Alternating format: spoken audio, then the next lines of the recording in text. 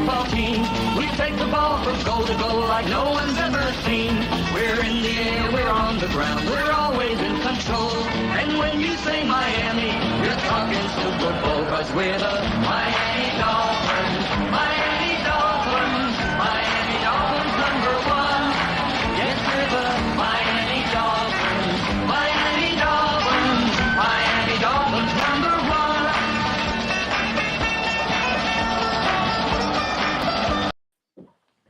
All right, we are live. Welcome to FinsTalk OverTime. I'm your host, Bobby Meléndez, joined by FinsTalk Hank, and we got a special live draft coverage for the Miami Dolphins. It's round 2.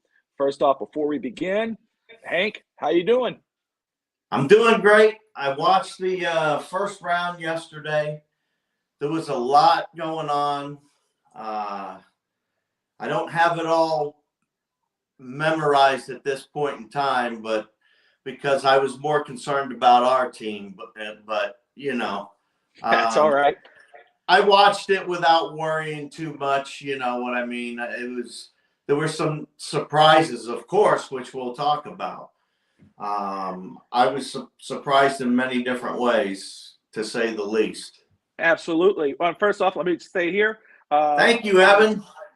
FinsUp, Hammer bro. time. Everyone's there. Thank you all for tuning in. It's going to be a fun but long night, but that's okay. We got Hank until 7:30 Eastern time, or maybe a little over. And of course, he will be back after Miami makes their pick or picks, depending if they trade up or down or whatever, to give his live reaction as well. But as you can see here, I am in a different spot. This is the dining room of it's more comfortable. I got a whole little draft station here. I got the draft plan here. I got the dashboard for the show here and Twitter live here, so you can comment there. We'll keep up with trades, any rumors, anything that pops up. We're going to go live. Steve, what's going on, buddy? And that's what we're going to be doing. So you might hear some things. You might hear a child or two, but that's okay. We're doing this live for you, and we'll get it going. All right. As we discussed, let's go ahead and talk about the draft, round 1 very quick, Hank. And, of course, we'll go in what you think about Miami, what Miami may be doing here as we get closer to 102. All right, so now Tampa Bay Buccaneers looks like they are on the clock with the 33rd pick, so we'll keep up with that, Hank. But yesterday, my goodness, what people said was a weak draft, a boring draft, ended up being one of the most exciting with round 1 with a lot of trades. Of course, Travon Walker, edge rusher, he went to the Jacksonville Jaguars. But just your reaction to round 1 yesterday, how you felt about it. Anything surprise you? Any pick? You know, first I want to give a shout out to you, Bobby, because you picked it. You picked the pick, and the Patriots took the pick. So I want to give a shout out to you first, bro. You picked the man, and they took him in the first round. They didn't even get a chance. So you picked the right guy. I picked the right guy, but he's not a Miami Dolphin. And, that means Cole Strange, the guard center out of Chattanooga. I wanted Miami to get him at 102. It was definitely a shocker. You're absolutely right. I think he's going to be a very good player. I didn't think he was worth the first-round pick. But, hey, how can you argue against Bill Belichick? Maybe he's going senile in his old age, but I don't know. But I'll tell you the pick that surprised me. I mean, first off, my mock, I had it. I was perfect for it for a while. Of course, Travon Walker at 1, Aiden Hutchinson at 2, Derek Stingley and Gardner, both 3 and 4. That was right for me. And then, of course, Thibodeau from the edge rusher out of Oregon. I had that right. The Panthers screwed it up with Akeem. I had I had Charles Cross going to the Panthers. And then Evan Neal, I had it right. But Drake London was the surprise. And I don't think it was a surprise that he went that high. I think he's worth the 8th overall pick. He's a very talented wide receiver. But what was surprising was the Falcons going wide receiver. I know they have questions with Calvin Ridley. Were they going to trade him? Are they going to keep him? Is he going to play next season? But the other surprise, Bobby, is how many wide receivers that were taken. That was another thing. They were flying off the handle. Now that you mentioned wide receiver, I figured I'd jump in. Well, I thought Garrett Wilson was going to be the first wide receiver off the board, but he actually was the second one. He went to the Jets. And, I mean, he's a damn good wide receiver. The Jets, as much as I can't stand them and they're disgusting and I could go all there, they had a pretty darn good first night in regards to how the draft went. You know, they got Didn't Sauce they have Gardner. 3 picks? And they traded back up and got Jermaine Johnson, who I thought the Falcons were going to take at 8. They traded back into the draft and took him. So think about that. That was actually a pretty decent. I mean, we'll see how it comes out on the field. We always say the winners and losers of the draft, but we really don't know that until these guys get on the field. But if you're saying that just on outside looking in, the Jets did pretty well for themselves for a crappy offseason. They're getting an A so far, bro. They couldn't get Tyreek. They couldn't get Debo. Debo. Nobody wanted to go to the Jets, but hey, when you don't have a choice like you don't in the draft, you get the guys you want. They got some pretty good talent there. Let's go ahead here. The Saints made a trade up. They got Chris Olave. They wanted to get ahead of the Vikings. The Lions actually traded up with the Vikings. They got Jameson Williams. So there's your wide receiver run. So there's 4 wideouts off the board at that point. The Ravens, Kyle Hamilton fell, in my opinion. I thought he was going a lot higher. He fell. He went to the Ravens. Then the Ravens got Tyler Linderbaum. To me, the Ravens had a Ravens draft. That pick. I love that pick. Yep. Jahan Dotson, he went to the Washington Commanders. That's another wide receiver. He went a little high, at least I thought, but he's still very talented. Treylon Burks, that was the shock of the draft. So obviously, if you guys follow the show, you know I'm here in Tennessee. So I have a lot of Tennessee Titans fans. They're at the draft party here. There's breaking news. A.J. Brown, their number 1 wide receiver who they were trying to work a contract with, he gets traded in a draft day trade. The Titans trade up to the 18th pick to the Eagles. They traded Brown to the Eagles. Brown signs an extension. I start getting text messages from Titans fans. They're going crazy. I'm telling them the trade details as I'm watching the draft. I'm following it. They're telling me that my friend, he had an A.J. Brown jersey. He had to take it off. They threw it in front of the Titans media window, whatever it was, at the hotel. They were pissed. But they come away with Treylon Burks out of Arkansas. Let me tell you something. Oh, man. I'm not going to – Who does he compare to, though? He compares to the guy they got rid of. So when you look at these two together and match them up, I mean, what they did was brilliant. What they did was brilliant. They basically got a younger version of what they had for less money. They did, and that's the thing. They save money and they get a receiver comparable to Brown's talent or his play. I'm not going to compare him in regards of talent to Brown, but as you know and as our viewers know, Burks was my number 1. I love the guy. I think he's a great wide receiver, and he was my top receiver in this draft. Big, tall, strong, deceptively fast. I mean, I think it's a good pick for Tennessee now that they need a wide receiver after getting rid of one. But I know Titans fans were pretty pissed. I think they feel better today after they get over the little hangover. But I know they were furious with those moves. And of course, the Baltimore Ravens. We're talking about their good draft. But the fans, again, they were pissed off too. So was Lamar Jackson. They trade Hollywood Brown to the Arizona Cardinals. I mean, it wasn't boring. I mean, as a Dolphins fan, if you love football and you love the draft, it wasn't boring watching yesterday. I mean, you're sitting there loving – it's like sitting there going, this is okay. As the fire is burning around you, the world's burning. It was a pretty damn good first night. I was back and forth in between action because, I'm getting ready to sell my house. That's right. I'm putting it up on Monday. That's why there's such an echo now, because I'm running out of furniture. I thought that draft was great. There were a lot of surprises, like you said.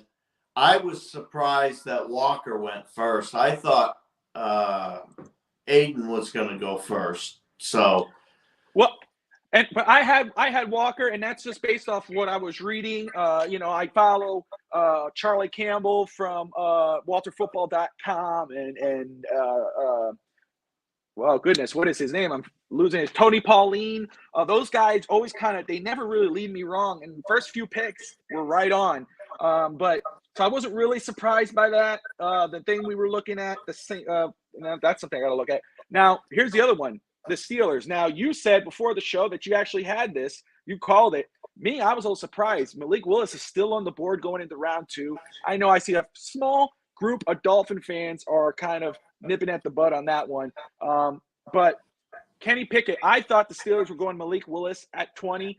They surprise everybody with small hands Kenny Pickett. That was the thing going on before the draft. What's your thoughts on that pick? Actually, I had my neighbor over, and I told him Pickett was going to go at 20 after things started falling the way they were falling. When nobody was picked early on, I said, wow, they passed those teams up, really? I said, well, if they pass those teams up, that means you're definitely going to get either Malik Willis or Kenny Pickett. And I said, I like Pickett. Oh, he's the most ready, they say. And they say Malik Willis needs a little bit of time. So I guess they got the most ready quarterback of this draft, I guess you could say, right? Yeah, I mean, he pro ready. He best, is he more talented, or I think Malik is a little more raw, but Willis might have an argument of more talent. But if you're talking about pro ready, absolutely. I mean, Pickett is that. If we look over here, let's go. The Cowboys, they get Taylor Smith out of Tulsa, offensive tackle, to replace the guy they lost. Let's see here, and we got.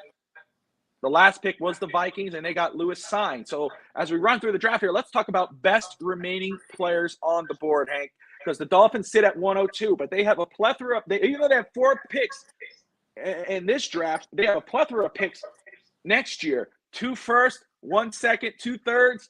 So they could make moves for our players that are falling. Let's talk about the players that are falling. Yeah, let me ask you a question on that, Bobby. Yes, sir. Do you think Miami would give something up to trade up right now to get the linebacker, Dean? That's what I'm going to talk about. Nakobe Dean is still on the board at 33. Now, what should we give up to get that, though? That's the thing. What would you give up? I mean, you give up a first to jump up? I don't know, because it's a second-round pick. I mean, we can look at – man, I wish I had it in front of me, and I apologize. I should have had that pulled up, because I love draft trades, and I do the little – there's a calculator made famous by former Dolphins coach Jimmy Johnson, draft day trade chart. And let's pull that up. Let's see here. Draft trade chart. This is fun now that I have the whole system here in front of me. I got the draft here. The Tampa Bay Buccaneers are on the clock. They got 3 minutes, 30 seconds remaining there. They are on the phone, so they may have made their pick. I don't see anything on Twitter yet. So let's pull this up here. Thank you, Hammer Time. Thank you, Evan. All right. 580 points for that Tampa Bay pick. Obviously, it doesn't look like they could be. We never know. But Miami's 102 is only 92 points. So, yeah, they would probably have to give up one of those picks from next season to move up. Now here's the thing. I don't think Miami – I don't know. If I'm sitting there for Nakobe Dean, let's give it to you. You're the Dolphins. Nakobe Dean's it's a first-round talent. The guy's very talented. The Dolphins need a linebacker. Are you comfortable using one of those first-round picks to trade up, maybe the first and 102, to trade up the second round overall, for 33 overall, to get Nakobe Dean? Is he worth it? Yes. Trade it. That's the thing right there. And that's the way we got to judge it too. If Miami goes through this whole, they don't stick with these 4 picks, that tells you what they think about this football team. If they stay with these 4 picks and they don't trade anything from next season, that tells you how comfortable they are with this team this year and having the insurance for next season. Now, if they trade those picks, if they trade one of those first-round picks or one of those third-round picks, that tells you how comfortable they are with the quarterback, how they're comfortable are with Tua. Because if they're giving up that insurance, they're telling you, hey, man, we believe in this kid, that we don't need to have that, quote-unquote, 2 first-round picks insurance. So the pick is in for the Tampa Bay Buccaneers. And like I said, I'm here in the dining room. Wife is walking in. Hey, babe, how you doing? So you might see her pop in and there, here and there. I'm not going to hold them prisoners. But that's what we're doing here. So let's see. The pick is in. Tampa Bay. Hey. And let's go ahead and see what Twitter is slow for me here. And that's all right. But I know Evan is watching. Evan usually Evan's on it. I know. Hammer time. All right. So now also talking about best players available, Hank. You said we were discussing Nakobe Dean. Breece Hall, obviously, is still there. Malik Willis, who I thought was going to be the first quarterback off the board, he's still there, and he's a very damn talented quarterback. He's raw, but he's talented. So I know, and I did see some on Dolphins Twitter. They are nipping at that. They're having hope on that, but we'll hold off on that. I know Bret has a comment on that, Hank, and we'll wait on him. He comes on later in the show. Andrew Booth, the corner. Now, Miami has Byron Jones. They got Xavier Howard. They have Igbenogany. I know people have their and they need them. But Miami has been peeking around at the cornerback room here in the draft at the prospects. So that's a player who's a first-round grade who's still sitting there. Let's see what the Buccaneers do here. They are picking – I don't have it. Defensive They got tackle. Logan Hall, defensive tackle out of Houston. Somebody had that earlier. Where did I see? Somebody had that, and he wasn't verified. Damn, I should have liked that tweet. I usually try to like those tweets to keep up with people like that. But he did have Logan Hall going to Tampa Bay, and that happens. Logan Hall, defensive tackle, goes to the Buccaneers. So they don't. That was their first pick. They don't go guard. They don't go Malik Willis, who some people said Malik going to Tampa Bay to be the heir apparent to Tom Brady. But no, they go D tackle. Let's go through here. Oh, look, there's another trade. Green Bay's trading. Green Bay has traded up. Yep, it looks like it. All right. Well, their pick's coming up soon. That's right. So let's see it. So what, do you think they go wide receiver? Christian Watson, Sky Moore? Man, Christian Watson, you know how much I love that guy, Hank. He is on the board. Do they go that route? I might like having my Twitter being a little slow for me because that doesn't spoil the draft. But, you know, I did it yesterday because the Dolphins weren't on the pick. Once the Dolphins are on the clock, I'm not spoiling any picks or reading any spoilers. This, I don't care because this is other teams. So let's see here. Okay. Well, everybody's watching this anyway, so. That's true. If they're not, they have some type of setup on their phone at work where they're taking a peek or two or whatever. At least that's what I would be doing. I'd want to know what's going on. Pick is in. They are not wasting time. Well, they shouldn't. They made the trade up. Are they going to – well, Nakobe Dean, yeah, maybe, linebacker. I mean, I don't know. We'll see. Oh, I wish Miami would trade in there and get something. They don't even have to give – what if they give up 3, 4, and 2 7s? But that's the thing. The value of these picks are still good because they still count like it's a first-round grade because they're in the 30s. Maybe 60s, 70s. Then you start thinking about, I could trade that 3, 4 and move up. The trade more likely for next year, the picks that I think might get moved, Hank, I'm thinking maybe one of those third-round picks might be touched to move up. Okay. Here. I don't know about one of the first-rounders, but I think for sure one of those third-rounders might be touched. 2 thirds and a fourth, and you move up. What do you say about that, Packers Bobby? trading with the Vikings. So, remember, I'm telling you here, I won't spoil it for you guys, but I do have it.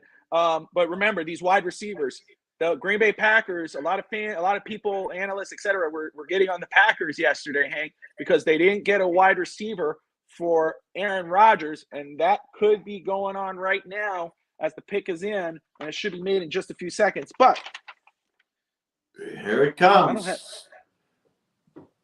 I don't have all of it. That sucks. Well, maybe I do. Somebody's wearing a sombrero. Hey. Wide receiver, Christian Watson. There it is, Christian Watson. You knew he was going to go there. But I brought it up before I saw it. I said he was still there. You know how much I love this kid. I've been talking about him for Miami before the Dolphins got Tyreek. This guy, I think the Packers got a number one wide receiver here. I think, and especially with Aaron Rodgers as his quarterback, this kid might be rookie of the year. I'm going to say it right now. Aaron Rodgers as his quarterback, this kid's talent, that's rookie of the year right there. Yeah, well. Okay, so I don't know about that. I'm not going to go that far. We'll see. I'm going to keep up. I got my list here for Dolphins visits as we're going through this list as well. So Christian Watson is now off the board. He goes to the Green Bay Packers at 34. Logan Hall was number 1, or at least 33, excuse me. All right. So the hopes of, Cole Strange, he was my first round pick, or excuse me, not my first round pick, my first pick for the Dolphins. He came off yesterday because of the damn Patriots. Of course, they ruined it for me, but they reached. But of course, this kid might be a stud. I thought he was going to be. Hey, Belly Cheat was listening to you, Bobby. Belly Cheat listened to you, and he turned around and said, "You know what? I'm going to cheat Bobby out of his dreams and pick this guy." Of course, I believe you 100%, Belly Cheat. Hey, that's my youngest daughter there again. I am here in the dining room for everyone watching. I will not hold the family hostage. They will be roaming around. It's draft day. That's okay. It's a party. It's the draft coverage, and we are doing it. Wife is wearing Dolphins gear. And there's my baby there watching with a little smile, my youngest. All right. So, Kobe Dean is still – well, there's the Titans right there. The Titans, I believe they traded back, so they got this pick, and they have traded – or excuse me, their pick is in. Let's see where they go here, Hank. Let's see. Man, his number 1 wide receiver, Christian Watson. I love that pick. Packer, Jesus, the guy who's on the Titans draft. I'm watching NFL Network. I don't know if you guys are watching ESPN, but this is what's left of my room, bro. Yeah, that's right. You're on your man. Oh gosh, I envy you. That is nice. Who's that handsome guy on your computer screen? Oh, is that me? Oh, I love that room. There's the Titans fans. They are passionate. They were pissed yesterday, but I'll tell you, they got a good wide out there, Treylon Burks, at least in my opinion. Yeah, they did. Christian Watson. And the Jets have traded up 2 picks. They have traded to pick cornerback 30. Roger McCreary. Was that the Titans?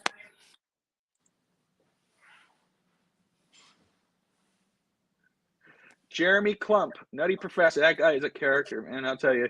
He keeps right. He's one of those guys keeping that Malik Willis thing alive. He has Dolphins should trade up for Malik Willis. He's not the only one saying that. I know that. Who, Klump? Klump. He blocked me a long time ago. He's a character, man. But he got angry because I told him Miami wasn't going to pick Pitts. And he kept swearing Miami was going to pick Pitts. And I said, no, they're not. And they didn't. They didn't. And you know what? I was talking about that yesterday. Somebody was talking about the receivers from last year. Look, she got her Dolphin gear on. Yay! You could if you want. Yeah, you could show her if you want. And this here, my wife, and that's my youngest right there, Eliana, wearing her Dolphins gear. That's Mr. Hank. And Jets and Giants make a trade. The who traded up? Was it the Jets who traded up? They traded up 2 spots. So let's see what they're going to do. Roger McCreary's the pick for the Tennessee Titans. They go corner.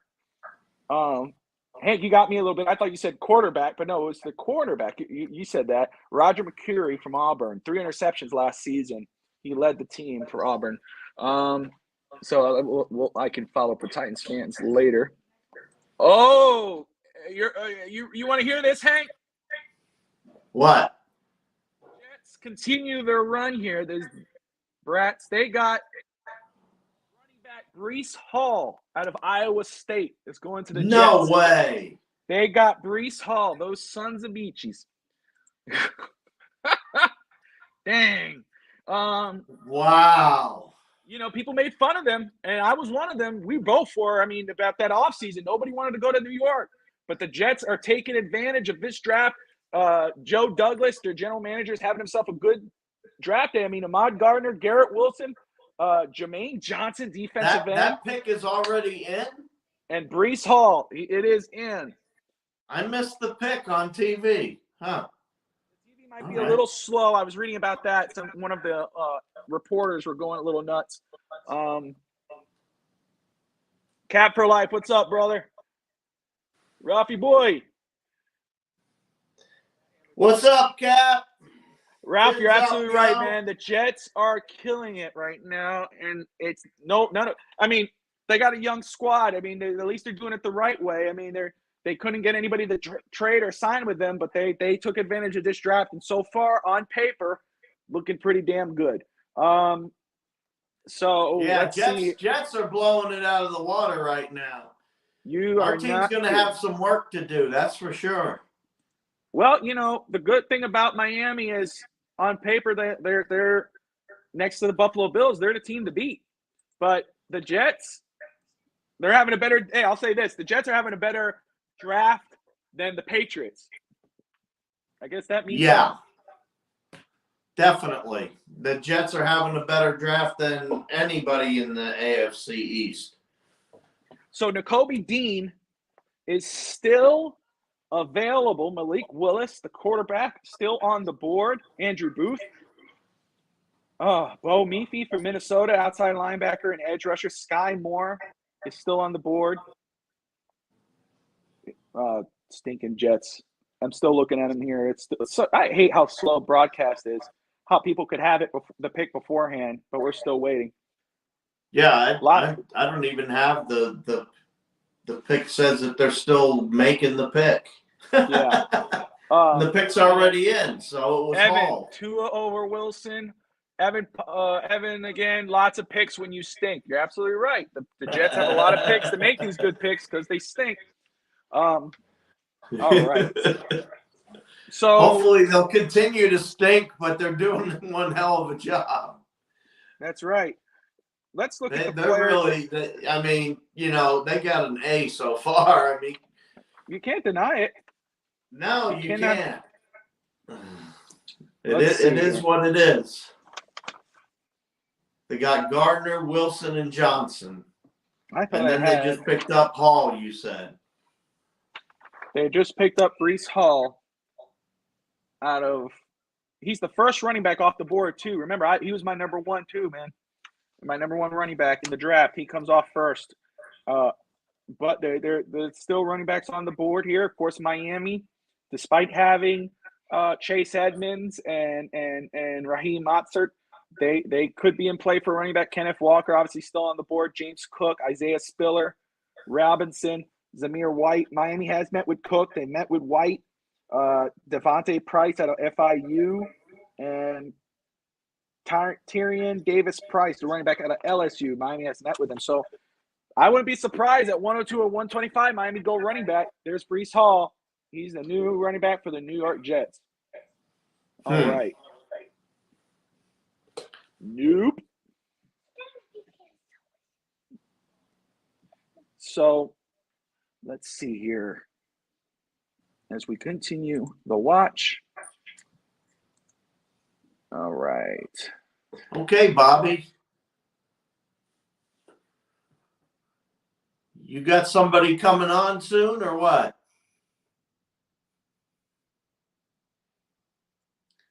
You got me muted. You ready to rush off? Yeah, I muted myself for a second. All right, yes. So as Mr. Hank has joined us for 30 minutes of the show, as we get here, we're following the draft. He's going to hop on off, but he will be back.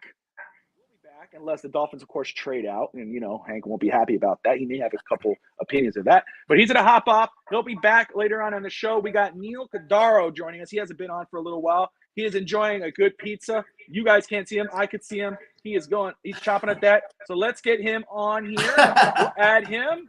How we doing? Yo, what's up? What's up? Yeah. Yo. Look at that, guys. This is awesome. Party time. It's going to be party time exactly, later on man. today. You know it, right? Amen, baby. Amen. You know, nothing like watching the draft, eating some pizza, you know? Yeah. You got to have the pizza. Got to have the pizza. Absolutely. But I'm a wingman. I'm a good wingman, too. Oh, dude, I had some wings last night. I'm a good wingman. So I had some wings last night during the first round. You would have seen me with the wings last night. Adrian, how you doing, Adrian? Ralph says, Hank, that he loves that shirt. All right. Thank you. Yeah, I love it too. I said it. That's the first thing I said when I saw him pop on, and that's a nice shirt. Does All it right. match the wall? Amazing. Yeah, shit. you blend in. You blend in. Yes, he does. Who's Jalen Petier, Baylor safety, goes to Houston. That's pick 37. Sorry, guys, I meant to keep that. Right up. on, right on. All right, so No, keep Mr. us up to date and on track, Bobby. All right, gentlemen, I'm going to bow out for now. I'm going to come back and hopefully we'll have a couple people on here other than me and you, Bobby, and I can raise some cane with them. Well, hey, we'll be here, and you can come All on right. whenever you want, but we'll expect you back after the draft pick. Yes, soon, whenever Miami picks, I'll come up and find you somehow. Yes, sir. Fins to win. That's where to follow him. Fins to win. You too, got man. it. Soon, Hank. All Right. All right. That was Mr. Hank. And now Neal has joined me. We'll get more people as we go on. I know El Capitan Chris from Fins Tailgate. He'll be on and around 8 o'clock Eastern time. Neal, first off, and it's been a little while. How you doing, brother? I'm doing good, man. I'm doing good. You know, just been really busy. Just got back to work from paternity leave. So jumped right into a trial. So this week's been pretty busy, but you know, been really looking forward to this, talking the draft, giving some analysis, and hopefully seeing our guys, you know, get some good people. That's right. So first off, the pick is in for Atlanta. Now they went pretty fast. But as we're waiting on that, I got to ask you, man, the first round yesterday, that was crazy. That's been it was supposed to be a boring draft, and it was one of the most exciting in terms of the most trades, 9 trades that broke the record. What's your thoughts about round one? What surprised you? So, you know, I mean, I was thinking about it yesterday all day. I kind of figured we were going to have a lot of trades just because, you know, there were some position groups that were pretty deep, but not many. And I think once the top wide receivers went off the board, it was pretty clear that teams would just wanted to go back. And I didn't think we would have 9 trades. That was a little bit more than I thought. I was thinking more 5, maybe, you know, around there, middle of the pack. 9 was very impressive.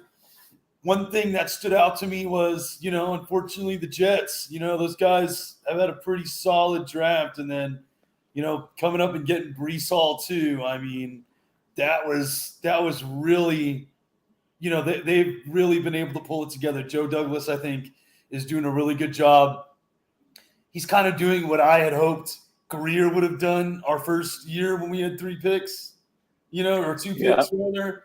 He's kind of doing what I wish that we had done then, you know, it seems like he's identified the massive positions of need and he's just going for it, you know, and trading when he needs to trade, you know, not overthinking the pick. I don't know why Jermaine Johnson slipped so much. Maybe there's something there, but I think that the Jets coming up and getting him was a really good idea.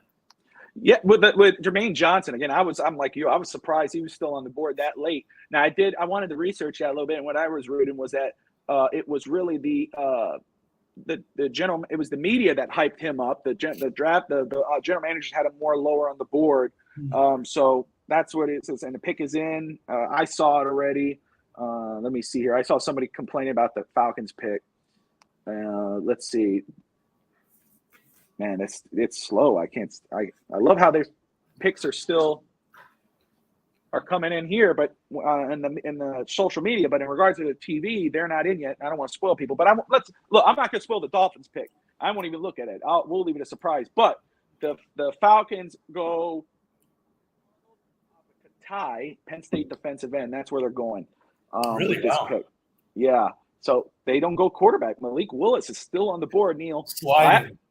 I have to ask you because I see Nutty Professor, Jeremy Klump. I know our buddy Bret has some comments, and we'll get his opinion there. I know Evan's going to love that. But Malik Willis, quarterback out of Liberty, the most talented quarterback I think in this draft class.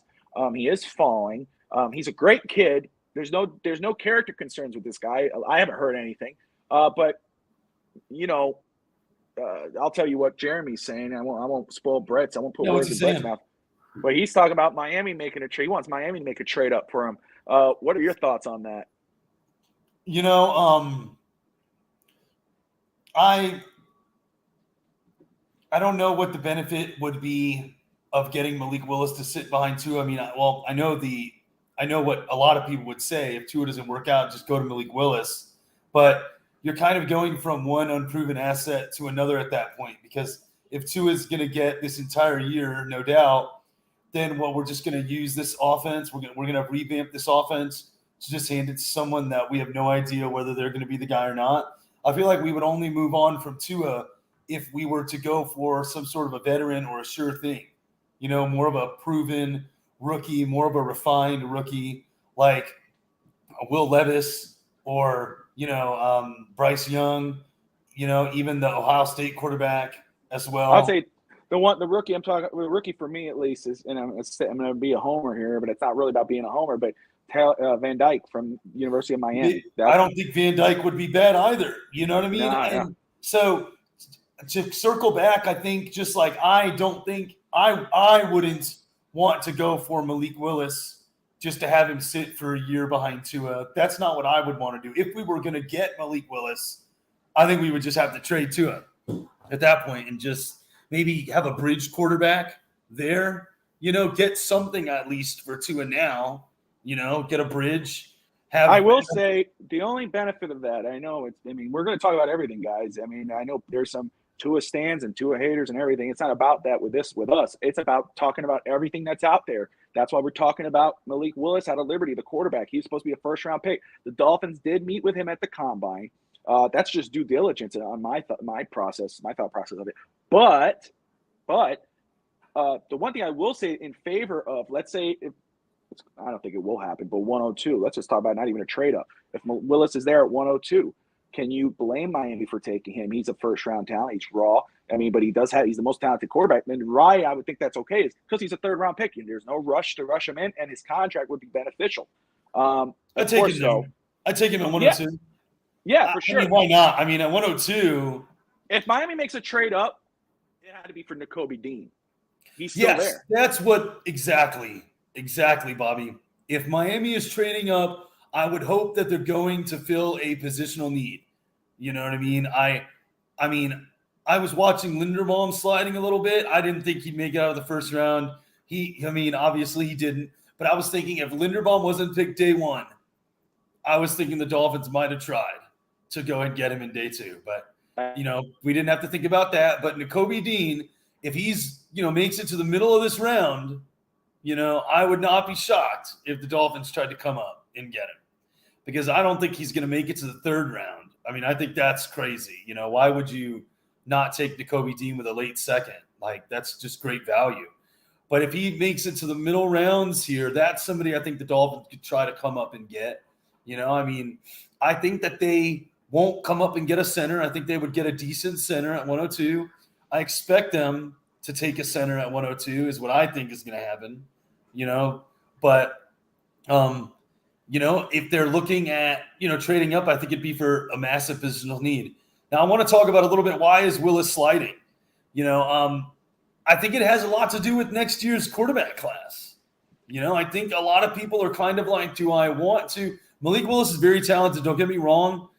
And I think after a year, he's definitely going to have a chance to be a productive NFL quarterback.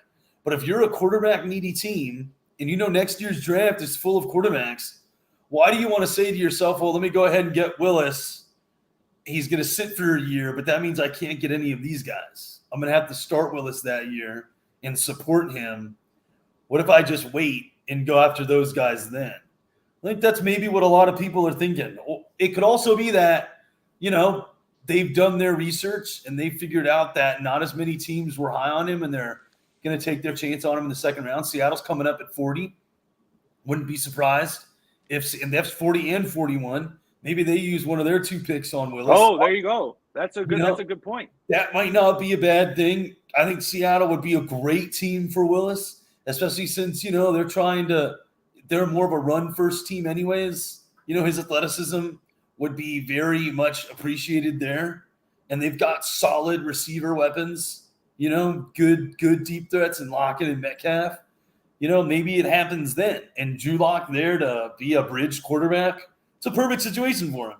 So I think we're going to see Willis pretty soon. I don't think his slide is going to endure too much longer, but it's interesting. Absolutely. I will say, even Adam Beasley here, and I'm having some internet issues, but I'm okay on our broadcast here. But Adam Beasley is saying as well, TV is like 8 minutes behind, so that's why these picks are coming in, and TV's still taking forever for whatever reason. But the Bears have selected, and they look like they selected cornerback Kyler Gordon with the 39th pick. But that's a great point about Seattle. They got 2 picks coming up. Malik Willis might. His draft fall might end here. And I mean, again, we were talking about possibly falling and why teams are moving on, and you're making great points. But pick 40 or 41, that's some good value for this type of quarterback to get him at that pick, because you're not going to, obviously the money is going to work for them. And you could start, Drew Lock and not have to worry about rushing in Malik Willis. But Malik Willis is a talented kid. I mean, they're getting a good pick here if they do get him. And I don't see any reason why not. But running through these picks right now with the second round at least, Neal, Logan Hall, edge rusher, defensive lineman out of Houston, goes to Tampa Bay. They don't go Malik Willis. They don't go offensive lineman, even though those were needs, especially with quarterback, with Tom Brady. He might be in his final year there, whether he continues to play or not. The Green Bay Packers, they trade up, but they get their number 1 wide receiver, Christian Watson, who I was one of my top wide receivers. He's to me, he's probably rookie of the year right now, or at least a candidate for that, with Aaron Rodgers as his quarterback. You know, Rodgers is going to feed him the ball, especially now that Devontae Adams is gone. And then exactly. And that running game oh my goodness, open up for him. And then McCurry, he goes out of Auburn. He goes to the corner, goes to the Tennessee Titans, who I know Titan fans are just pissed off right now. The Jets, they continue their strong draft, getting Breece Hall, the running back out of Iowa State. The Houston Texans get Pete Hare, the safety out of Baylor. And, of course, E.B. Kitty out of Penn State University, defensive edge rusher. He goes to Atlanta. And, of course, the Bears go Kyler Gordon with the 39th pick. All right. So, as we continue here with the draft coverage for the Miami Dolphins, right now, with the names currently on the board, of course, Nakobe Dean. I mean, if we're going to trade up, that's the number 1 on the list. If Miami makes a move up, that's the guy. Now, my question for you is, what would you give up for him? Well, I mean, I'd want to look at it this way. You know, I mean, we've got 4 picks in this draft, right? I mean, and so I don't think our picks in this draft are going to do it, you know. I think we would probably have to give up a future pick. I'd want to ask myself, is Nakobe Dean better than linebackers that are going to come out in next year's draft? You know what I mean? So maybe we give up our 3rd, next year's 2nd, you know, to come up and get him. I think that could do it, you know. But he'd have to fall at the right spot for that value to be, you know, appropriate in a trade. So if Nakobe Dean falls in the middle of this round, I could see us giving up 102 and a 2nd next year for him. I think that's fair. Yeah. I wouldn't want to give up one of our firsts, obviously. Those things are way too valuable, especially with the quarterbacks out there and Tua's question mark. So, here's the thing, like I was telling Hank a little earlier, is if Miami trades up around this area here, the 40s, the 50s, you're still kind of in that first round range, because there's still first round talent sitting there. Yeah. Now, for whatever reason, some crazy reason, that Nakobe falls into the 60s or the 70s. Man. Now you're talking. That's what we're talking about. That's how far you go. You have to give up at least a 2nd round pick or one of those first rounders next year to move up this high. But if you're at 60, 70, that's a 3rd round pick that you give up, one of those 3rd round picks. And then maybe the 3rd round pick, this 102 and a 3rd next year to jump up and get this type of player. So that's the thing. And then, of course, you still got some good, decent players on here. Of course, Nakobe Dean's the inside linebacker. That's what we need. Let's see here. The kid out of Michigan, David Ajobo, is still there. He's an outside linebacker. Kyler Gordon, he just got picked. He's Washington corner. Bo Meafy, outside linebacker, edge rusher. Still some solid wide receivers on this board, but I don't think we're in play for that. But I mean, well, it could still, but Miami may say, you don't have enough weapons. The same thing with running back. I still think Miami's very much in play for a running back. I'm not going to sleep on that. And there's still some good ones sitting there at round 2, which is normal. But running backs will start being had here. As we go ahead, let me go ahead and make sure I got everything back up and running. Let's make sure here. Pop back up in here. There's some decent Seattle tackles too. Oh, for sure. Yeah, I mean, there are options for us at 102, and if we wanted to move up, but I think moving up, like you said, I think you're absolutely right. If Nakobe Dean falls into the 60s, I would implore the team to do it. I mean, it's such a massive positional need. Baker is not a middle linebacker. You know, he is an outside linebacker. He's a good outside linebacker, but that's what he is. And if we could have somebody in the middle, that would be sick. 100%. And pick is in here for Seattle. We are waiting to see if that is Malik Willis at that point. They did trade Russell Wilson to the Denver Broncos. They got a buttload of picks. They got Drew Lock, Noah Fant, Shelby Harris, defensive tackle, a first, a second-round pick in 22 and 23, plus a fifth-round pick in 22. So they need a quarterback. Now, Drew Lock did go to did go to Seattle. Here comes Roger. Is that Roger Goodell? That is it. Boye Mafe. Woo! Whoa. That's a decent pick, but hey, they still got one left unless there's a trade. Not Malik right now. Not Malik Willis. Let's see what happens. Maybe Guy, Seattle's probably – what I think Seattle's probably doing right now is waiting to have someone come up and trade for one of their picks for Malik Willis. Yeah, this is 41 here, so I wouldn't be surprised if this is a trade that occurs. That's what I'm thinking too. They're going to wait till the very last minute to put their card in, because if anybody wants Malik Willis, this is a great spot to trade for him. I like Boye Mafe for them, though. I mean, I like him too. They lost Bobby Wagner. They need some more linebackers in that room, and I mean, he's good. Wow. Let's just say we'll wait for this next pick. We're talking about running backs, but I'll just say right now, Drew Lock season for Seattle. It's Drew Lock season. Yeah. The next pick is coming up. They have the pick is in. They're not trading it. They have already got it, and I think they're gonna hit a. This is a decent pick that's coming. I'll let you guys. I won't spoil it. Let's see what happens. Because let's not spoil the quarterback picks. Let's let those ones sit. And I like that. Yeah, other picks we'll go ahead and say. If it's Dolphins, we're not going to spoil it. Quarterback, because we're watching Malik Willis watch here. We'll keep that in. So here we go. Pick is in. Seattle Seahawks. Here we go.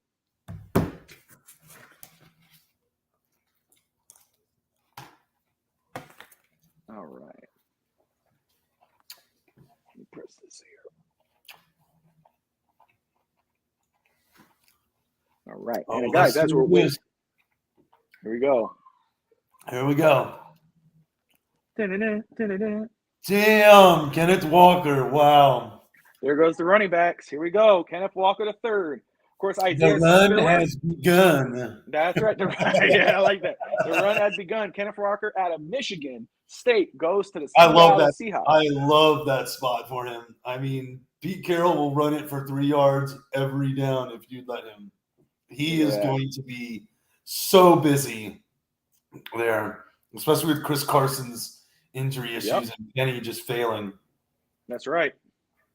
He is going to be so busy. I mean, Malik Willis, the slide is going to keep going, man. I don't see him a fit in Indianapolis. Yep. And guys, there we go. It's Drew Lock, quarterback, Kenneth Walker, DK Metcalf, Tyler Lockett, Noah Fant. You know, I'm going to say this. Drew Lock might have a decent season with this offense. He's got a better system around him than he probably had in Denver, I think.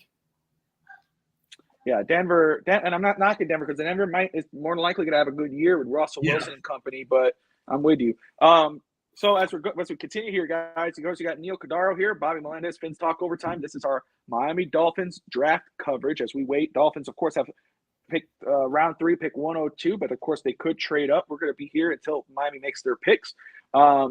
we have an all-star guest lineup. Of course, Neal's here. Bret will be back. Bret will be in. Hank will be back after the Dolphins pick. You got, of course, Evan will come on. We do have Evan coming on later to give his reaction. We got Miss Phins. We got Ashley, who's a 305 Sports babe. She'll be on as well. That's her name. And and of course, Chris El Capitan from the Fins Tailgate. He'll be on here. So, guys, if you're watching, please like the show, subscribe to the channel, and please, comment away. Let us know what you think. As we're going here, Adrian, let's go get Chad Muma. Absolutely. I love Chad. He was one of my top linebackers for the Dolphins, inside linebackers.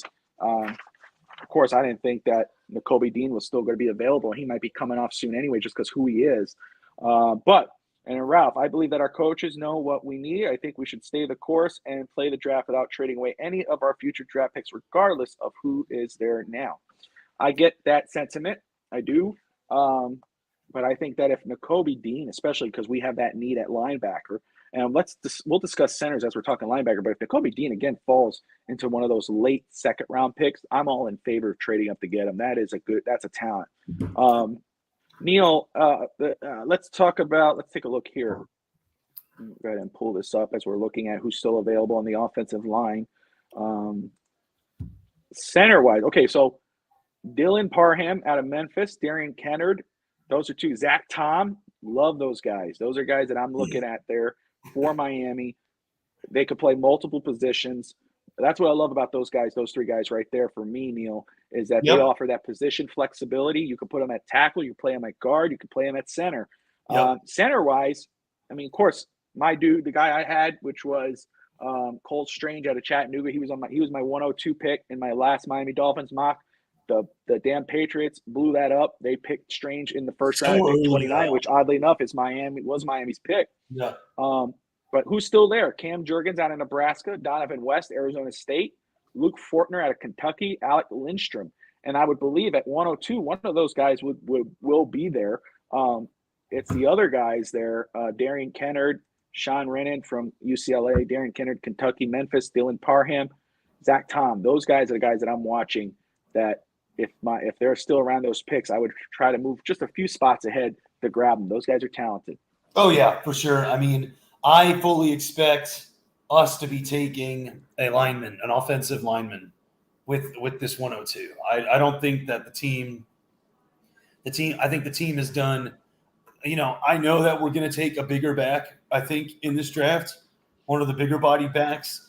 I don't think that we would have invested in Edmonds and Mostert if we were just going to draft another outside runner. So I think if we're going to go running back, it's going to be more of a short yardage kind of, inside the tackles runner. So I just never thought we were going to try to go for those, big three, Breece Hall, Spiller, Kenneth Walker. I never thought we would go there. I think that linebacker and linemen are our most likely first pick here. Looks like did the Vikings just trade up? Yeah, they did. And this yeah, they did. They just traded the Colts. And this is what I'm saying is Nakobe Dean. I just don't have any faith he's going to make it to the 60s. Like this dude. Yeah, I don't either. It's too good to be true. I see him moving. Okay, here we go. They gave up. They trade with the Colts. Colts get the 53rd overall pick, a third round pick, the 77th overall, and the 192. They receive the Vikings, the 4th round pick, 122, and a 42nd overall, which they are in now. So 3 picks for 2 picks. The Vikings have moved up. Could it be Nakobe Dean? Let's see. It could be. And for me, this is the Vikings MO, man. They just go after defense, I mean. Pick is there. Pick is in. Pick is revealed. The slide continues. Woo! The slide continues. Let's go. Andrew Booth. I was Andrew Booth, Clemson corner, going to the Minnesota Vikings. Holy crap. It's a good pick. It's a very good pick. It's a really good pick. I was shocked Booth had made it this far. I thought Booth, again, another first round talent, solid corner. Really shocked that he wasn't one of the top 5 corners taken. I mean, it's just that was really weird to me. But, he finds a good home in Minnesota. I think that they really needed a corner, and they got him. Chris from the Fins Tailgate. I'm hoping for Dameon Pierce out of Florida in the 4th round. I'll be hitting that link here in a second. A little bit, Bobby, just taking care of some stuff around the house. Awesome, man. We look forward to having you. That's going to be some fun entertainment and insight with the Miami Dolphins. If Chris hosts the Fins Tailgate, so look for him on YouTube, like his show, subscribe. He gets some great Dolphins content. If Cook is there at 102, please take him. Take him, please, Evan. And as I'm saying, let me repeat this so people understand. Not in my normal setup. You'll see a little eyeball popping up here in a second. I am here in the dining room where you're doing the draft show. I'm going to be here for a while. I got a nice, comfortable chair. This is overtime. I'm doing this because I want to be comfortable. I want to have my setup here. So I'm watching everything, keeping you guys informed as we watch the show. The family is roaming around. I'm not going to hold them hostage. This is my son, Tristan. And I'm going to get him to go back over there. Oh, yeah. That's my daughter, Audrey, my son, Tristan. They are roaming.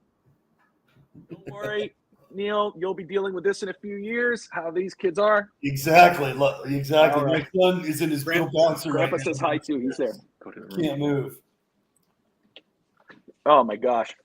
But, all right, so as we go ahead here, it looks like this is slowing down again, so I don't have my little coverage here. We have one of my internet downtimes, but we're still good on here, so that's fine.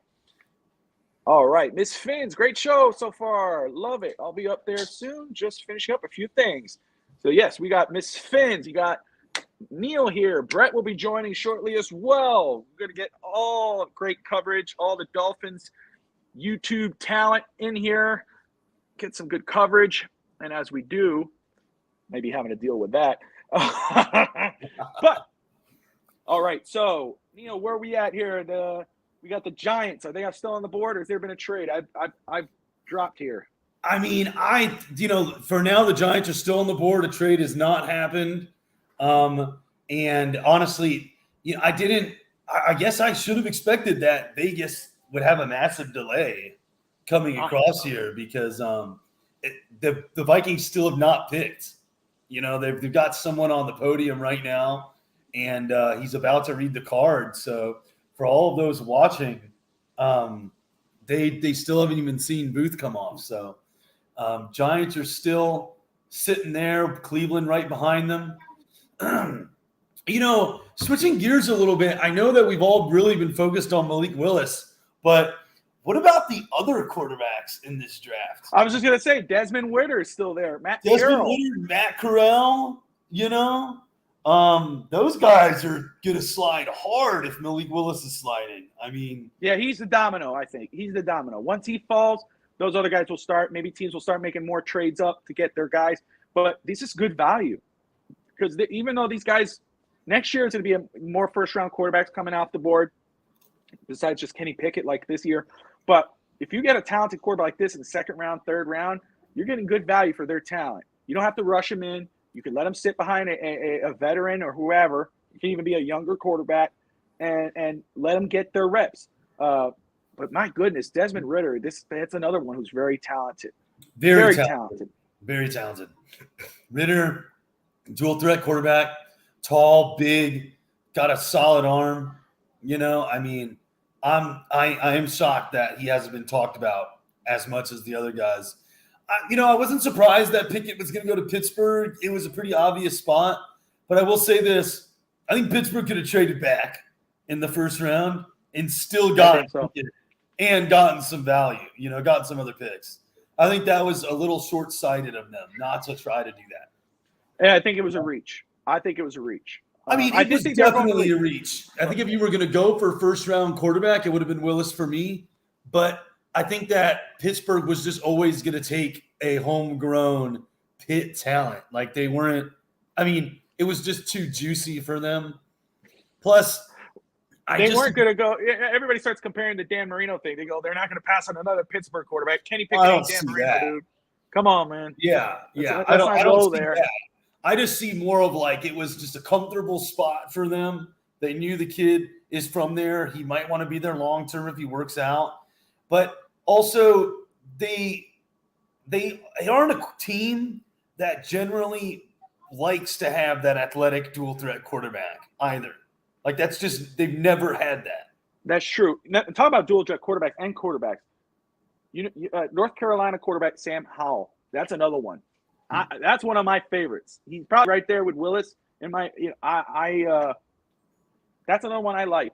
And whoever I had him going to Detroit in my mock. And the Lions are just. I don't hate their draft. Don't get me wrong. I don't hate their. No, draft. I don't hate their draft either. But I wonder if they are also just waiting for next year. What if they're just like, hey, we've messed And that's around. the thing here. That's the other advantage of these quarterbacks falling for teams. You could get this guy in the second or third round, and it doesn't mean you have to stay with him. You could go in the first round next year and get another quarterback. Because it's not like you're taking 2 first-round quarterbacks. You're getting here good. I'm back on here. Let's see. Where the heck is this thing doing? You could get one of these quarterbacks like Desmond Ridder at one of these next picks. Or, it was second round. Let's say third round. You get that's crazy. You get a Desmond Ridder in the third round. You go ahead and take a first-round quarterback next year and not have to worry about you're not giving this kid a chance. Wan'Dale Robinson to the Giants. I was just about to say. Wasn't the top wide receiver on the board, but nope. Not a terrible pick either. Not a terrible pick. A lot of people compare. I know this sounds like a broken record for some reason. People just love it. But I was reading on him too, researching on him. But a lot of people compared him as a Debo. Here we go. There's another trade. Looks like Cleveland the Texans have traded. Is the Texans trading up? Is that what just happened? Yep, that's it. Texans straight up. All right, the Texans have traded up, and the pick is in. Ooh, this one's going to be interesting. Is it? Do you have it? I'm trying to see what the details of the trade are.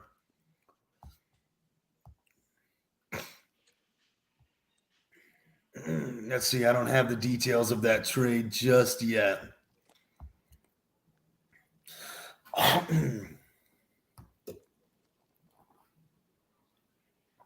Texans have had a pretty decent draft too. Honestly, I've liked what they put down. Oh, for sure. Yeah, I do too. Go ahead here. Derek Stingley Jr. Evan, I saw what you wrote, sending your kids to me, man. You might as well. Mine don't stay in the room. That's okay. I'm not going to lock them in. I'm just trying to keep them away from the show, but that's all right. I know. Got my stepfather Ralph there. Got my mother Tammy on here. So I'm sure they love seeing their grandkids. I just wish they'd stay over there. If you want to see your grandkids, we can FaceTime later. All right. Let's go ahead. As we get this guy. Pick is in. I'm still waiting to see when that comes through. Yeah, I'm still waiting to see it as well. I don't see it just yet.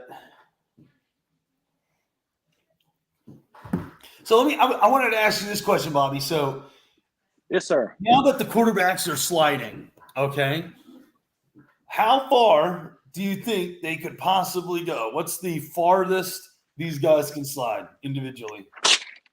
Wow. I'm gonna say third. I'm gonna say once Malik Willis comes on the board, that's gonna really figure it out for us. Because that will be the domino where teams say, okay, now we definitely have to grab one. Because as long as he's still on the board, until a team breaks and grabs him, that's gonna be the judgment. Now, I will say right now, the way it's looking, I'm gonna say third round, it's gonna be the quarterback run. That's when quarterbacks still come off, and that's where again we're looking at 102. We're talking about trade up. If there's still quarterbacks and teams are going crazy, Miami may look to trade down and get more picks. So. Man, let me look at the quarterbacks right now. Because we've got the Texans at 44. I don't think they're taking a quarterback. I think they're going to run it. Yeah, so let's see. Detroit is coming. Houston is here. I don't see anything for them yet, but Detroit, New Orleans. As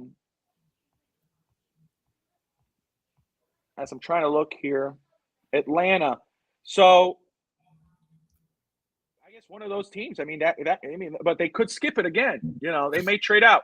There we go. Here we go. Thank you. Fins Tailgate has updated us. The Texans have taken wide receiver John Mechie from Alabama. That's a good pick, man. That's interesting. They're sticking with Davis Mills. I like that. I don't blame them for that. I don't blame him for that either. Davis Mills had a really strong second half of the season. And I really think that you've got to, the guy earned a year. He earned it. Is what it is. I really like John Mechie's skill set. Definitely a productive player at Alabama for a few years. Has a lot of upside. Could easily become one of the better receivers in this draft. Could definitely happen. All right. Just have her write a note on there for him. Thanks. Let her know what she's doing. Trying to figure out what we're going to eat for dinner. I wanted some chicken wings, but I'm here. Hell yeah. I wanted some wings, man. I think the wife's ordering chilis or whatever it's going to be. So, hey, listen, those ribs at Chili's, underrated. Not the best, but they can do it. They can get the job done. No, they can. I'm waiting to see. I'm going to hear the no or the yes. It's over here. That's why I keep looking. If you guys see me distracted, remember, I'm home. I'm in the dining room here. It's going to be a long show, so I'm going to keep it relaxed. We're going to keep this running. Amen, Neal man. is fully capable of continuing the conversation. Oh, whoa. What just happened? Ravens on what? the Sorry. I hit the quarterbacks. I was looking at the quarterbacks, and okay, cool. Thanks. So breaking news here for dinner tonight. I won't be having chicken wings. We are going with steak. I'm getting chili steak tonight. It is what it is. Hey, I will live with that disappointment as long as the Dolphins make me happy. As long as happy wife, happy yeah. life. Happy wife, Amen. happy life, Evan. That's how it is, dude. That's what they say. That's what they say. Screw the husbands, right? Talking about our friend Nakobe Dean here. This could be it. I don't have any information at this time, but we're looking at Baltimore, and Baltimore is all about. Oh man, Baltimore. And I would be shocked. They got Kyle Hamilton, Taylor Linderbaum. To me, they had a Baltimore draft, and if they come away with Nakobe Dean right here, that's gonna piss me off as much as the Jets. I mean, the Ravens are always going to be one of those teams that are just going to be a thorn in our side. They're just thankfully every year beat them this year finally. But this seems like a Nakobe Dean pick. Yeah, I don't think you're wrong. I think it's a possibility. Yeah, I would honestly be very shocked if Nakobe Dean survives Baltimore's pick. Let's see here. Lamar Jackson missed the last 4 games of 21 with an ankle injury. I know what it feels like when it's about to happen. You know what I mean? Like I've felt it too many times. I feel it right now. I feel Baltimore coming in. I know. I'm hoping I got to keep refreshing here. Yeah.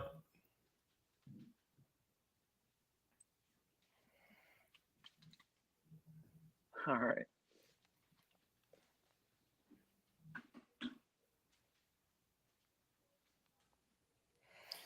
Talking about Brees Hall to the Jets. Think about Michael Carter's value now in all formats. Like this is pretty interesting, from a fantasy perspective in just Michael Carter's usage. I mean, they're the same running back. Like they do exactly the same thing. So you got Michael Carter in the 4th round last year, and now you went and got Brees Hall in the 2nd. I guess you're going to try to do some sort of committee, which is going to kill both backs' value. Maybe if Brees Hall is that much better than Carter, you trade him. But I don't think they would do that. I think they're just going to run it with 2 backs and see how that goes. Yeah, I mean, you were on the show. We discussed it, man. Brees Hall was my favorite back in this draft. I loved him for Miami until Miami traded out and, of course, got 2 running backs. I still think they're in play for a running back. But I'll say this, and I'm not for giving the Jets too much praise. However, I will give Joe Douglas. He's done one damn good job with the way his offseason has gone because people were throwing dirt on them, talking about this is the Lions selection. I thought it was Baltimore. No, it's Baltimore. Oh, they probably mixed up the graphic. They got their dude up there. Oh, here we go. Matt Stover. Okay, I see it. David Ojabo to Baltimore. Whoa. David Ojabo. They went with outside linebacker over Nakobe Dean. Okay. Something's going on with Nakobe Dean. Miami better trade up. I'm just kidding. I don't know.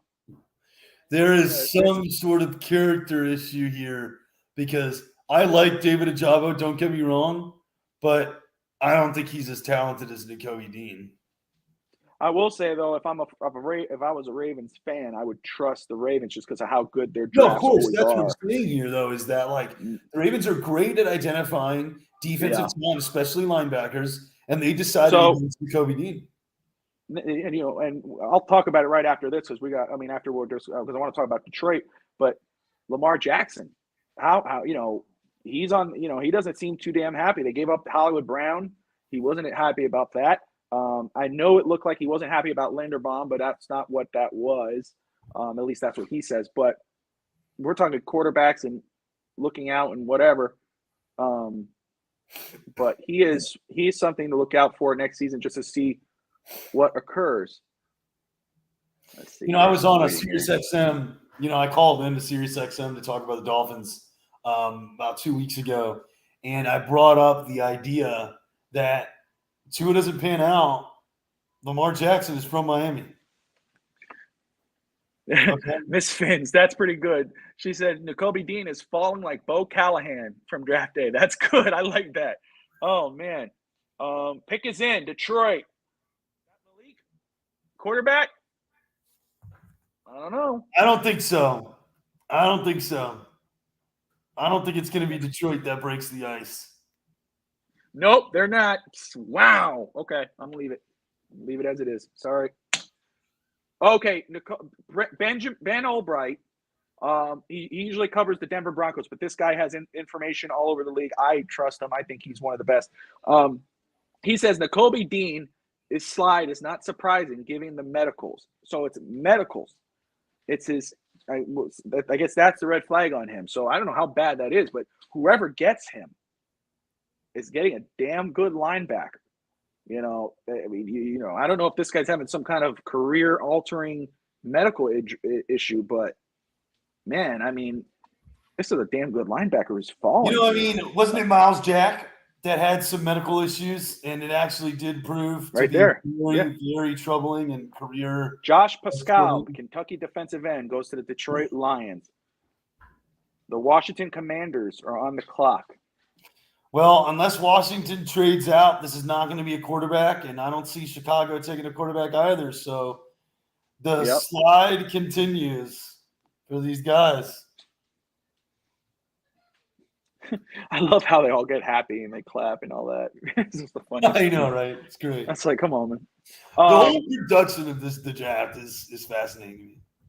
Oh, I know, me too. And so they're on the clock. The Washington Commanders. Who did they pick in the first round? I have that. Let me see.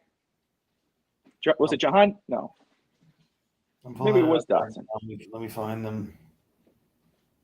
Yeah, Jahan Dotson, wide receiver out of Penn State. That's who they took. So, with Scary Terry, and John Dotson, I think that's pretty legit.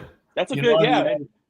They needed someone else to help free up Terry, man. He can't. He's great and he still produces, but he's never going to blow up if he's always getting double covered and shadowed. It's never going to happen. Yeah.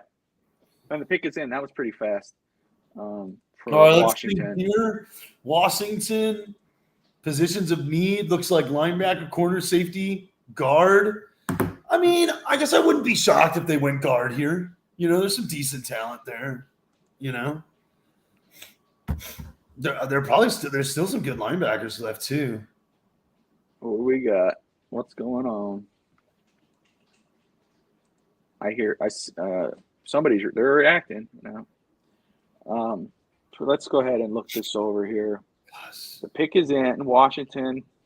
It's going to come up here soon. TV is delayed. Let's see.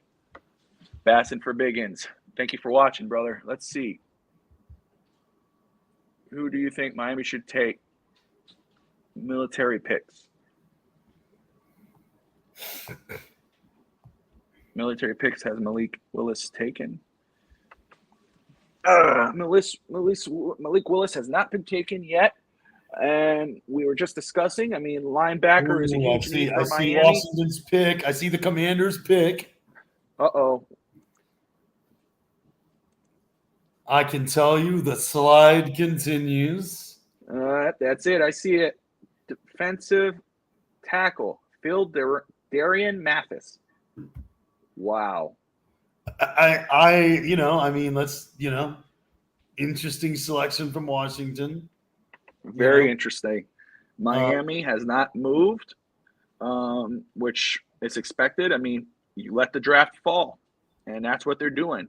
The top quarterbacks, Malik Willis, Desmond Ridder, Matt Carroll, Sam Howell are still on the board. And the reason why I bring that up, not for Miami's case, or it does for Miami's case, and why I say it is that the third round, it's going to be the run on quarterbacks. That's what I'm saying right now. So that might move Miami back. Miami might say, hey, you want this guy?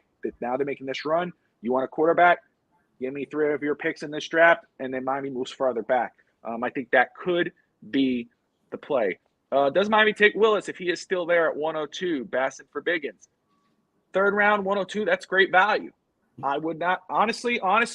I know it's not a thing on Tua. It's value. This guy does have first round value. He's talented. He's raw. He makes the plays. His character is off the charts. It's just he's falling. It's a weak quarterback class. So at the third round, 102, you get that type of quarterback. You don't have to rush him in the start, and you got insurance for Tua. And, again, this offense right now, this team right now, at least the offense, and, we're looking at center, but this offense right now, there's no reason why Tua should struggle, But for the crazy reason that he does, with a Tyreek, with a Jalen Waddle, with a Mike Gesicki, with these running backs, then okay, it's time to move, and we got this guy behind us. So that's my answer for that, Bassin. No, man, thank you for tuning in. This is what we're here about, brother. Henry Hank is watching. He always does. He goes, no, LOL, elbow cough. That's it. And I get it though. I get it, but I think it's great value at pick 102. If that was the case, I won't be against it, and because I believe in taking a quarterback every year in whatever pick until you get it right. And if you're getting quarterback at pick 3, you're not rushing him in. That's kind of backup material. That meaning he's your backup. I mean, even though we got Teddy Bridgewater, you got your backup. And I just think I wouldn't be mad at that. So that's my answer. What do you think, Neal? No, I agree with you. 102. I think Willis would be great value. I would also be interested to see if Malik Willis were to make it all the way down there. Could the Dolphins trade with somebody who wants to come up and get Willis? I think that would be pretty sick if they did that too. If they, didn't want him but can recognize they're in a good spot there. But I think taking him there would be a really good idea if he makes it all the way down there. I mean, you always want to get the young, productive quarterback who you can have on a rookie salary for as long as possible. If Tua doesn't pan out, Willis is as good as he can be in his second year with that offense around him and defense. That could be really special. His athleticism is so valuable, especially in today's league. It's almost Deshaun Watson-esque, if he can ever, kind of get that accuracy. Absolutely. I mean, and that's the type of talent he has. Yes, you got to work with him, but that's what I'm saying. That's why he's falling, because he is a project. And most of these quarterbacks are Desmond Ridder, Matt Corral, one of my favorites, Sam Howell. They're all projects. They're not worth first-round picks. That was talked about this whole offseason. But if you can get one of these guys at 102 or 125, I'm okay with it because of the talent they have. They have a talent to be a first-round caliber quarterback. They have that talent. They're not going to be in regards of where they're picked, but they have the talent to do it. So I have no issue in terms of value getting one of these guys. Greer would not even dare to take Willis. He won't do it. Evan, I'm not sure about that, buddy. Just subscribe. You guys are great. Thank you, Bass, and I appreciate you. This is a huge year for Greer, and the last thing he needs to do is more controversy over Tua this year. If they weren't worried about controversy with Tua, they would they won't be keeping the first-round picks because they know the comments, and they want to keep this story with Brady alive. That is true. I think Tua's safe. I think Tua knows it's on him. It's on him now. It's not on Greer. It's on him. Greer has got Tyreek Hill, Chase Edmonds, the Jalen Watt, all these. He got Cedric Wilson. We're not talking about him, Neal. I know you're familiar with him. The offensive firepower is there. Terron Armstead, you got the offensive line. You still have to look at center. Maybe Dieter has a shot there. but it's on Tua this year to get it done. I'm all for drafting a running back. You draft more weapons, draft the center, linebacker. I'm all for it. But we can't sleep on the possibility of a quarterback if one of these guys are sitting there at 102. And Tua shouldn't mess with Tua. Tua should feel comfortable. Oh, they took a quarterback in the third round.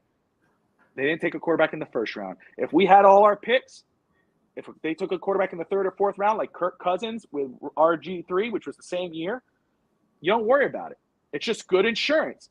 I'm not worried about someone's feelings on a team. I'm worried about the team. You have to have insurance. And at that value, at that pick, there's nothing wrong with it. You're not starting controversy. You're just making sure everything is set. Let's make sure here.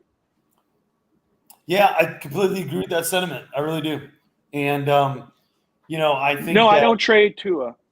I'm sorry, Neal. Basson for Biggins, do you trade? If you draft Willis, do you trade Tua plus draft picks? No, I don't. I keep Tua. Tua is the starter. Willis in the third round is there for insurance, and he's the backup. Maybe next year, if Tua doesn't do good, then you trade Tua. Or if Tua does great with this offense, you have Willis there for a quarterback-hungry team. Go ahead, Neal. I apologize. No, I said I agree with your sentiment. You know what I mean? I think that getting it's about the team. It's about having that insurance. If you can get a Malik Willis at 102, you just do it, and it is what it is, and these guys are adults. They get paid a lot of money. They can deal with it. They can do their job. You know what I mean? You guys have to go to work and perform well, so you keep your jobs. These guys have to as well, I would also, Basson and his last comment there for Debo. I want to talk about Debo a little bit here. Debo was one of the stories of this draft. And after the first round, I wonder if he's still a story. Where do we see Debo? Is that gone? Or is there still a possibility that he could be on the move in this round? That's the thing. It still could happen. The Chicago Bears have selected. They got safety Jaquan Brisker, Penn State. So the watch continues. The Saints are on the board. Coming up next, that's the quarterback. Do they go quarterback? They got Jameis Winston. He resigned. This could be it, man. This right here. This is one of those spots where you're like, all right, man. You're not trotting out Jameis confidently. You're not trotting out Taysom Hill confidently. These guys could be really good bridge quarterbacks for a rookie. Is this Malik Willis time? Is it his time? That's true, too. Mike from Dolphins Talk, he just tweeted, Bernard Ryman, offensive tackle, is still there on the board at 48. It's surprising. It is. You're absolutely right. That's another name. There's some decent players still on the board. Even we're talking about offensive line. I know we're talking quarterback. It's the sexy thing to talk about. And until Tua could prove to be that guy, we'll continue to talk about it. The league will continue to talk about it. It's just the way it is. But if we're looking at offensive line here, which is the need, yes, we have a plethora of tackles, but we're not sure with the right tackle. We know that Austin Jackson and Eichenberg are going to get a chance to start. But if you could get a Bernard Ryman, Central Michigan offensive tackle, if you move up for him, this guy on ESPN has an 85 grade, 51 ranked, 6'6", 303 pounds. This is a dude's and he's an effective run blocker, very strong. Which again, you look at run blocker, that's important for Miami with this new staff. That's what they're going to be looking to do, and exactly, it's just a smart way to go. So I agree with Mike on that part. This guy's still on the board. Don't be surprised if Miami makes a move and it's not quarterback, it's not linebacker, it's offensive lineman. I'd be, if Nakobe Dean was still on the board and we made a move and we took a lineman, I'd be a bit disappointed just because I think the lineman that we could get in at 102, if we just waited and wanted to take a lineman there, I think it would be fine.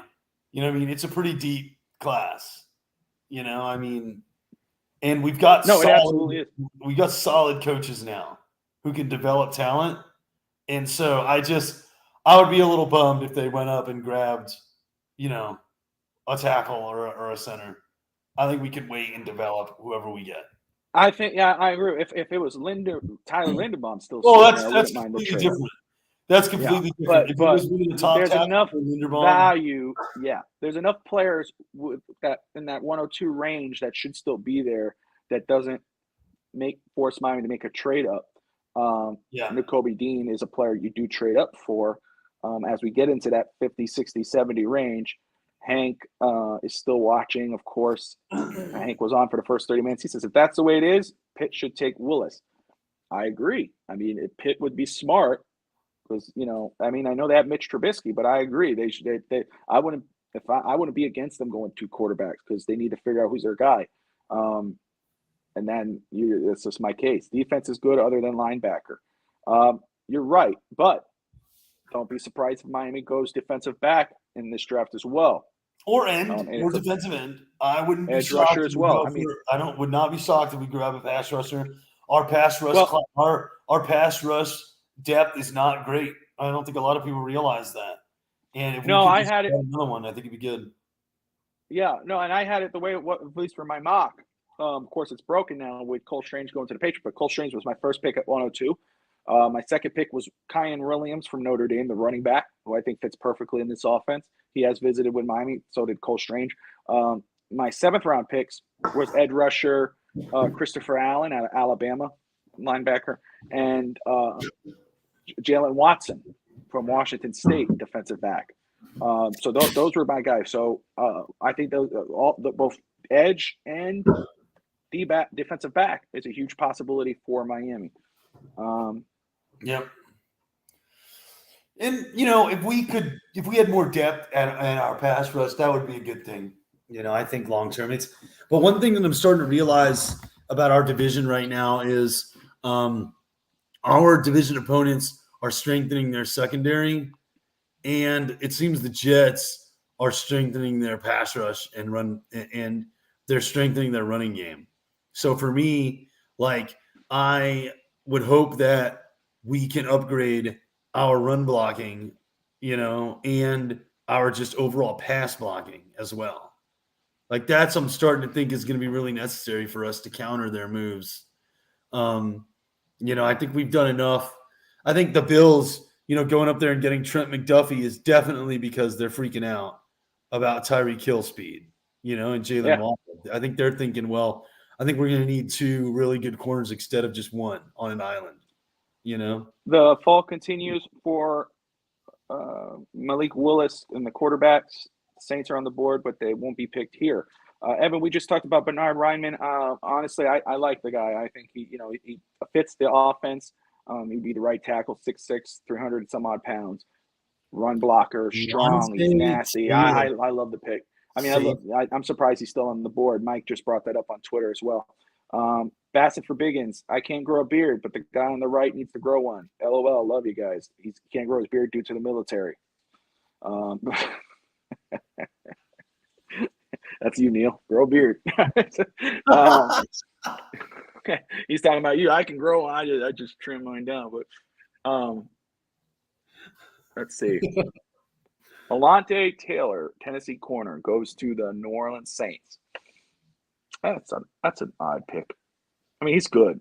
He's not bad. But I'm a little surprised at that pick. And there's Jeff Ireland, one of the great GMs in Miami Dolphins history. He made that. Yeah, okay. There's Jeff Ireland. Good for him.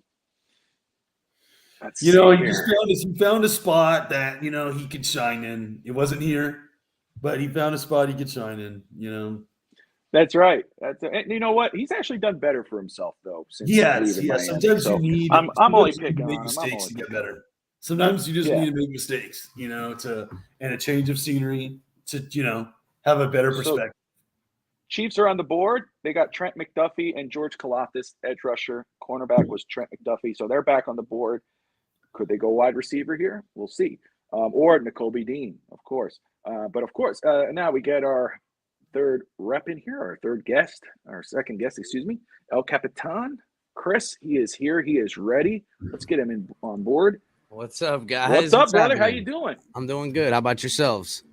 Doing all right, man. Thank you for joining. Let's get this right. That's okay. We'll leave it like that as we get more people. You're good. What's happening, Neal? How you doing, bud? Good seeing you, man. Doing good. Just chilling, watching this unfold. The slide of all slides. I know. Do you think? I don't know if Dean will get there, but maybe he'll be in striking distance where Greer will be like, maybe I'll go grab him.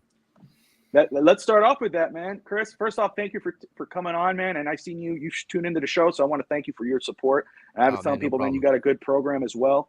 But hey, where would you be comfortable, and what would you be comfortable giving up if Nakobe Dean falls in that range for us?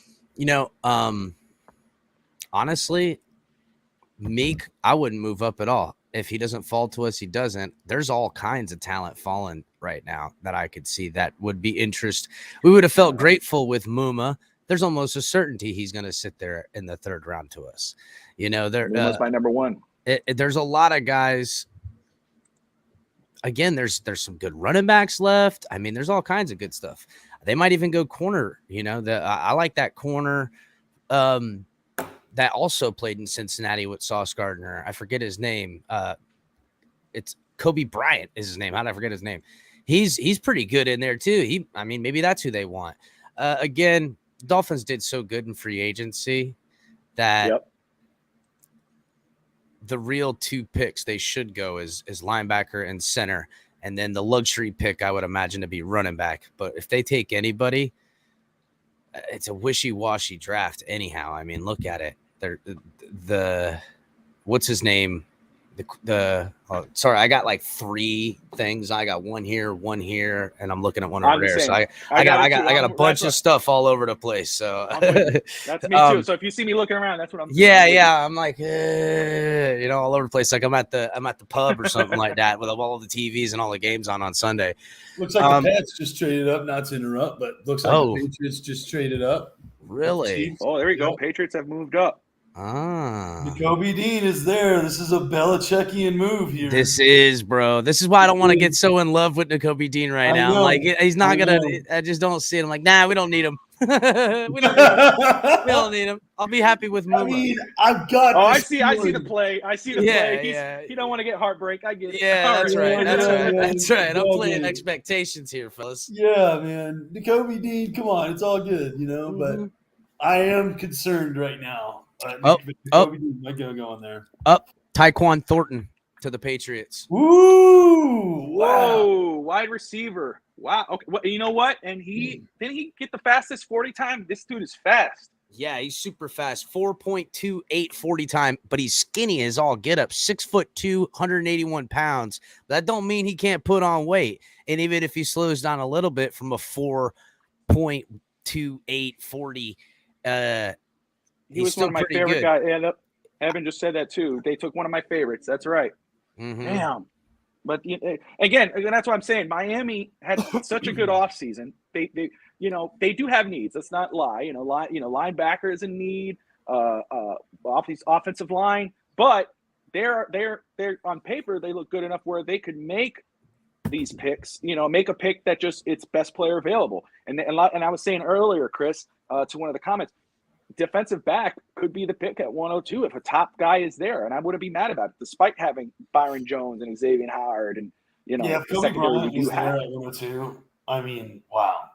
Yeah, that would be nuts, bro. Then again, maybe there's some medical we don't know about. You know what I'm saying? You might find out there might be some medical thing or a legal thing. You see a guy fall and it's the 5th round. You're like, whoa, why is Nakobe Dean not picked in the 5th round by now? Then he come out and he's got something nobody knew about. Well, that's what Ben Albright just reported, or at least he just tweeted, was that he's not surprised about the fall for Nakobe Dean because of medicals. So really, you hit there the you nail go. on the head. See, look at that. Yeah, critical thinking wins again. Yeah, I think when Baltimore took David Ajabo over Nakobe Dean, that's when I was like, something's wrong. Mm-hmm. It's something significant, and that's a Baltimore. That's a Baltimore fit day and night too, man. They love that guys, bro. Yeah, they love those guys. Mm-hmm. Not that David Ajabo is a bad pick, but no. Bassett for Biggins, and we're gonna have Miss Phins join us in just a moment. There, I see her. She's ready to go. She's fired up. Hi, Miss Phins. Football. She's there. I But see. I want to say Debo's still available for a trade. Wow, wide receiver. Look, this is the issue here with Debo, and I'm not talking about Dolphins, but we're just talking about in general. I think that's what he's talking about. The reason why I don't think he's available, or that any team's really kind of making a move. I know the Jets tried to. He wants to just play wide receiver, supposedly. I think if he stayed as a running back wide receiver, if he still continued with that role, he is worth all the picks you want, or the picks you want to give him. But if he's just a wide receiver, I don't know how many picks I'd give up for him. I don't think I would. I think I'm comfortable with where we're at. So I actually heard something different from a San Francisco cat.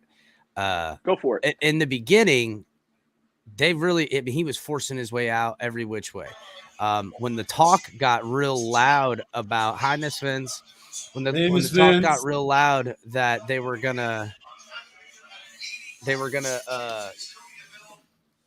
whatchamacallit, that the Jets were gonna get him and everything like that. I called my guy for the San Francisco, and he was like, listen, they're not trading him. And that some kind of speculation I kind of had a little bit that nobody values this draft. Why would you want first round draft picks in this draft? Dolphins have done everything in their power to get out of it.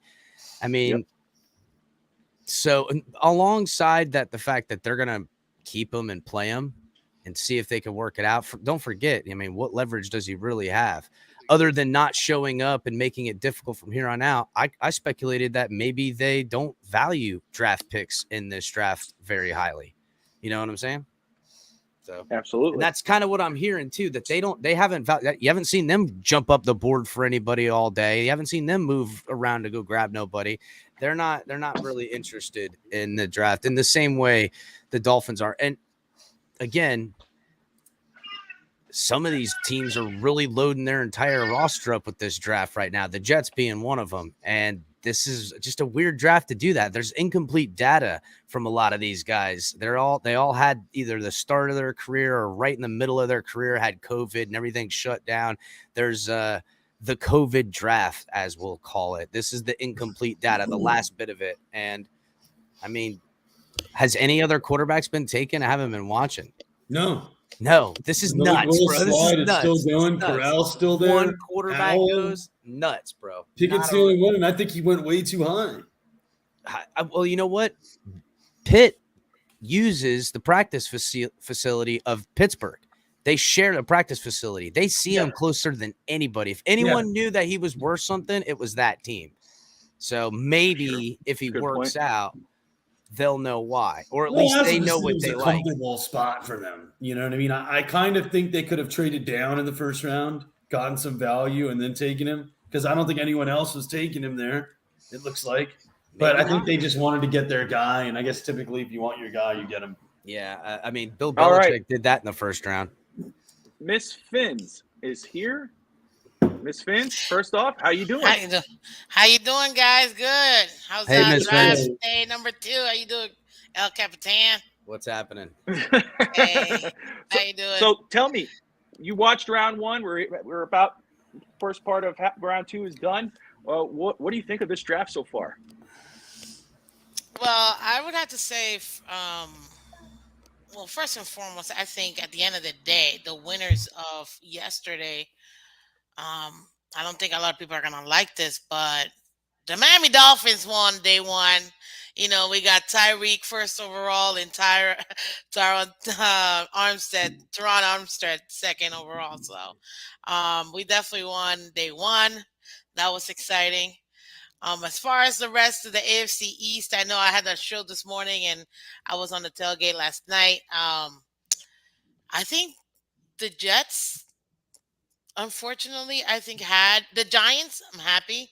I think they had a very strong day 1 with the offensive tackle and defensive tackle. So I'm happy about that. And then the Jets definitely had, I would say, a solid one. Bills were in. And then to me, round 1, I think the Patriots probably had the worst. But if you really think about it, they're notorious. At least Bill Belichick is notorious of having random people that nobody knows and turning them into knows somebody. Who the hell, Like why literally they do nobody that. knows. Literally even their own fans were like, Huh? Like, Cam it was hilarious. Jurgens is off the board. Cam Yep. Jurgens is going to the Philadelphia Eagles. There's an offensive line prospect that some Miami fans wanted. He's out. He's going to Philadelphia. He's pretty good too. I like Cam Jurgens. Yeah, I but it just was didn't think he'd funny. make it all the way. I didn't have any belief.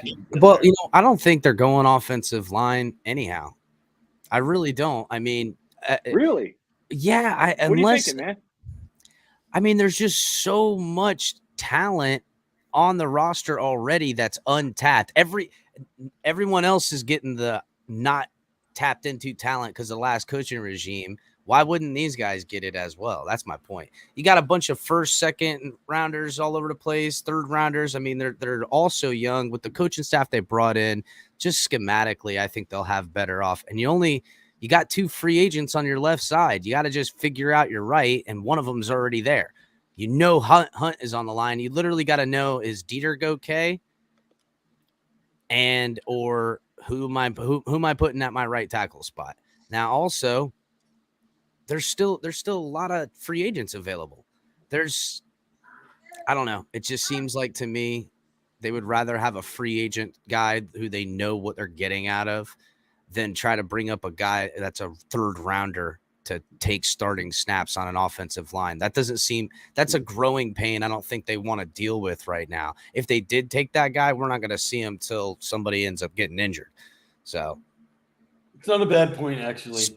The Steelers take George Pickens, the wide receiver from Georgia. Wow. Man, you're way ahead, sir.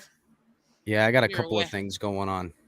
Yeah, I know. 6'3", 195, 40-yard dash was a 4.47. He's a big high point guy. He's a physical guy too. So yeah, George Pickens is yeah. That's a definite Steelers type pick right there. Definitely.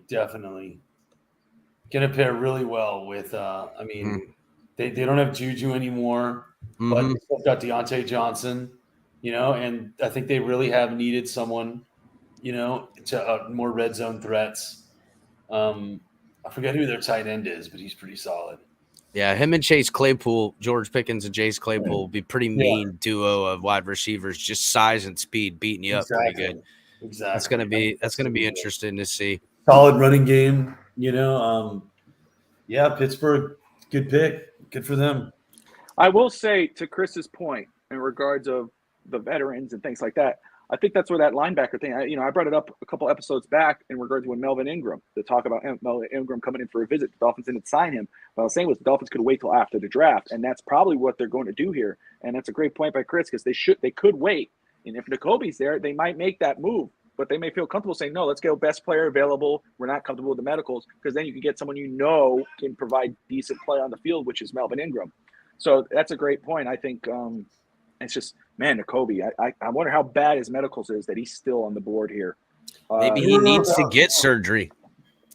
Maybe that's what true. the medical is saying. Maybe he has to have surgery. Well, Damone Clark from LSU, that's his situation. He's out for next season, right? Mm-hmm. We're getting into the 60s range. We're almost there. And we talked about it. Well, Cincinnati just picked too, so they got Alec Pierce. Cincinnati got Alec Pierce. I like that. Really? Mm-hmm. Him and Watson were my two. Sorry, the Colts. The Colts got Pierce from Cincinnati. My bad. Oh, so they traded their pick? Gotcha. Okay. Yeah, right now the one that picked was the Colts, and the Colts actually picked up Alec Pierce from Cincinnati. Oh. I know, it's weird, right? It's a weird draft. I mean, it is a weird draft, and the Chiefs right now are on the clock. It's weird. That's one thing that I felt about day one. It was weird. I said this morning that it felt like the first 5 picks really messed up the rest of round one. They just really messed up the rest of round. Because right after that, wide receiver. Like, it was just ridiculous to me. I mean, I'd say the top 5 definitely messed up the draft. But hey, I'll say this. You see it from the Colts? Yeah. No, go ahead. Finish your point. Yep, I see it. Oh yeah. As far as the draft day one, though, was okay. Boring at the beginning, really interesting in the middle, and then Yeah, it towards was. the end was still more of like a what just happened? Is this did this just go down? It felt like it was like really slow and then really fast and then really slow again. I don't know. It was very interesting. I'll tell you that for sure. But I didn't mind it. I mean, it was still fun to watch. I think there's just a lot of upside on a lot of guys. But again, there's never that standalone standout in the first round, which is why it looked the way it looked. And when you don't get all these quarterbacks that everyone's used to seeing drafted in the first round, this is what we get. Man. Another wide receiver is off the board. Yep. Sky Moore going to Kansas City. That's a great pick for Kansas City, though. That's a great interesting. spot. Like, That's what Kansas City was going to do, though, right? I mean, we knew Yeah. they were Yeah, they going needed this it. route. Yeah. After Tyreek, they needed, wide receivers. They're probably gonna pick up at least one more wide receiver because they definitely Nick- still need more weapons. What's up, Nick? How you doing, brother? That's actually my brother there, Nick Voss. He is back from Italy. Who did we draft? We didn't draft nobody yet, man. Nobody yet. We're You've missed waiting, man. nothing, Nick. You've missed nothing. We're good. We're still all right. We're discussing that. We're looking at people who are falling. Keep tuning in, and we will keep you informed. All right. So, So Sky Moore comes off the board. So the run on wide receivers, it's starting up again, but here's my thing. I'm thinking too when we're looking at these quarterbacks because there's some again if you look at the rankings of quarterbacks, me and Neal were talking about. There's some decent quarterbacks still on the board, and I was telling him the run on quarterbacks is probably going to start in the third round, and that's where I think Miami. We're talking about trade up, but maybe a possible trade down with a team trying to reach for a quarterback at that spot. That's it. I don't think. Nuts. Yeah, I don't think that. And when I said it first, I got commented when I said that I didn't think a QB was going to be taken in the top 10, even though a lot of people's mock draft definitely had at least 2 wide receivers in the top 10. But I personally didn't think wide receivers were going to go in the top 10, which I was right. And then Pickett was picked. So that was very interesting. I really thought Malik was going to get picked up. I'm surprised he's still available. I don't know what's happening. I don't know if he's being Bo Callahan or not, but something must be up. Yeah, something must be up with him because he is just not being picked up. So I don't know. But I do agree with you, Bobby, if and when it happens. One QB will go, the rest of the QBs will go for sure. Which That's QB right. I is will it say that this. goes next? Oh wow! See, that's the thing. I have to say it's Willis, right? God, I mean, it's got to be the upside, has right? to it's be, got to be yeah. like the Falcons that upside, take him. yeah. How is the Falcons not taking him? Bobby, I'll be right back. I gotta get a charger. Go ahead, sir. They probably thought that they can get him later, maybe. Well, obviously, they're right. I mean, if you think about it, so many people have dropped where it's messed up so many boards already, which to me is funny. This is, yo, man, I can't believe this guy. But, I mean, if you look at it, it's kind of expected on draft day, for it to happen. But I don't know. Color says Ritter's going to go next. Well, that's a good point. I mean, he's talented too. Let me say, Bassett for Biggins. Look, we have our guest lineup set in here. We'd love to have you come on. Message me, find me on Twitter at Bobby FinsTalk. We'll have you come on the show maybe in the next coming up weeks. Of course, El Capitan Chris, he has his program as well. He has lots of guests, so reach out to him as well, man. I mean, the Fins tailgate. You can find us. There you go, brother. And we got our guest lineup. Yeah, Miss Phins That's as right, well. Miss Make sure Phins. Miss Phins on the fam. Oh, yeah, she has multiple guests as well. And I'll say this. We have, of course, we got Miss Phins. Bret Legassi will be on and shortly. Neal Cordero. Hank will be back on. And then, of course, we got Ashley from 305 Sports Babe on Twitter. She'll be here as well to give her takes. And then Evan, one of the most loyal viewers for us, he'll be here to give his take after the Dolphins pick. And of course, I know if somebody has to step away, that's cool. We're going to give your take when we come back. after the Dolphins pick, you can do so as well. All right. So Wait, real quick, Bobby. Dolphin Yes. 72 is so funny. He said, Miss Finn, so many people's draft boards are messed up simply because they were couch potato GMs to begin with. That was funny. I like that one. Go ahead, yes, Bobby. you could. Bassin for Biggins. Yes. I'll find me on Twitter, and we'll talk about it. He You could has do it through your phone. Instagram. It's very simple. Instagram. Okay, well, I'm on Instagram too. Find me on Instagram.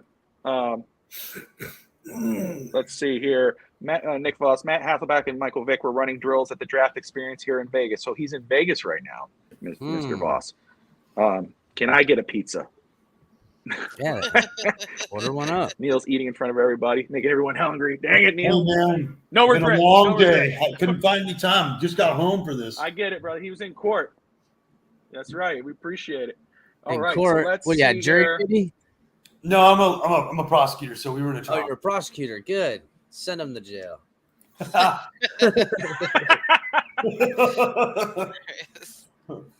Whatever.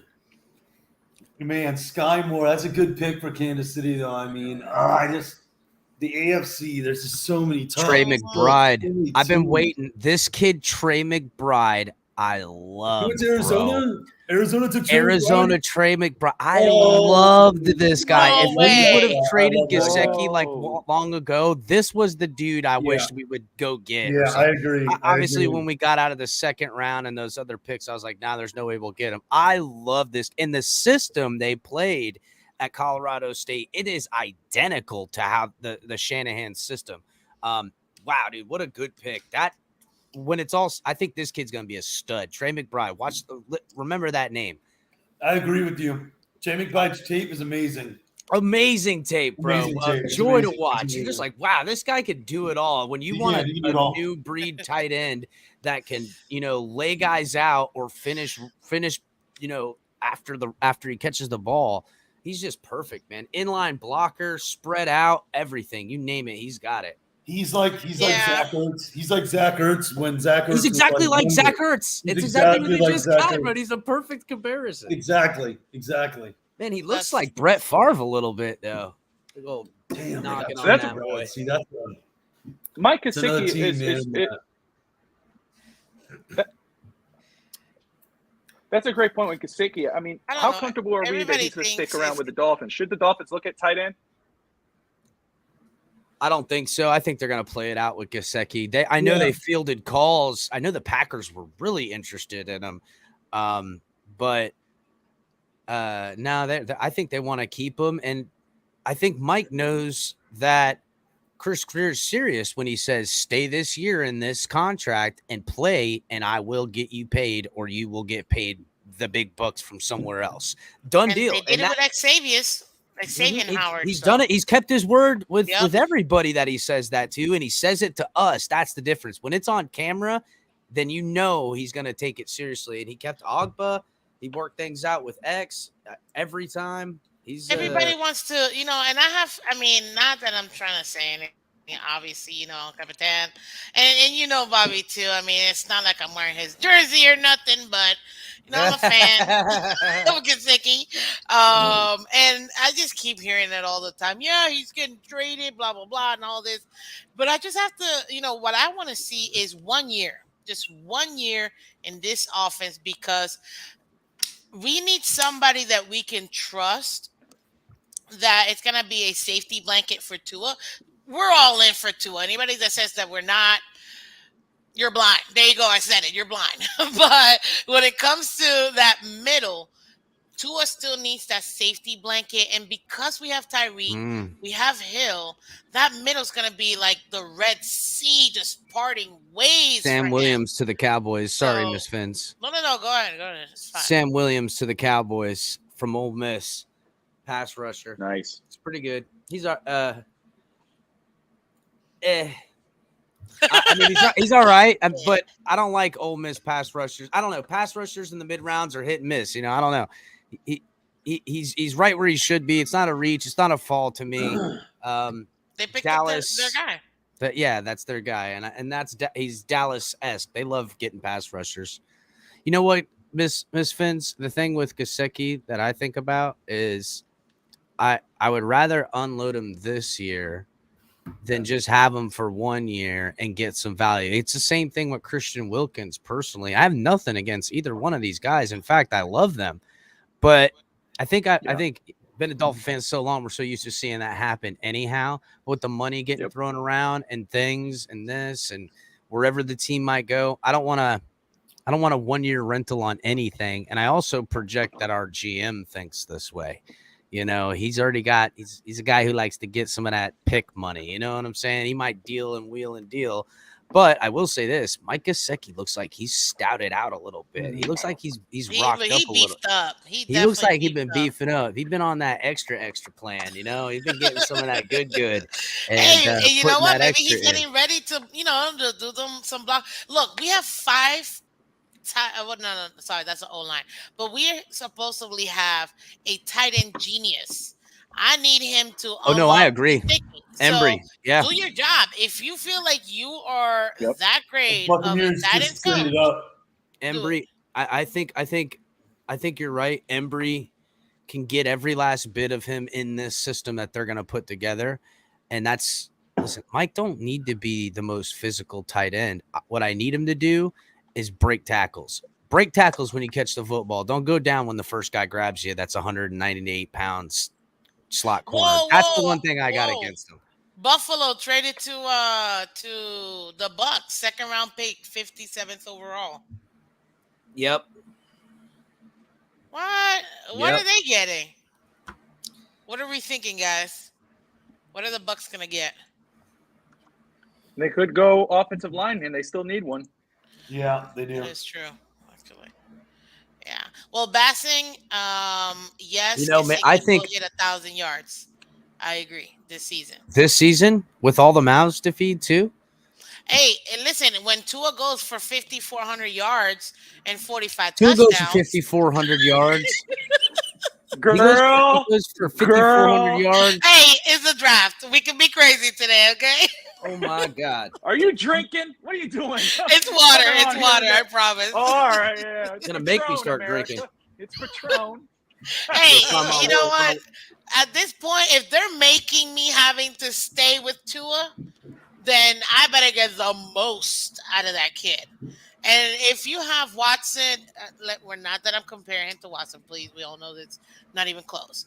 But if you're somebody like Watson, or even let's just go with Herbert, with a good team, didn't really do much.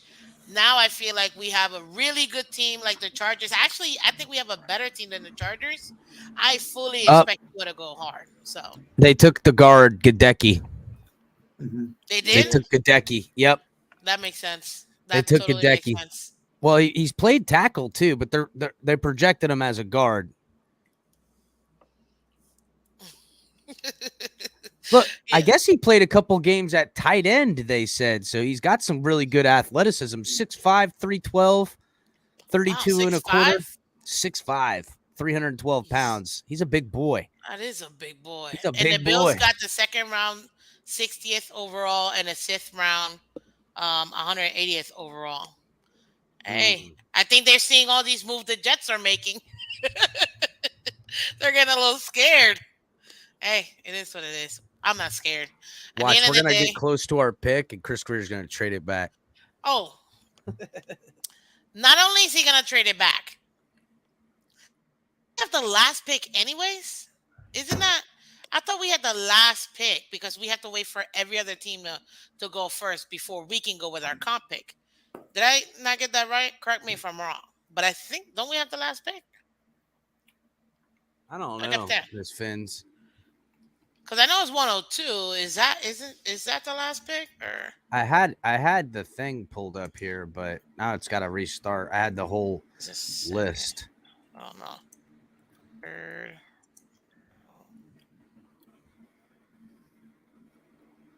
You had the tracker on? Yeah, I had ESPN's live thing, but I got the TV, the tablet, and the computer all doing separate things. So if I go down, that might be because of a fire. So everybody watch out. That's So. funny. Yeah. Listen, I get it. Especially tonight, you're gonna be seeing a lot of people with a lot of TVs trying to, step up with this draft. That's for sure. I don't know. I personally think it would be such a Greer thing to go ahead and trade back. It really would be. So we'll see. I mean, what is our next pick? Well, Yeah, I'm guessing. I wonder I'm when was guessing the last time that only one quarterback was taken in the first 2 rounds. Oh my God, bro. That's got to be a record set. I mean, it was already record setting for teams having multiple picks and teams not having first round picks. That was record setting both times. And then now it's got to be record setting. If we get into the 3rd round and there's no quarterback taken till later on, then yeah, it'll probably be the first time since I can remember when. I can't remember a draft where there wasn't at least 2 taken in the first round. Yeah, me too. I mean, I just did a little bit of Googling, and it looks like the last time only one quarterback was taken in the first round was 2013. What about Y'all the know first who that 2 was? rounds? What about the What is first that, 2 90? rounds? I don't know. We get to the that's- 3rd round and there's not another if we quarterback get it, taken. I think you're Mind right. blown. I think Mind that blown. is record breaking because I've never Atlanta seen. takes. Hold on. It's in No, stop. Troy Anderson, linebacker, Montana. Wow. So, I didn't think when I scouted on Troy Anderson, I didn't think we were going to be able to get him. That's why I didn't even project him to us. But then again, I never thought Nakobe Dean would fall this far either. yeah, and Atlanta was one of the last spots that a quarterback could have gone right here in this 2nd round. I thought for sure Atlanta was going to take Malik. Somebody.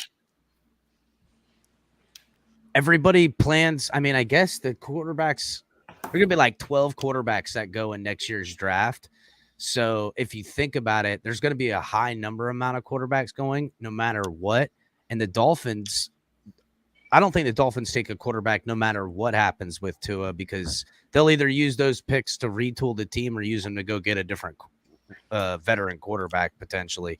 But yeah, think of the value those first-round picks are going to have in next year's draft. Next year's draft when there's 7 quarterbacks that are taken. Exactly. Especially since, well, first of all, I mean, how many teams are going to have multiple picks next year in the first round too? Not that many, at least for now. I haven't seen any trades that really make that happen as much, but those having 2 first, I could totally see him flipping those 2 and getting like a ton of seconds and thirds. Or even, like you said, a veteran. That's why it's a win situation with Miami. That's why I love Chris Greer. He has not backed this team or organization into a corner at all, giving us at least this year and next year with some kind of ability to help ourselves, where the Dolphins for so many years we felt helpless, where it's like the only move we could do now is to tear everything down. So, or double down and try, terrible. See here. Troy Anderson, he was the pick for the Falcons. Minnesota is up unless there's a trade. Of course, the names that continue to fall, Nakobe Dean, Malik Willis still on the board. Of course, Desmond Werder, quarterback, Matt Carl, Sam Harrell. Reinman is still on the board. My goodness. So let's look at these next picks here. Minnesota, Buffalo, San Francisco, Kansas City, Cincinnati, Denver. Then we go into round 3. So is there any team left? I don't think there is that would take the quarterback. Is this guy going into round 3? I think Malik the Willis? possibility is very high. He's on his way to round 3, sitting in the green room. Wow. Okay. Hope he's got a change of clothes. But then I pose this question. Then does that mean that Pickett was a reach? Would that make Pickett a reach or not? I think so, yeah. I think Pickett won't be seen as a reach because I don't think we'll see him all year this year. Yeah, we won't. So he comes strolling around next year, and I think they assess themselves as being out of range to pick a quarterback next year. So if you want to look at how savvy that could be, is they go, well, one way or another, we're not going to be able to get a chance to get a quarterback in this year or next year. Let's take the guy we think we can figure it out. And probably plus they've local seen him. prospects. Yeah, they've definitely seen him the most. Local prospects, they know him the best. You saw him crying and breaking down. Like I I felt mean, so I'm not gonna lie. I choked up a little bit. It was very touching. It makes me very happy. very I have touching. a brother in college playing football, so I can't wait till that day happens. But yes, I definitely got choked up. Like it was nice. Very sweet. Yeah, very happy for the kid. Good for him. Hometown he's staying hero. home. Exactly. Just Hometown like Hutchinson too in Detroit.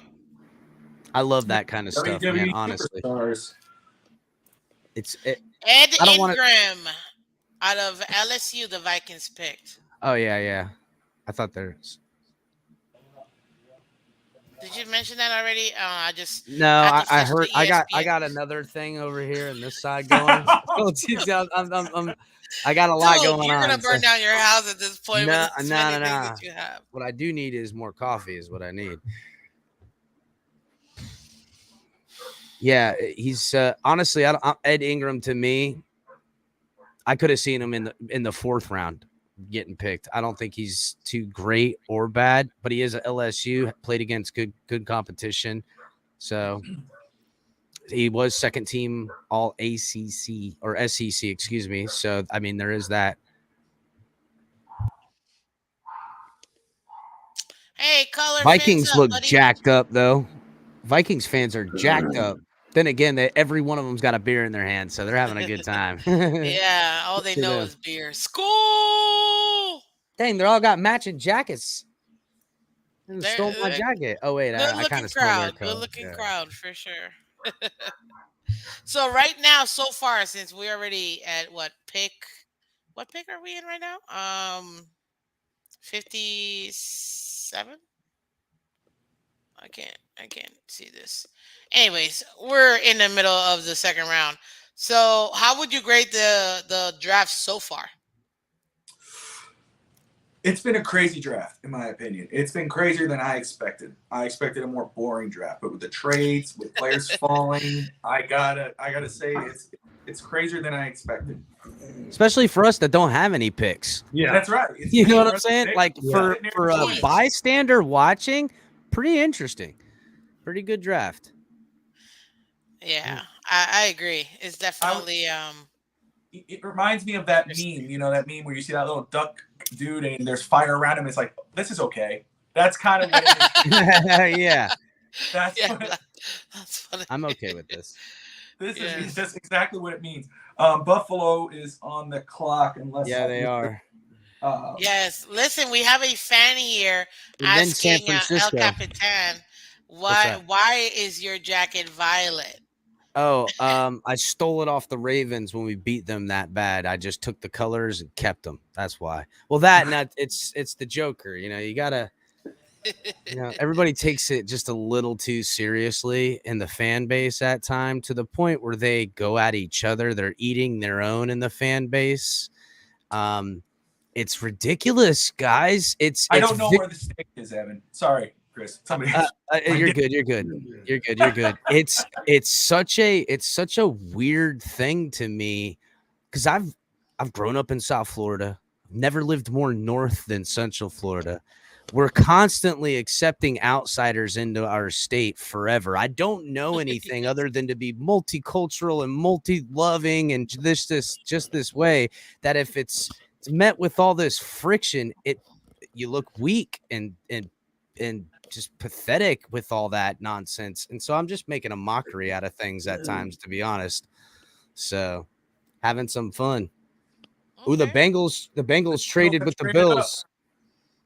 The Bengals traded. Oh man, what do the Bills do? Okay, I really wish the Bills are just wheeling and dealing right now. Yeah. What are they getting though? Like what are they getting?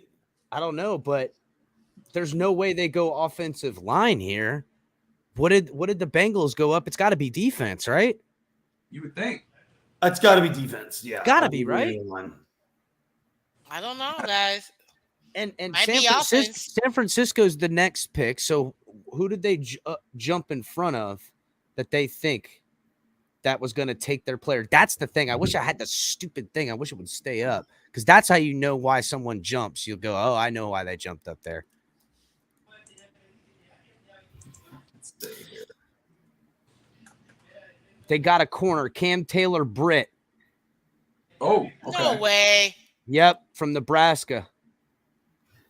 Wow. All right. All right, Cincinnati. Wow. Do that. I guess you can do that. Listen, I kind of like Cam Taylor Bret. He runs a 4.38. 5'11", 196. 40-yard dash was 4.38. Let me get my other thingy up. They had a decent offseason too. I mean, they addressed a lot of their needs with the offensive line. That's what killed them in the Super Bowl. But so the rich get richer. Leo Collins, that's right. And Alex Kappa. They did a good job. They had a good. They did a really good job. Yeah, I like the Bengals offseason so far. Did you mention who they got? Cam Taylor Bret? Yeah. Yeah. They're showing Sam Howell and the quarterback from Cincinnati, showing them, talking about him. I feel bad, man. You know, Yeah. Why? it's such a, because, you know, it just sucks. These kids, you know, well, they're expecting to be picked high. They're quarterbacks, you know. I mean, it's a letdown. It's great for teams. It's bad for the players. I mean, Yes. a team It's that has more a or quarterback. less money. And like I was talking to Neal because somebody brought it up, because it is out there with the Malik Willis thing about Miami and all that. I was saying 3rd round, 4th round for any team, really, getting a quarterback is not a bad move, especially if you had all your picks. With 4 picks, it's a little harder to justify. But with 7 picks, you get a quarterback in the 3rd, 4th round. You're not starting him. You're not projected to start him. You're not projected to pay him that much. It's a good value for that pick. So it's great for teams that these type of quarterbacks are falling. I feel bad, like Chris is saying, I feel bad for the players that they're still on the board. You feel joy for all of them that get it, and it's you can see the letdown for some of them. It's kind of like when Brady Quinn was in that scramble. It's kind of hard to watch, you know. Remember that? Do you guys remember that year? I remember exactly where I was, what I was thinking when Brady Quinn was on the board. I think it was pick number 9. And I was like, it was me and my best friend there, Alex, and we were there watching my father's house. And I was like, we got our quarterback. He's Ted Ginn Jr. What? I didn't know who Ted Ginn was, because I was certain we were going to get Brady Quinn. In retrospect, it was the right one by picking the wrong one, though. Like, but yeah, Matt Corral's sitting there. The other kid's sitting there. The rest of these quarterbacks are sitting. It's a weird thing, especially because Vegas had odds at over or under 3.5 quarterbacks in the 1st round. Color commentary says if we get Ritter, I'm a god. Did he say that they were going to get him? Yeah. Color's our boy, and yeah, he's like, oh no, Dolphins are going to get Ritter. I was like, oh, he was joking, but not really. So a joke if it doesn't happen. He said it's real when it does. I get it. It's something he'd probably like to see happen, not really actually happen. Obviously, taking Ritter where we would take him would be no pressure. You let him simmer. You know what I'm saying? Yeah. And he's good. And he has been saying it for months, as you say, Color. He has been saying it for months. You know, I knew you guys were talking about Brady Quinn and Ted Ginn, and that's just, I'll never forget that day either. I honestly think we ruined Brady Quinn's career by not taking it. I think so too. I think he went to the Browns and held his head in shame and was like, I'm going back to college. He just got wrecked. He's got hurt so bad there. It's such a bad experience. I blame us for that. To the 49ers. Remember when Drake Jackson, you mean? Yeah. Edge rusher. Yep. I like Drake Jackson. I see potential upside for him. He's like they use him as the edge rusher, but I think he could play that linebacker. But they run that 3-4 a lot, using him as the pass rusher, and he won out of that position a lot too. He's got great pursuit. Oh, what? No. What? No. Nothing. No, yeah, watch out. I've almost got a couple times too. I almost Nope. got a couple Nope. times too. Mm-mm. You fake news? Fake news? Yeah, watch out. Oh man, What if it's would it the say, Miss truth, I'm Phins? gonna be very upset. No, No, What just it say? say it. Just What say is it, Miss not Phins. saying. No, I saw something that said that the Jets got Brees Hall. They Oh did. yeah, that's Oh, they did. No, I'm just kidding. Yeah, I know. It already happened. Yeah, no, I was the about to Jets say, did get that's- Brees Hall. Oh yeah, no, I wasn't Yes. happy about that when I seen it. I'm still pretty pissed. Yeah, no. I'm just kidding. I just resaw it The again Jets and I have done. relived it all over again. The Jets have done pretty decent. They really have. The Jets. You can't deny it. I would say so far they have the best AFC East draft so far. I still haven't seen what the Bills have done. They've been moving for no reason. I Nobody know, knows. Well, They're I trying to be Collecting- like Greer. collecting picks. They've got the 31st. Well, they have the 63rd pick in the second round. I want to check the third round and see if they traded and got any third rounders. They've got one at 89. The Bills did. I mean, it wasn't their offense that was the problem. They needed help on defense, and they did help themselves a little bit on defense. So, really, 49ers right now, got I think. Drake Jackson. Yeah. Edge. We called her. Man. Do we need I don't think we need an edge. I still want a middle linebacker. There's always but- two things I'll always take: corners and pass rushers. Give them to me every time. Give me as many as you got. Because I'm telling you, those guys are hard to find. Great corners and great pass rushers. Even when you got one, you want one to back up the one you got. I would say the same thing of centers too. Centers are really hard to get, in my opinion. It's like hit or miss, and not a lot of them ever come out. Really, it's I don't know. I don't see as many centers, like pure centers, come out of the draft. But Dolphin, Miss Phins, that's why I say the Pats are looking like future cellar dwellers. Listen, the Pats can definitely go way back. And I do want to go ahead and bring, since we have a little downtime here. I mean, none is happening. Something that I brought up maybe like a month or so ago on my show that I was doing on the FinsTalk channel. And right now, I don't know if people know this, but there's one team that completely owns the AFC East. Dolphins. Yeah, that would be the Miami Dolphins, all time. Yeah. And Yeah. I mean, like all time. And it's just so beautiful. I mean, between us and the Jets, we're Miss Phins, I don't 57 wanna- and 55. I don't want to hold you up, but I can't remember the time ago. That's the problem. I love the bigger stat of it. I feel good, and especially having like the things we can. But I In think the we're all last ready 10? for something else. We're 8-2 in the last 10. In the last 5, we're 4-1 versus the Jets. I think that's not bad either. And against the Patriots, same thing. 6-4 in the last 10, 4-1 in the last 5. All time 59 and 54.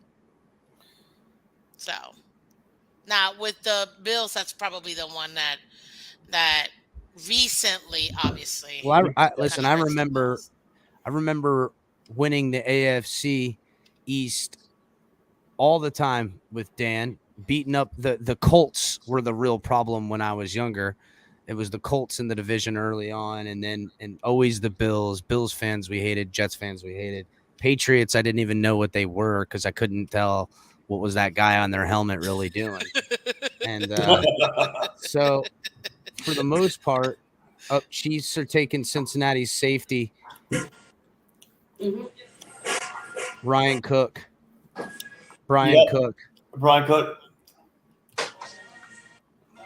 The rich get richer. Yeah. I like this kid. Happens. Oh my goodness, they're showing his highlights. Buddy just laid someone out going across the middle. Damn, you're really hurting for that he one, is man. driving people, bro. He Who is did you lighting get? people. Brian Cook, Cincinnati safety. Kansas City. Watch the highlights when it comes up, guys. Oh my goodness. What's up with all the WWE superstars coming up on here? Because they brought up a lot of players and celebrities for today's. Okay. Yeah, that's what Goodell said earlier. Chase Edmond doing all kinds. They're in Vegas. What you talking about? That's true. They're all there. Everyone wants a reason to go to Vegas, and now everyone's got one. That's right.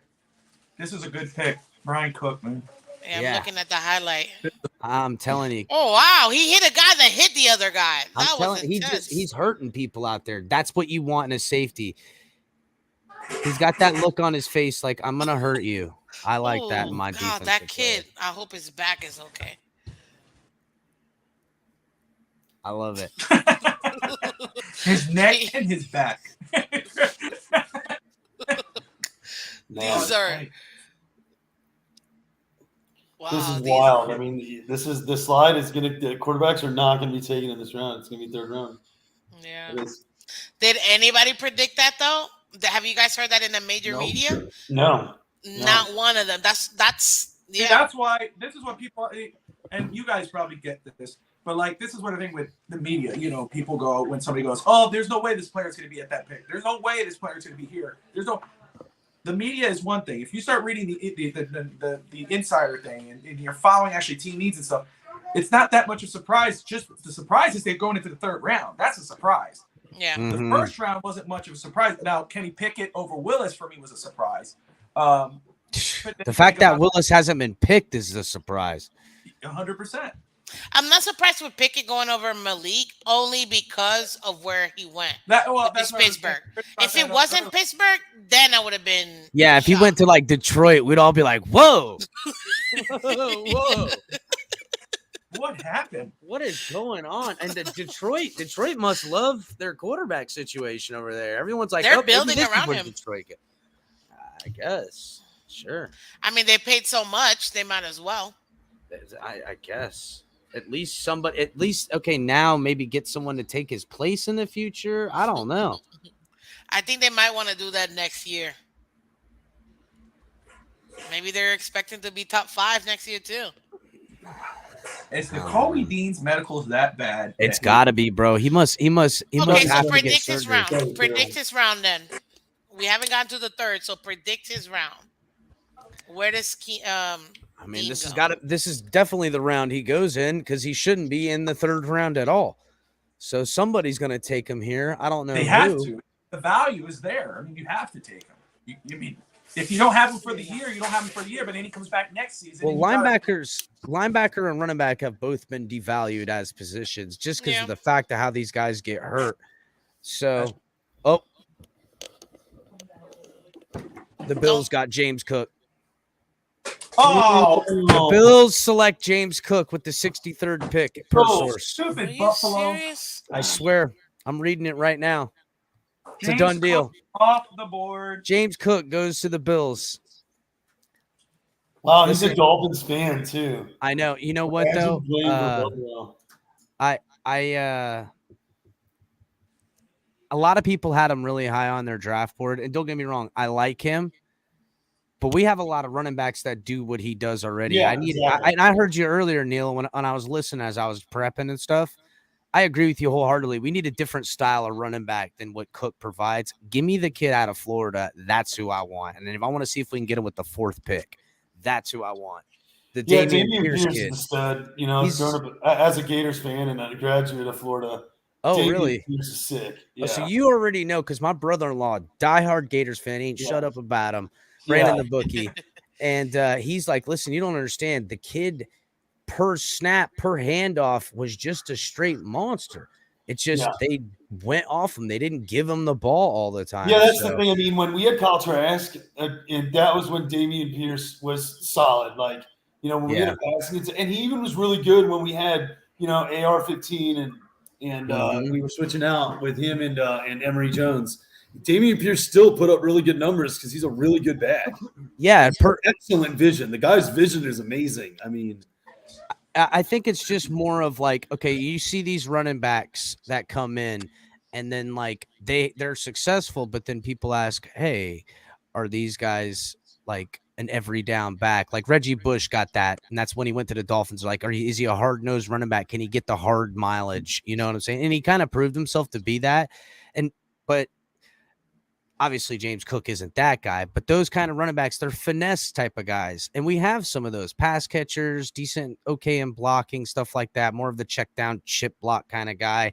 I need a kid that's going to block hard and that is going to run with just madness behind his eyes. And if anyone wants to know what kind of running back I'm talking about, watch the highlights from Damian Pierce. Well, you can't watch the highlights because it got called back. Watch Damian Pierce in the FSU game when he loses his helmet and they call that touchdown back and he's just fighting everyone, no helmet, and to get the touchdown. Just a fierce runner. That's what I'd like. So Damian Pierce, give me 3 running backs in this draft that you guys would be down with Miami taking. Well, Damian Pierce, Spiller, and I mean, I would have taken James Cook, but I guess if we're going for somebody that's left, I would wait till the 4th round and see if that kid out of Cincinnati, was it Cincinnati that I'm thinking of? Hold on, I got him. You talking about Jerome Ford? Yes. I would take him in the later rounds. I would say Damian Pierce. I would look at Broncos Damian make Pierce. their pick. Yeah, Spiller, Pierce, and then Sincere McCormick at UTSA. Really? Sincere Nick McCormick. Nick Bonito goes to the Broncos. They replace Von Miller and get Nick Bonito. Interesting. He's all right. I like that he drops back into coverage and sits in the zone. He's pretty good at that. You know, as a just on that in that conference in that division, they're gonna need that. Mm-hmm. They're gonna need that. Yeah, you're gonna. But people sleeping on Sincere McCormick, man. I mean, I get it. A small school. I don't know the film on the cat, dude. I gotta look him up, dude. The dude's a beast, dude. He's good. What school was it? UTSA, small school. Sincere McCormick, Conference USA. Yep, Conference USA could be good as a late round running back, late round flyer. A solid tape. Dude can catch. Dude can run. He can hit holes. He's solid games. Well, I'm watching a little of them right now. Rashad Wright, Tyler Algier, Kyron Williams, Notre Dame, running back. I like about him, he plays bigger than his size and stronger, and he's a great blocker. He was a wide receiver okay, I like this. This is the type of running back I'm talking about. He's not very fast, but he doesn't go down and he pulls people. And if you ain't got him, he's going to pull away from you. That's what I want in my running back. Exactly. That's what I want. I don't need a guy running under a 4.4, scat back into space. I've seen those guys. Unless they're in the first round and consensus says he's going to torch fools, it doesn't happen in the NFL for whatever reason. They get grabbed and then they go down. That defensive lineman grabs and they go down. I want to see a guy that's just mean with the football in their hands. Sincere McCormick isn't as big, but look at the New York Giants, they had solid big backs like Brandon Jacobs, backs like that who aren't the fastest backs. The Titans today. Yes, the Titans today. That backup running back that the Titans had. What was that running back's name? Dude is not that fast. Oh my God. Give me something like that, please. Give me something like that. Ryan Robinson is probably that. But yes. I don't know. I don't think we're gonna take him though. Yeah, I don't even think he's on their radar, bro. No, I think he'll go. He might even go undrafted. Yeah, that's true. Some of these guys might even go undrafted. Maybe they bring him in. We have another guest coming on for a few minutes here to give her take on the draft and the Dolphins. This is Miss Ashley, the 305 Sports Babe. So let's get her on in here. She can give us her take as well. I'm going to push this up here as the internet's acting up on me, but that's okay. Let's go ahead and put that there. Hey, guys. Hi, Miss Ashley. How are you? What's going on? Happy day 2 of the draft. Yeah. Yes, happy day 2. I'm feeling a little bit, I don't want to say FOMO because it wasn't fear of missing out. But yesterday, it was just not the same. But I'm okay with that because in my head, we already got our draft pick, Tyreek Hill. So I'm technically still processing it. But it was just a little weird yesterday. Am I the only one who felt like that? You guys are a little. No, I agree 100%. It was definitely felt like a weird draft. It was so slow and then super fast and then slow again. Yeah, and I've gone to the draft party the past few years, and I always look forward to going to the Hard Rock, and it's like such a good point to like see everybody that you haven't seen, all off season, and they do a great job. And I know they had the two parties at the Wharf, but we didn't make it. But it was just a different day yesterday. I wasn't as like pumped. I wasn't really even tweeting about the drafts. I was more like, oh, the Heat, the Panthers. So it was just a little off day, but doesn't take away from we're still in the draft. We have a pick coming up. Yeah. Yeah, I think we got spoiled too. So it's like we own the drafts to now we're not even in the draft, So it's really like such a culture change. We have like the least amount of picks, and I think that's what's so weird for all of us. We're expecting to pick multiple times in multiple rounds, and to go from that to we have maybe, let's see what Greer does, a third and a fourth and 2 7ths. So I agree. It's definitely a weird draft, but still fun. Still the Dolphins. So I'm sure whoever we get. Yeah, I'm personally looking forward for a linebacker. I think that Van Ginkel and Baker need some help back there. So I think whoever's best at that time, we grab. What do you guys think? Are you kind of thinking the same thing, or we're all on board with a linebacker around here? Yeah, middle linebacker. We all are for a linebacker. I agree with you. 305 Sports Babe. I would say, I don't know. We're all kind of looking at Nakobe Dean. He was a first-round prospect. He's still floating around out there, but the Leo Chanel's available. Muma's available. All Christian, what's his name, still available. We've got 4 really good linebackers that, as long as Harris.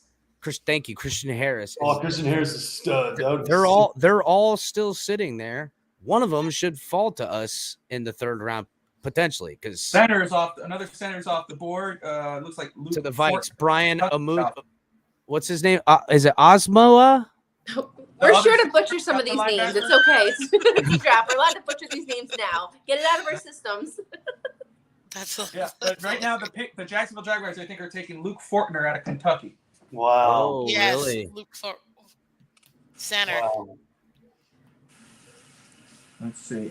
Who's left at running back? A lot of wow. So look, on the board. There's like 20 running backs left. The Vikings are taking Brian Asamoah, linebacker out of Oklahoma. All 4 of the linebackers we just said that are the top 4 linebackers didn't get picked. This kid from Oklahoma did. The ones that I had that were in the range for 102, at least that I thought, I had Chad Muma, number 1, Leo Chanel out of Wisconsin, Damone Clark, who's out for the year, Brian Asamoah, who just got picked up, and then Channing Tindall out of Georgia. Those were my top 5 in the range of where I thought I didn't think obviously Nakobe Dean was going to be there. So Asamoah was off the board, but Chad Muma, Leo Chanel, and Damone Clark are still there. It's insane. It is. There's still so much time, though. I mean, we're at 66, and we still have 40, almost 50 picks. That's still a lot of time. You're right, but I think it's just we thought it was going to be so much thinner by this time in certain areas. It's so weird. And the draft experts too on all the boards, their 4th and 5th guys in their position groups are picked first in their position groups. All the more reason why I think, even though we weren't having a bunch of picks, this is definitely the draft we didn't want to be in, with a lot of capital picking at stuff. So exactly. It is the biggest crapshoot I've ever seen as far as a draft. There is 0 parity in this one at all.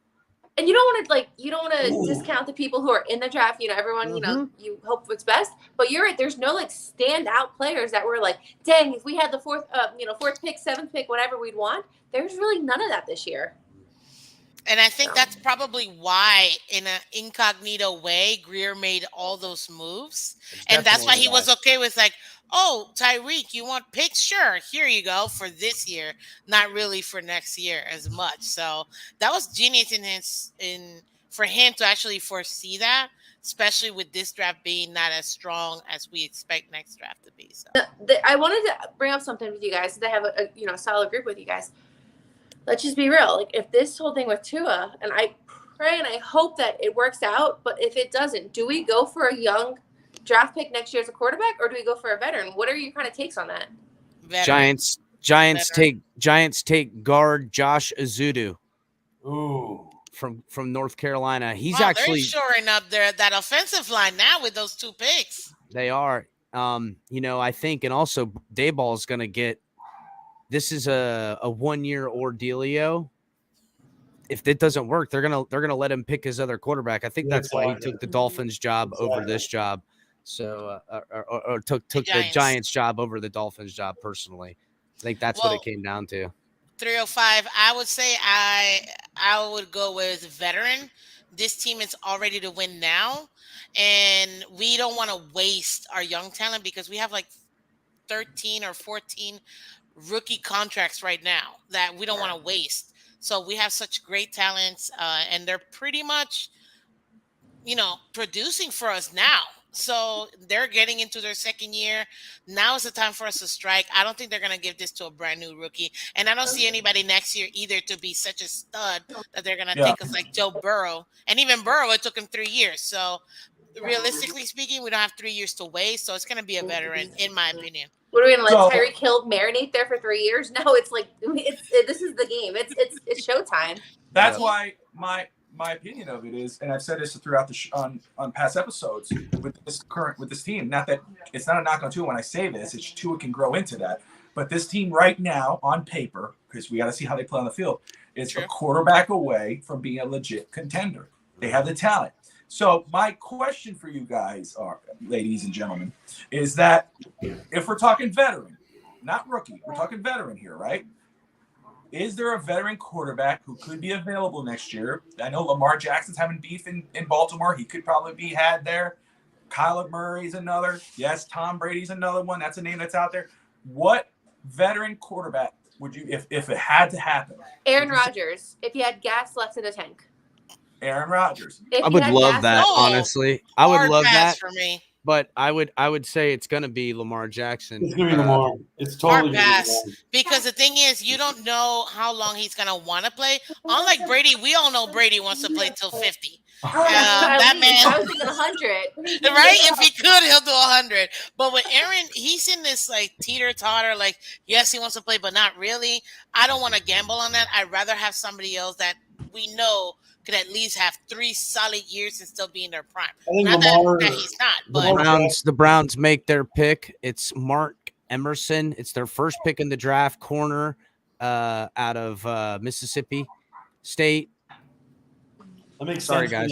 In their division, they're going to need, some corner play. Yeah. Well, and this is their first pick because they gave everything up for Deshaun. Yeah.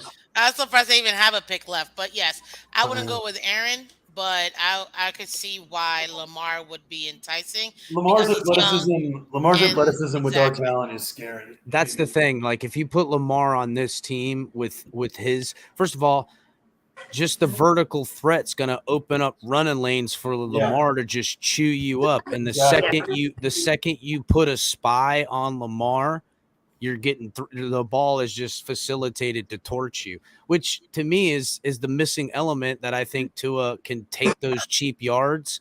And once he starts figuring that little bit out, it's over. It's all she wrote in this offense.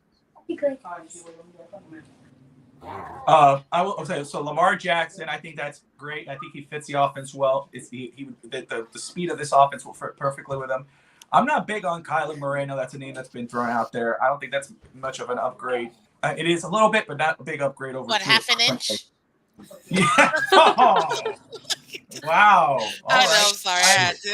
Get him, girl. I mean, going at it. Last year, before the contract extension, Aaron Rodgers was the guy I was talking about for Miami. I would love that. My opinion for quarterback, Miami needs and this is how I say it. Obviously the talent's there, but needs an a-hole. They needed somebody who puts their foot down. That's what Dan Marino was. Yeah. I'm not saying nothing against it. He's a Boy Scout. But Dan Marino was on the field, and when he was playing, he was an a-hole. But he got the job done. And Aaron is just, to me, that was my guy until he signed that extension. Yeah.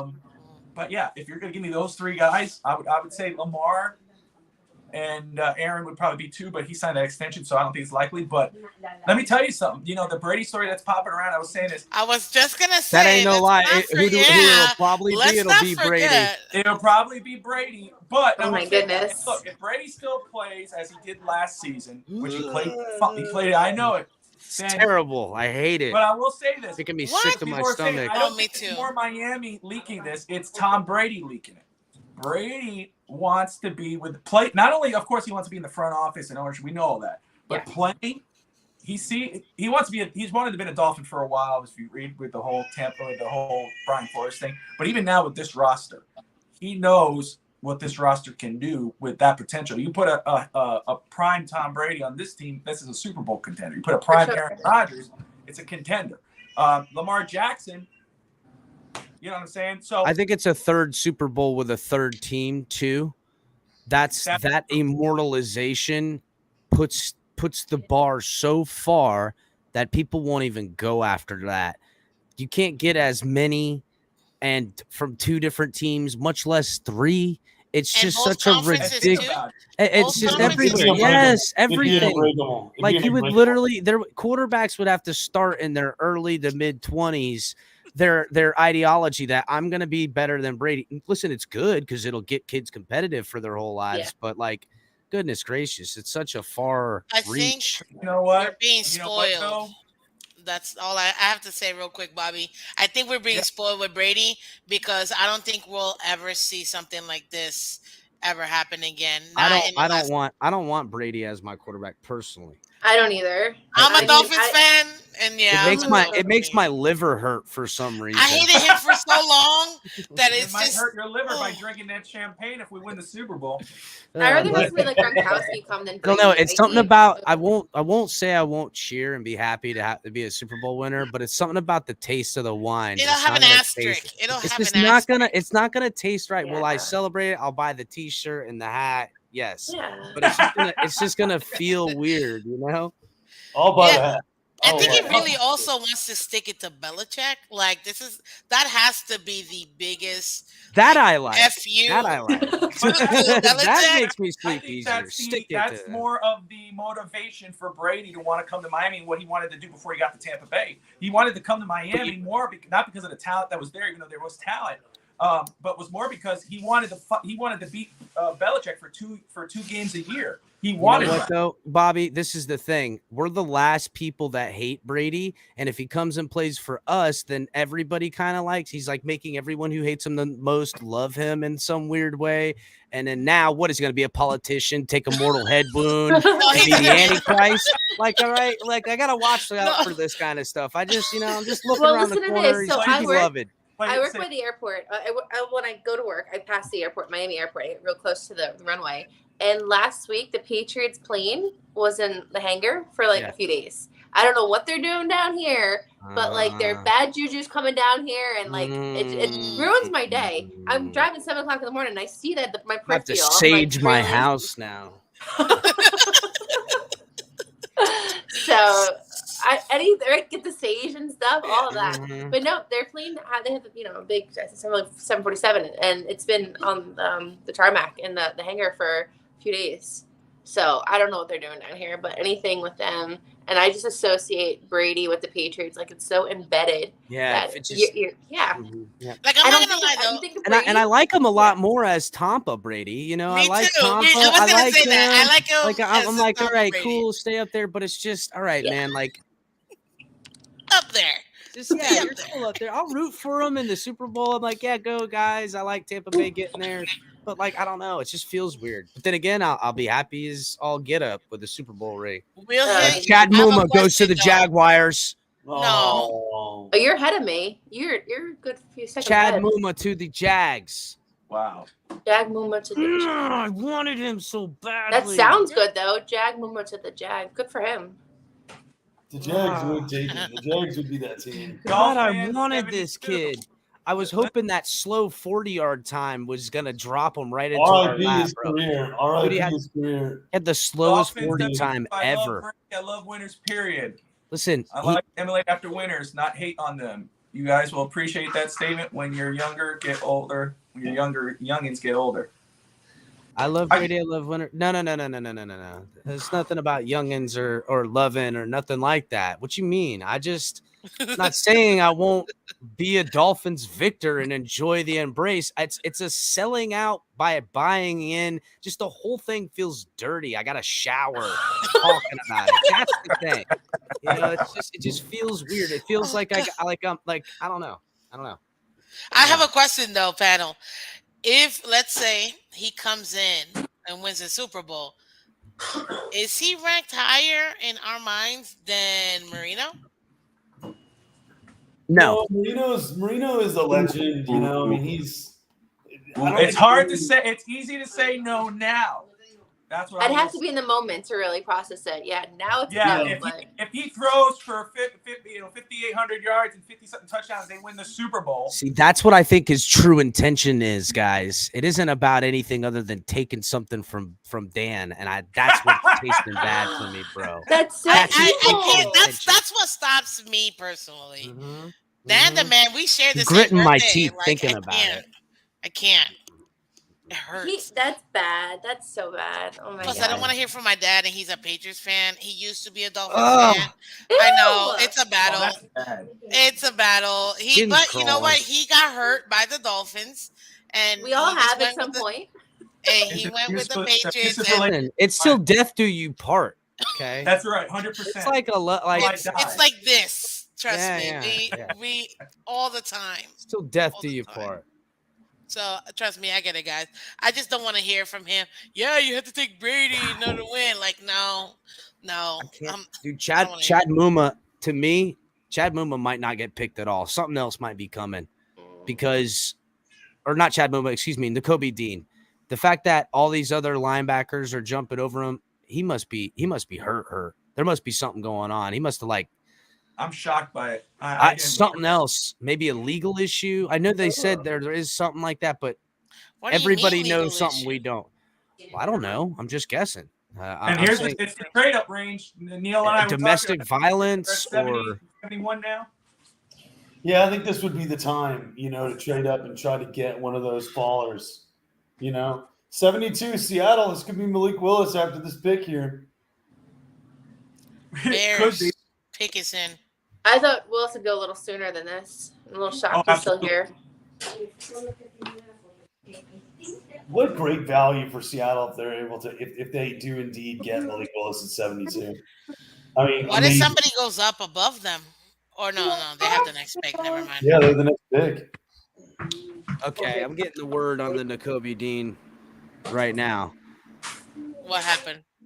First of all, he's had that sling on his leg all year, but we're talking about after his rookie season, he's going to need pectoral surgery, and in that same shoulder on that same pectoral side is all torn up. He's just destroyed by how he plays the position. The real reason why they don't value running backs and linebackers because it is car wreck after car wreck after car wreck, which is why you got to be kind of a little crazy. That's why I'm looking for a running back that's got that kind of a little crazy in there, So this is I mean, it's kind of. I'm sure him and his family are going to be very upset. Obviously, I know. I feel bad, especially when he was supposed to go in the first round. If we're being honest, so I feel for him and his family, but at the end of the day, Chicago takes Tennessee wide receiver. Velus Jones. Yeah. Velus Jones. Yeah. Another wide receiver. A lot of offensive players being taken. Damn, did that quarterback from Liberty get picked up yet? No quarterback has been picked up. Y'all see this video of James Cook getting drafted? Dude does not look happy. No? He doesn't look happy getting drafted by Buffalo. I mean, yes, I saw him hugging his mom or something, and he was just like. And it's it's funny you guys say that because I had Richmond Webb on my show last week, and we had a really good conversation about when he was drafted in the 1990 draft, and I kept saying what was one? Oh, my thing's wrong. I was like, what was one team you did not want to get drafted by? He was anywhere cold. Like, so you figure like these people who are like Floridians in Texas and California, like they don't want to go to Buffalo. They don't want to go to Denver. They don't want to go to, Green Bay. So I'm sure like, yeah, they're grateful to get picked anywhere. But like, playing in those extremes, ooh. That is crazy. And he's from Fort Lauderdale too. There you go. That's going to be a Yeah, Richmond was very, very happy to get picked by Miami. It was like a dream for him. He follows me. He's amazing. Like, oh, he's awesome. I have to get him on my show. But yeah, he's amazing. Do you guys think the Bears are helping Justin Fields in this draft? Ooh. I think so. I mean, he's young, but we still have to see what he's gonna do this year. He was half in it last year, so really this is his year. So I think they're helping him out. Why, you don't think so? I mean, if we just take a look at their draft picks, I mean, they grabbed a corner as their first pick in the second round, right? And then they took a safety, and they finally got a wide receiver, but their offensive line is not great. They have a bad offensive line, and they haven't drafted a single lineman with one of their top picks. And there were good linemen available. So what are they going to do? Are they going to try to beef the line in free agency? I mean, there are some good free agent tackles and centers left, but I mean, that line was really bad last year. He got hit hard and often. Well, this is the thing. A lot of teams are also waiting on the cuts too. Yeah. A lot of cuts are going to happen. And I think that's another reason why they're not being as aggressive as what you could expect them to be, perhaps, right now. But hey, you never know. They're probably picking the positions they don't think they can get in free agency, which makes sense. I get that. But right now, there are a lot of tackles still available and offensive linemen. Mm-hmm. So we'll see. Let me see here. Fix that here. All right. So as we go through here, and that was a great question about the Bears. Let me go ahead and refresh this, see where we are at. All right. Spiller, running backs, there's plenty of running backs still on the board. Let's look at linebacker. Of course, Chris stepped away for a moment. There he is. Oh, no, he's still out. Okay. And stepped away for a moment. Kobe Dean. So he was saying that he has to have surgery next year. Well, he declined. I read that he declined shoulder surgery, and now it's about a major red flag. Damn. But I mean, would you still consider? I mean, we said we're very stingy with our third pick right now, the third round pick, just because it's our first pick. But if this was a full 7-round draft, and he's out there, your third round pick, I mean, I think in a normal situation, we'd like grab him. Yeah. This is a guy, when he does get healthy, this is a player you want on the field. That would be a typical Dolphins move. They injured players. God, that's one thing that frustrates me. That's Chris Greer's specialty right there. God. But I could totally see that happening if this was a normal draft for us. I mean, I don't know about it being our first. At 102, I'd take him there, even with the concern. It's still great value, and maybe he gets the surgery, and next year he's fine. You got him at 102. If not, it was a third-round pick. Colts select Jelani Woods, tight end, Virginia, 6'7", 259. Holy cow! How do you miss the guy? Wow. 6'7". He's like a basketball. Yeah, I'm saying, a big right? man like that. He's a big boy. Giraffe, my goodness. Woo. He's 259 too, and runs a 4.6140, which is fast for a guy that's 260, 6'7". Yeah, we'll take him on That's the a heat. weapon. That's a weapon right there. Yeah, I heard you guys on the Kobe Dean. Yeah, they're saying pectoral and his shoulder, his knee. He's like just beat all up. So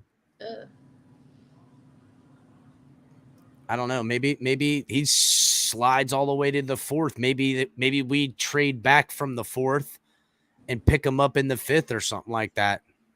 I don't know. It's weird. Yeah. Because it wasn't like we didn't know about all the beating he took in college while he was being projected in the first round. But now it seems to be the most important thing about the kid. And it is sad because he was projected first or second round, never in the third by anybody really.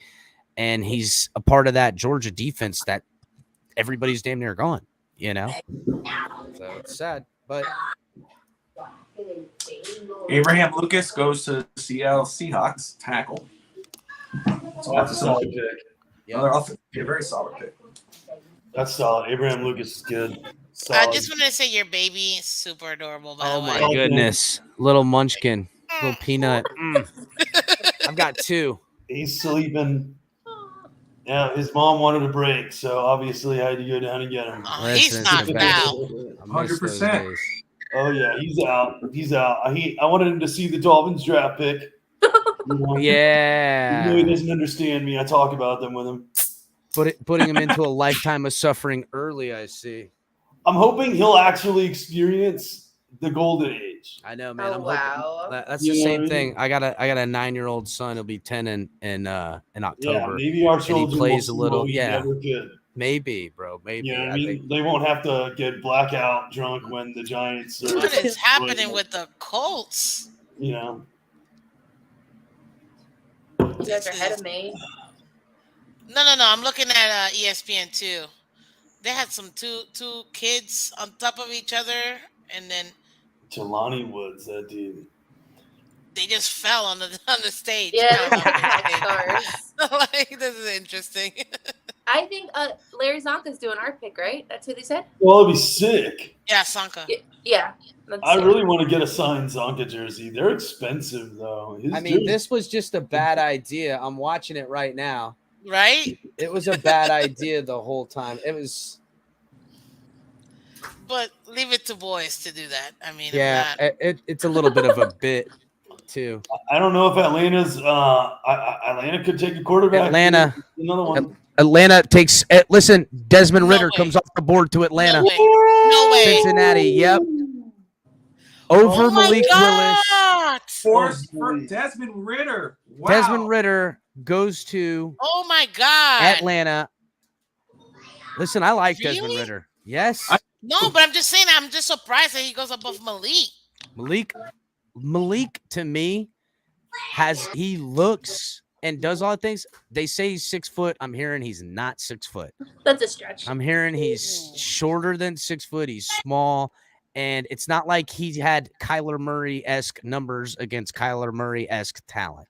So that's the thing that's holding Malik back. I mean, Desmond, almost 65% completion, Desmond over 3,300 yards, 30 touchdowns, 8 Played in interceptions. big games against big talent. He's 6'3", 211, ran a 4.5, 40. There's stuff there. That guy makes sense. He had 6 rushing touchdowns. Back-to-back AAC Offensive Player of the Year. That's a good pick for the Falcons. I feel like they just got their future. I mean, good for them. You know, it's a great value pick. Definitely. That's right. Are It's you a kidding great me? value pick. Oh, even if it doesn't pan out, which I think it would, but my gosh, this is. That's why it's safe to take it because you don't know if he's gonna pan You out. got time to let him simmer. You got time to let him simmer. I mean, and it's he's not like the starting. Falcons. He's not starting for and you. And it's not like the Falcons got any. I mean, let's be real. It's not like they're competitive right now. Anyhow, they're in a real weird place in the franchise. Maybe they can sneak up on some people because they're in the NFC, but they're very limited. I don't know what's going on with Atlanta these days. They're not. Ever since they lost to the Patriots, it's just like the entire energy is sucked out of that entire zone. Yeah, they're They just feel still like the Dolphins like all of zoned the out. NFC. You know that 500 team. Wow. Always 500. Yeah. That's what they feel like. Just, Hey, this is off topic, and forgive me, but I'm sure we got Heat fans here. Joel Embiid is He's done. orbital fracture and mild concussion in this Game 6 win, and he there's no timetable for his return. No That is way. huge. That is huge. Whoa. it's over. Harden is Hope? not getting them. You don't want to see anybody get injured. No, you know? No, but no, this no, this that's not what I always mean. That's happens not what I mean. every NBA playoff. That's not what I Somebody mean. huge goes down and Heat and changes the whole 5. thing. Heat and 5. I'm saying it now. Heat and Right 5. now, Heat and done 5. now. With you, girl. Heat and I Now am we with we you. strolling in there now. I mean, I'm still Wow. worried about, Maxi's still a great player. There's the 76ers are still great. Yeah, And then Yeah, he to even hell said, like, with them. today, Jimmy Butler didn't practice today. I think he's nursing an injury, Kyle but Lowry they didn't don't want to say it. practice. Nope, they're saving it. They're saving it for when it The thing about matters. Miami, the thing with Miami is even when they're injured, I think sometimes they play better when they're hurt. They play. We have the more best together. bench. We have the best bench in the league. That's for what I was sure. just gonna I say. think we could beat Philly. Broncos Now, the Broncos are trading with the Texans. Swap the damn. 75th for the 80th, and they're taking Christian Harris, linebacker. So there goes Christian Harris. No. Man. No. Damn. Okay, so No. I gotta get going, guys. 'Cause I did too. I gotta run myself. I start Yeah. at 10 after 10. But Bobby, thanks for having me, my guy. I'm gonna get at you on the thing, work it out. 305 Miss Force Spade. I'm gonna reach out to you too, because I got something working here in the future. Let me Get know. you to come on you know to to the get a hold show. of me. Let me know. And Miss Fins, I'll see you later. And Neal, nice seeing you, my guy. Hey, nice seeing you, man. meeting you, brother. Yeah, Take it easy, man. guys. Coming on, Fins brother. up. We'll be having our picks soon enough. Awesome, Chris. Thank you, man. Later, Yeah, guys, I gotta run too as well. Bobby, thank you for reaching out to me. Thank you for coming on. No, it's an Well, honor. On the show. It's a pleasure hanging out with you guys tonight. So a few more picks and we'll get there. So hang tight. So That's right. All right. all right, guys, Fins up. Take care. Yeah, Yeah. Fins up. Yeah. Well, and then there were 3.5 or 3.25 in this case. Because of the baby. Yeah, there you go. But I will have to go pretty soon. But at least I wanted to go ahead and kind of get close to how we're doing. This is gonna be exciting though. Let's see here, especially with what is happening now. There is a run on linebackers, people, and I don't know if I'm happy about that because definitely I don't want to see our guy be taken. At least somebody that I know that we can use. Yeah, it would have been nice to Christian Harris. I mean, him not going. It's definitely And we're he would have looking at been. the linebackers are thinning out. There's still some ones out there, but it's getting down. I agree with you. I think there's a run. There's definitely a run because right now Chanel, obviously Nakobe Dean, but Chanel is still there. Tyndall's still there. Brandon Smith, but even he wasn't as high as the other ones that we've been talking about all night. So this is, man, yeah, this one kind of stings a little only because I believe he also played with Waddle and Tua, if I'm not mistaken. But we'll see. I mean, at the end of the day, I don't need any more Alabama fans. Let's be honest. So at this point, we have way too many. Hey, again, Dean would be great value at 102. I really do think that. I mean, I'm not as afraid of the medicals if we can get him down there, or maybe we trade up a little bit high and get him. Here comes Baltimore. What they getting? Let's see. So, I see you. Thank you for tuning in, Dolphin 72. Christian Harris was a good pick. It really was a good pick. Looks like the Ravens are getting Travis Jones, D lineman. Really? Yep.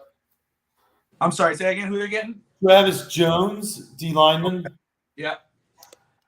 So now we've got Indianapolis back in here. What's their quarterback situation right now? They just got Matt Ryan. Okay, so they're not. They're not getting a quarterback. Then that's not happening. They don't need a quarterback. And if anything, they would rather get a quarterback next year, anyways, because Matt can still play for at least 3 more years. And if they can bring in a rookie, a stronger rookie by next year, then that'll be better for them than it would for them to do it now. Yeah, I'm seeing it right now. Travis Jones to the Ravens. Let's see here. Yeah, this has been an interesting draft, guys. I mean, We still got what, like 100 more, 145,000 more picks before the Dolphins pick. Man, I need to take a nap like your baby. It feels like. Jeez, But this you is know what? rough. The good thing about this draft that I will say, it has not been boring. It's a long At way. least. It seems like a long way for Miami, unless Miami, of course, makes a move up. But it hasn't been boring. It's been keeping us at the edge of our seat about what these teams are going to do. I would say if people who are expecting Mr. Bret Lagasse, my co-host for Overtime, he's not feeling well today, so he's gonna stay off there. So I hope he feels better. We'll have him, of course, next Thursday to get his reaction. It's okay. I prefer the baby anyway, so. But yeah, I'm just kidding, Bret. He's awesome. It would have been fun to hear Bret. I'm gonna miss him. I'm just totally joking. But honestly, this is gonna be interesting. I don't know. I'm contemplating whether I'm gonna do a show in the morning tomorrow. It all depends on what we do tonight. But man, I feel like we're picking at midnight at this point. Like this is Probably. What are your thoughts so far, man? in regards to the draft, Yeah. man. Like I said, it hasn't been boring. It's there's been some surprises. Again, the quarterback situation here. I am a surprise, and it's just because I guess we are spoiled with quarterbacks going in the first round, and so I mean, the media doesn't know what the inside, the scouts are doing in front offices. So, the situation with Kobe Dean and Malik Willis, I mean, my goodness, it comes to a point where, the medical concerns concern you over Kobe Dean, but just the talent of the guy still being on the board. Then you think of, again, the quarterback situation where we got Tua, and you want him to, he's going to have a year with this offense, and you want to give him that year, and you feel confident that he should be able to succeed. But in the third round, that value, it's like, it's hard, So, but again, even the offensive linemen, there's some decent offensive linemen still on the board here that could be at Miami's pick come 102 unless they trade up. But talking about inside linebackers, the guys that are still on the board, obviously we know Kobe Dean. But Leo Chanel is still there. Channing Tindall, who I know Bret, he sends his apologies to you guys and to the viewers for not being able to come on. But man, we hope you feel better. Don't worry about that. But his guy was Channing Tindall at 102. So that guy's still on the board. Brandon Smith from Penn State. Not a lot of people are talking about him, and he is a very good linebacker with that value at 102. Beavers. So we can still get ourselves a decent linebacker at that pick. I think the draft is falling exactly the way Miami would want it to. That's good. That's good perspective. Man. Really good perspective. Yeah, I think it's falling the way they want it to in regards of positions of need and even best player available. I mean, DeMarvin Leal from Texas A&M, he's still on the board. Whoa, I did not realize that. That would be great. Yeah, edge rusher, defensive lineman. And the Colts just took Bernard Raymond. OT. There it is. That's a steal right there. That's a great pick. That's a great pick. Miss Phins, I meant to ask you earlier, and I mean, forgive me if you did bring it up, but I know you're a diehard of Mike Gesicki, and I just want to that way at least because I probably missed it, but you think he plays out this contract? I know you. Well, yeah, you said he's going to have a 1,000-yard season. Is that right? Well, I was reading the comments. I forgot who mentioned it in the comment section, and I agreed. I think it is possible because of the way of this offense. Now, I know we have a lot of mouths to feed and things like that, but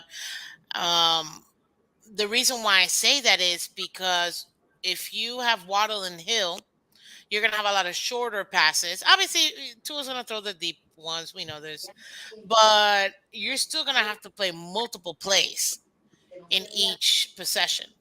So by having Gesicki in the middle, there are going to be teams that can actually try to stop us. But to be honest with you, and I said this before, the only team that can stop the Dolphins is the Miami Dolphins defense.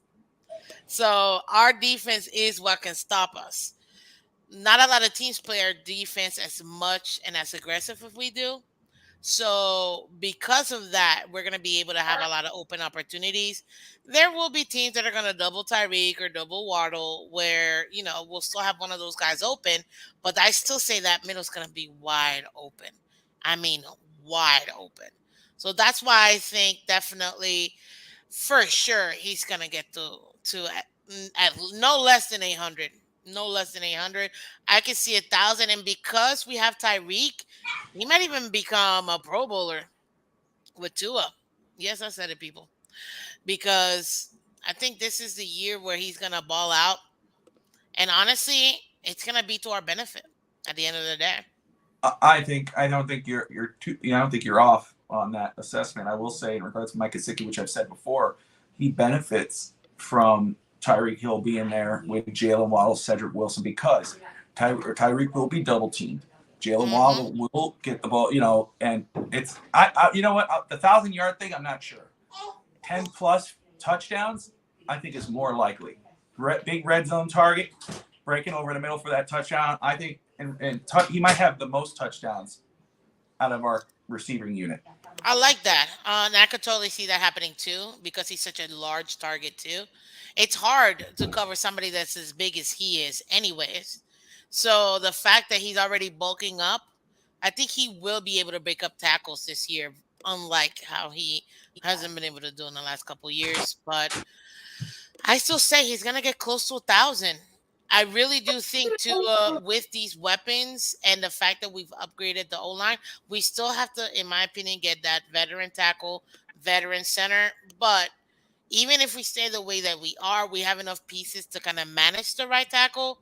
And Dieter is doing well. We just need a backup center at least if we're going to keep Dieter as our main guy. So, yeah, I think this team too can really go for 4,200 yards. You give Tyreek, 1,200, 1,100 for Waddle. At least split another 800 amongst the running backs, if we need to use them. And you still got at least 1,000 left to go for, again, Gesicki. And that still puts you at 3,800. We're not even counting the other wide receivers we have on top of that. So I would put that last 1,000 between those other receivers. So that's why I say I think they really are going to use Gesicki like they use Kittle. Obviously, he's going to need help with the blocking and things like that. I'm not blind, people. But I still think that they're gonna be able to really coach him up to it, especially with this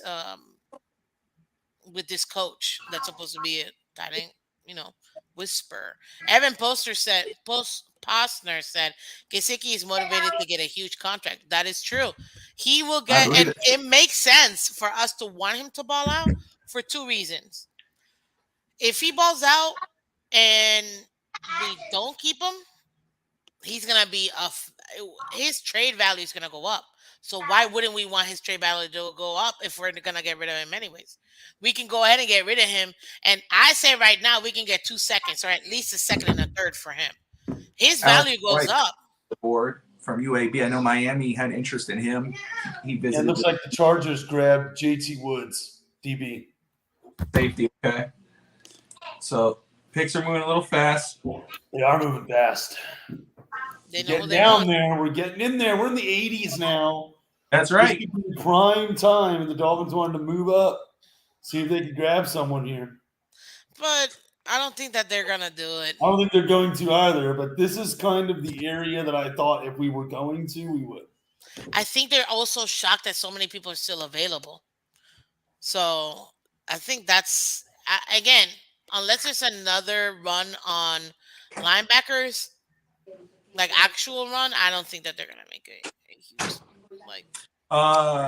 Dropping Dimes, thank you for tuning in.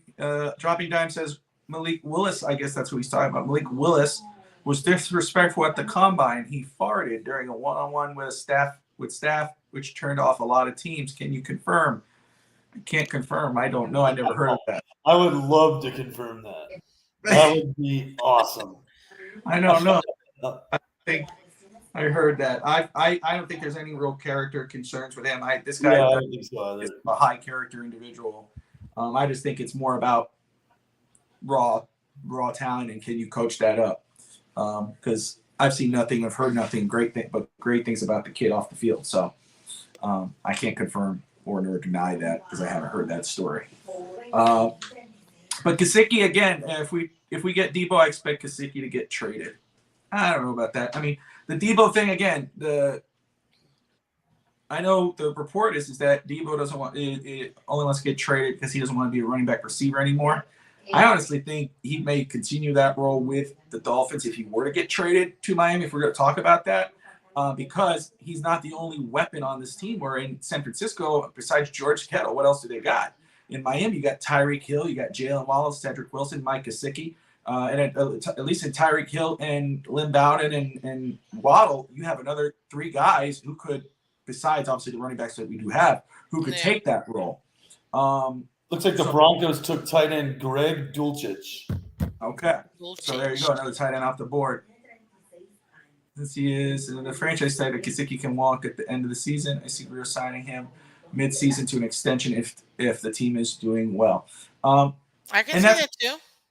Yeah, and again, my projection for Gesicki, if he was to remain on the team, which I expect him to, is to have a over 10 plus touchdown season. I would say 700 yards, 800 yards, especially with the way the balls are to be divided. But 10, I think he'll be the one with the most touchdowns this coming season for sure. Whatever that will be, he'll be over that. He'll be there. I know, we're all projecting Tyreek to have a big season, but I think Tyreek may have the lesser of the receiving stats just because of the coverage that's going to be on him, and that's what makes him great because you got to keep him covered, double covered, triple covered. That's I think Cedric Wilson actually probably has one of his best seasons. Just because that dude is going to be Cedric Wilson, because that dude's going to be open. He is going to be open. What I want to see us do, which I know it's probably not something that would be part of this particular offense, but I want to see us go 5 wide, like more than once. Let's just let everybody run. You know what I mean? Like, to me, this would be the team you want everybody to just go out and run, unless who's gonna catch up to you. You know what I mean?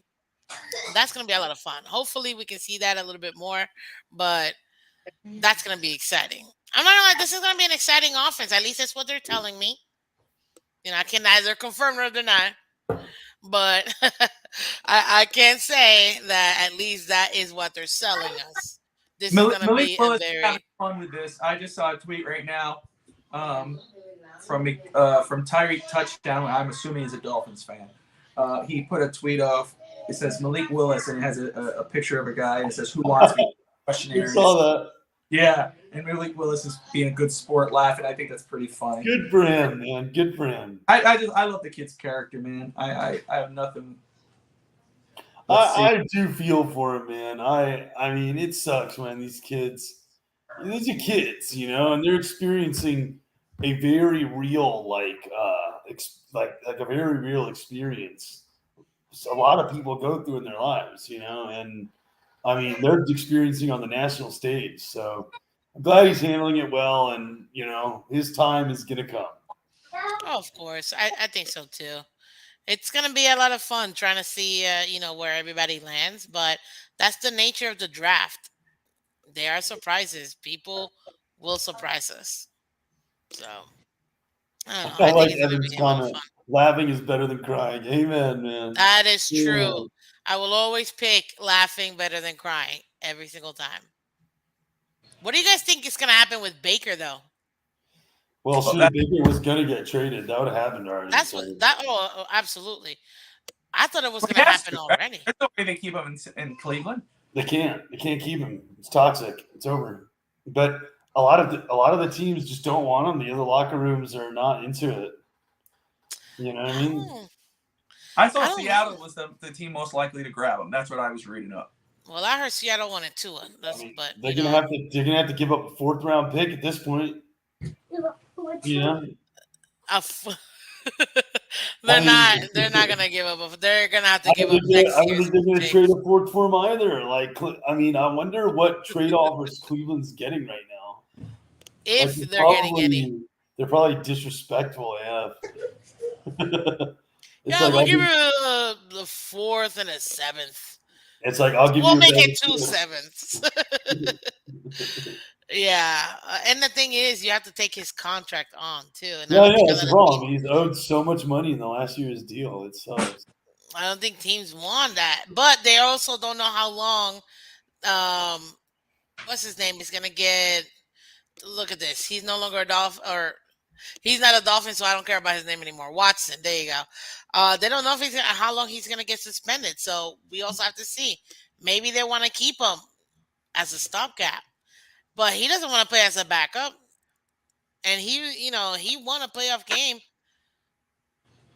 which they hadn't in forever. So, I mean, I can understand him being disrespected in that sense. Oh, yeah. Evan, I mean, I get that. Evan, I will say I see your comments on there, Evan, and I know you're going to be coming on pretty soon after Miami's pick. But I will say is I don't think they're keeping him around in case Watson gets suspended because I don't think Mayfield's going to want to play for them if he does. I don't think so either. He's made it very clear. Kobe will start if Watson gets suspended. That will happen, I think. Giants, Cordell Flott. Cordell Flott off the board to the New York Giants. Yep. Let's rewind here a little bit, guys. Let's look at this very quick. So the next few picks, we got the Falcons are on the clock. The Philadelphia Eagles, Pittsburgh Steelers, and the Patriots, and then the Las Vegas Raiders.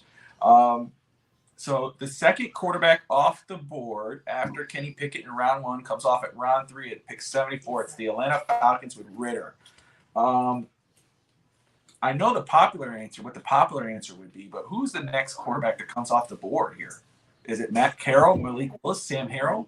Well, if it's not Malik Willis, it's probably Matt Corral. I know Seattle likes Corral. That's what I was reading up. That's what I've been reading. Looks like the Falcons have taken D'Angelo Malone, a linebacker. Oh, yeah. Okay. Which is getting interesting there. Look, let's look at some of these guys that are still on the board here. We've talked about Malik. We've talked about Nakobe, the linebacker, and the quarterbacks. But again, DeMarvin Leal, edge rusher. Cameron Thomas from San Diego State. I love that guy. That's an edge rusher as well. Lil Chanel. Deluge got picked up. Malone just got picked up. Kirby Joseph, safety. Jalen Tolbert, wide receiver. I know wide receiver, we talked, it's crazy to think of wide receiver, but I wouldn't sleep on it. The guy that Nick Cross, safety, that's another one. Channing Tindall. Wide receiver Calvin Austin III is still on the board. Smaller receiver, speedster. Kind of fits what Miami's doing right now. I know Bret doesn't like this guy. Bret's seen him in person. I like him, but I will respect Bret just because he's had actual eyes on this kid. But Daniel Falele, 6'8", 384-pound tackle out of Minnesota. He's just a what beast. Has Bret said about him? Bret didn't like, and it was in the show, if I can remember correctly, he didn't like how it came off. And if he's watching, he could send it to me on, I'll ask him right now. Thoughts on Falele. I like the way the name is said. I think that would be so easy. Falele. Here comes Falele, a right tackle for the Dolphins. I don't want another rookie as a tackle. We already have second-year guys that already have NFL experience. I'd much rather, with the 5 O-line coaches we have, coach them up. That's what you're here for. You know who's still on the board, Bobby? Who we got? America's favorite punter.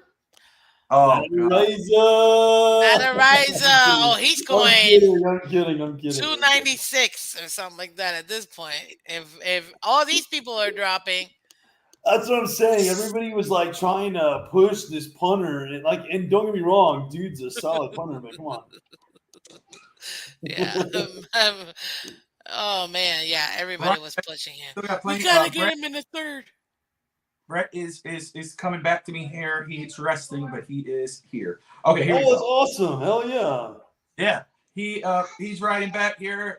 Big guy, slow feet, needs to be refined quite a bit. Can be taught to block inside out. Needs to learn leverage in his anchor. It's to me when I watched him on tape, and you know how we were talking how Chris said that he loves safe corners, and you know he said I am a old school. I'm about offensive line, defensive line. You build your team from the inside out. Mm-hmm. I don't think you have enough offensive linemen or interior or outside because Eichenberg and Jackson, even though I trust this staff with what they can do with these guys, they haven't shown they can do it. So you keep working on it. I will say, though, I'd rather go with a guy if we're Bret says Isaiah Spiller needs to be the target at 102 if he's there. It's a good take.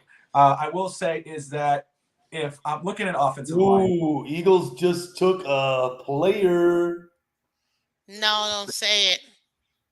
Don't say it. Who did they take? Nakobe Dean's off the board? Off the board. There it is. The slide is over. Nakobe Dean. The slide Dean is over. To the Philadelphia. Is a Philadelphia Eagle. You know what? I'm glad they got him because I don't want another injured player. There you go. I said it, people. I said it. We'll probably still get an injured player. It's Chris Greer. That's what he likes. Stop! Don't tell me that. That is what I he will likes. say this: if we're looking at offensive linemen, the ones that I would be interested in more than anything is the ones that can play multiple positions on the line: center, guard, or tackle. That's Dalen Parham from Memphis, Darian Kennard, Zach Tom is still on the board out of Wake Forest. Love that guy. Donovan West is still there, but I will say Alec Lindstrom out of Boston College, the center.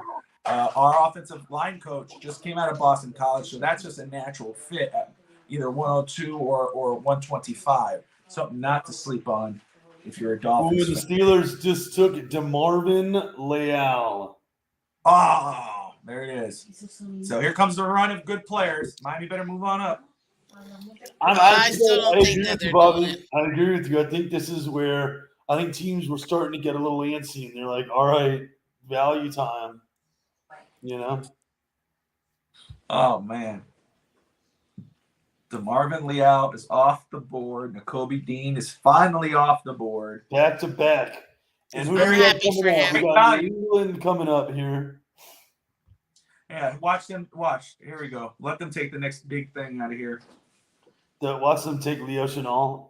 Cameron Thomas was my number one pick in my first Miami Dolphins mock.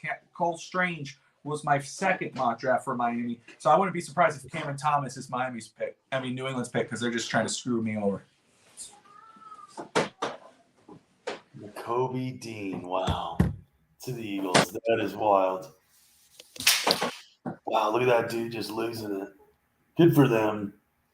I think it's going to be amazing value for them. I really do. I think this slide was wild.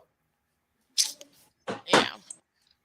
This is going to be interesting. We'll see what's going to happen now because there could be a mini run, like you said, Bobby, and teams are going to want to go ahead and just get it out the way and get their players now. But I still don't see us moving up, in my opinion.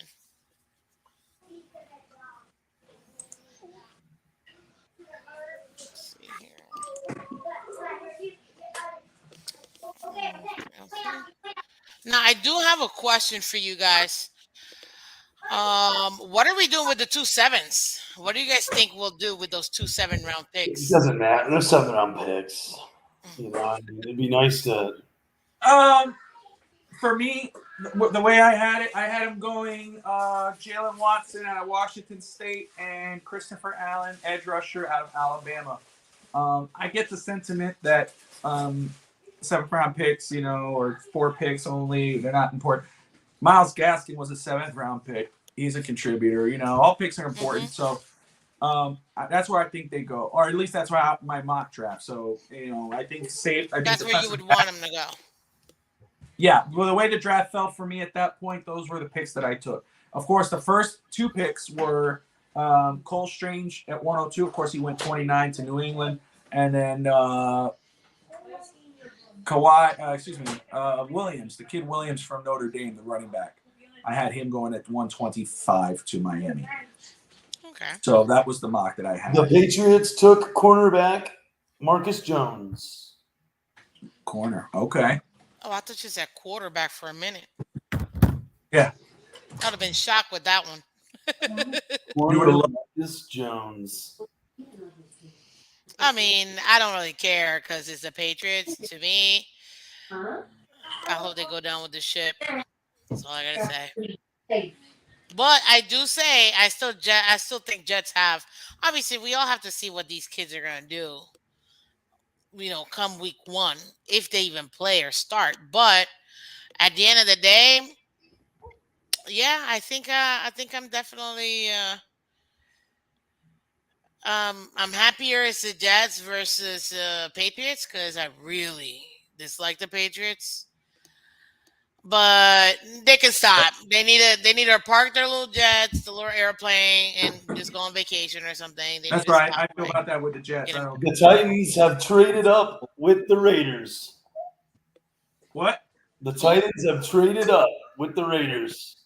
They're going to get someone. We'll see who they get. 86. Moved up a few spots. They're picking 86 right now. Oh, look at this. Jason Sanders was a 7th round pick. And I mean, to me, he was a Pro Bowler that first year. Now, this past year, when they took off his placeholder, it went downhill. I don't care what anybody says. We give him the right guy. They get that chemistry. He'll be kicking again really soon. Watching the Marvin Leal highlights hurts. What's crazy is that we kind of ignored him until we finally got eyes on him. We, oh crap, he's still there? Yeah. It was shocking. It was shocking. But Cameron Thomas is still on the board, edge rusher. I love that kid, man. That's it. And you can't get enough of edge rushers. No, you can't. You can't. He can contribute for sure. 6'4", 267 pounds, San Diego State, so comes out of that punter, Matareza, same school. Run defender, swiping blockers' hands, relentless in pursuit, versatile pass rusher.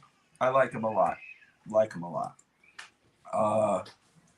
But if we stick to what we've been thinking, linebacker, lineman, even running back, Leo Chanel still on the board. Channing Tindall, Brandon Smith, Beavers, all on the board inside linebacker. That's a Miami need. And then center, West. Oh, this is a good one. The Titans just took a stunner right here, guys. What do we got? Quarterback Malik Willis. No, they didn't. Oh, there it They is. did. There it is. The slide has ended. That's Malik Willis is a Tennessee Titan. a good pick at that pick. Yeah, That's Tannehill's a an excellent bridge quarterback. Wow. Yeah, with this value, Tennessee are over. Man, you know what? Maybe we could get Ryan Tannehill come to the Dolphins next year. That's a veteran we could use. I'm just kidding. I'm sorry. I mean, I love Tannehill, so I don't care what anybody says. I'm with you. I don't hate the guy. I'm with you. I was playing, but I don't hate on the guy. I think he's a cool dude, and he's a very decent quarterback. And he got a bad rep. Razor says, "Bring Ryan back to Miami." There it is. We're gonna get it going. Let's get that train. Forget Brady. Let's get Ryan Tannehill to the Dolphins. I don't know about all that. Pump your brakes. Miss Phins will lead the way with Gesicki in tow. All right. Oh, yes. So Malik Willis I'm off surprised. the board. Wow. I'm not. I thought they would go quarterback in the late first round, but they traded out. So they waited here and got. And that means that they got super value. Yeah. I mean, the value that you were going to get amazing value at the end of the second round, and we're midway to the third round. Yeah, that's crazy. Good. I mean, that's just a solid spot that they got because Tannehill wasn't the quarterback of the future for them. Now they have a quarter. They have a potential quarterback in the future. Tannehill can be there. He's got one more year left. He can, be a bridge quarterback. They'll let him go. I wonder where Tannehill goes. I mean, that's going to be interesting next offseason. But good spot. Good spot. Let's see here. Tannehill will come back as a former position of wide receiver. Oh, stop it, Evan. You're such a Evan's such a hater. That's hilarious. We'll run the Wildcat with him. That's why. There you go. Our version of Debo. You came into my mind. The more we get closer to Miami's pick here, we're about 20 so picks away, or less. I was just gonna say, we keep talking all these names. Watch it be someone we're not talking about. All right, we've got some interesting news here. Looks like the Panthers are making progress on a trade for Browns Baker Mayfield. The Panthers? Yep, the Panthers. Wow, all right. There's some breaking news. Maybe there are other teams in on him as well. On the brink of making a trade for quarterback Baker Mayfield. Yep, just scrolling through the Twitter sphere. Yep. So Kleiman. Mr. Kleiman is on the move here. Let's see. And now we'll finally see, now that the Eagles have picked up Nakobe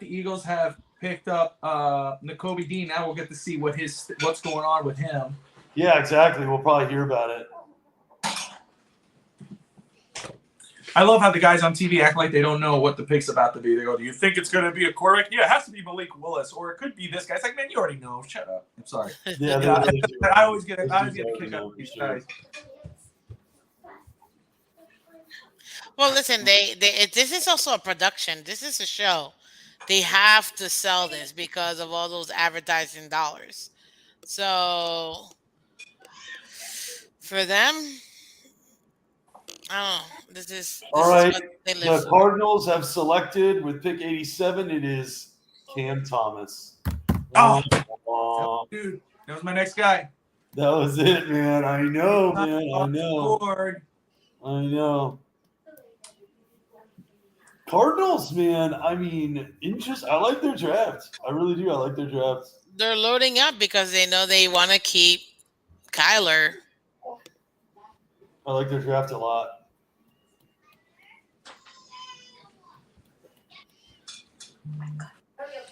Well, I think, to be honest with you, this might be it for me. I am You're burnt really out? excited.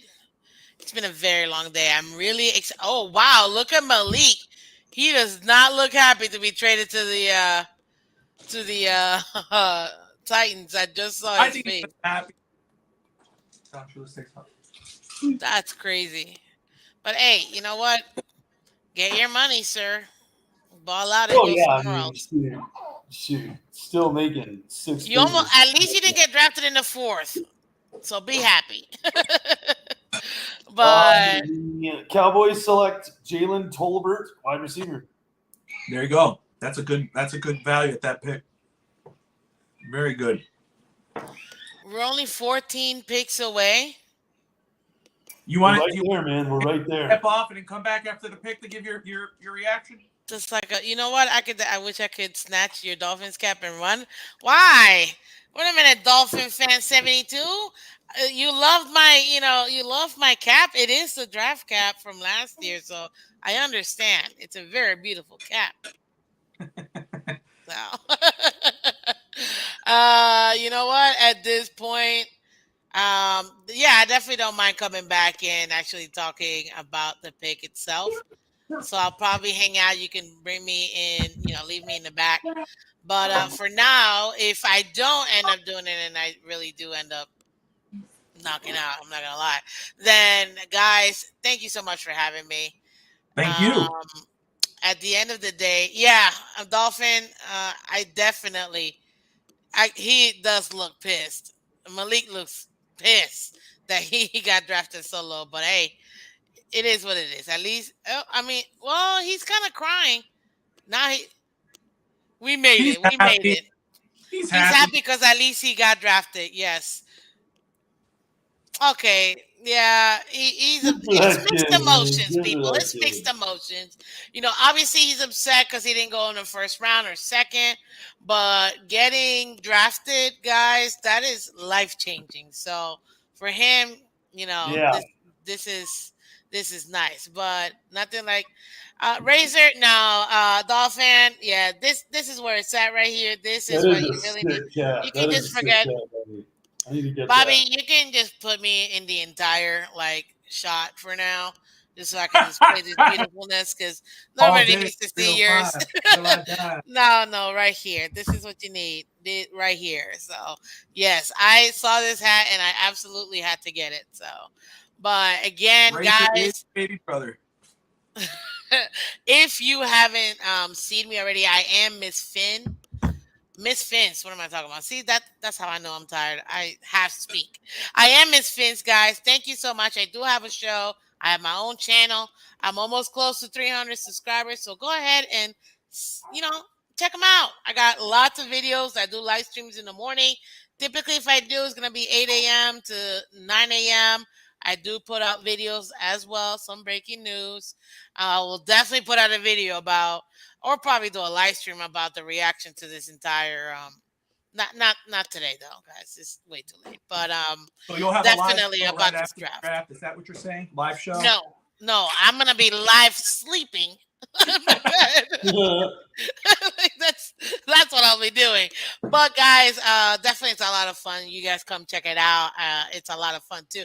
And just so you guys know too, we will be having a all ladies panel on Tuesday, 8 p.m. too as well. It's actually going to be on Miami Sports Music. So check them out. Ashley, 305 Sports Bay will be there, and a few other ladies will also be there. Doll Freaky, myself, obviously, Miss Phins. As you can tell, you know, where I got my name from. It's all about the Dolphins, guys, and I love the Dolphins. Gotta rep the Dolphins. Dolphin 72, love it. Alex, I see you. How you doing? Yes, Alex knows he's been in my show, and you can always catch me in different channels. Obviously, Bobby gave me the opportunity to come here to FinsTalk OverTime. I had a lot of fun with him and Bret, and you know it's all about the Dolphins. It's more Dolphin content, and honestly, we just making it bigger and better. That's all it is. But 100%. guys, your baby again is so adorable. I Thanks, just want to man. pinch those cheeks. Neal But hasn't been definitely. on the show. He's trying to upstage me. He Where's definitely Ellie? upstaged you. He definitely upstaged you. But definitely, guys, thank you so much. I can't wait to see what we do. I mean, to be honest with you, I would say leave me in the back because, you know, I may just hop on, to be honest. I think I'm just getting nervous about this pick. So put me in the back, guys. If you see me again, I am Miss I'll hold Fins. you up. I'll keep you there. Appreciate it. You stay right there. I'll go ahead and you'll sit there. When you're ready, I'll see you pop up. I'll bring you in. Perfect. Thank you. I'll see you All later, right. guys. See you soon. Bye-bye. All right, man. We're almost there. We're in the final stretch. Yes, we are. What pick are we at now here? Woo! I mean, this is interesting, you know. Buffalo clock. Yeah, Buffalo on the clock at pick 89. Let's see. No news yet. No news yet. Final stretch. Oh, Lord. You know, my thoughts are I don't think we are going to trade up. I think we're staying put. I think it would have happened already. I think so, too. I think it's and there. Look, Miami's actually in view. There they are. Ooh, in view.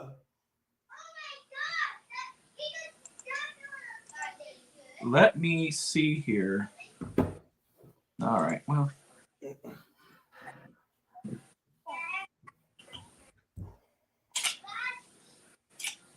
So, guys, I apologize. I am eating. I haven't even had dinner. I was holding off. Mr. Bret was going to cover for me for a little bit, but since he's off for tonight, I will eat as we go. I'm having my steak. It's all good, dude. It's all good, man. Steak sauce and some broccoli fries with a nice beverage of a Coca-Cola. So, Neal, man, let me tell you, as we're getting closer here, what's your gut telling you, brother? Besides that you enjoyed that pizza, what's your gut telling you? Oh man, it's so interesting, you know. I mean, I would really like to. I'm thinking right now with the pieces coming up, I don't think it's going to be a running back. I mean, if Isaiah Spiller's there, though, I mean, how do we not? What value? You know, I mean, that would be pretty insane value. But I don't think he's going to be there. You know, I can't believe that he would. Because look, Tampa Bay coming up at 91. That's almost like a gift for them, especially since they went ahead and lost Ronald Jones. They need another back to put with Leonard Fournette. I think that's probably a spot that you could see Isaiah Spiller going. My gut's probably telling me that it's either going to be a linebacker or a lineman. Yeah. Lineman. I think that's where I'm at. I don't think that they're going to go for an edge rusher in this round. I can see it in the 4th round, though, but I don't think they would do it in this round. And there are some really good linebackers still available, you know?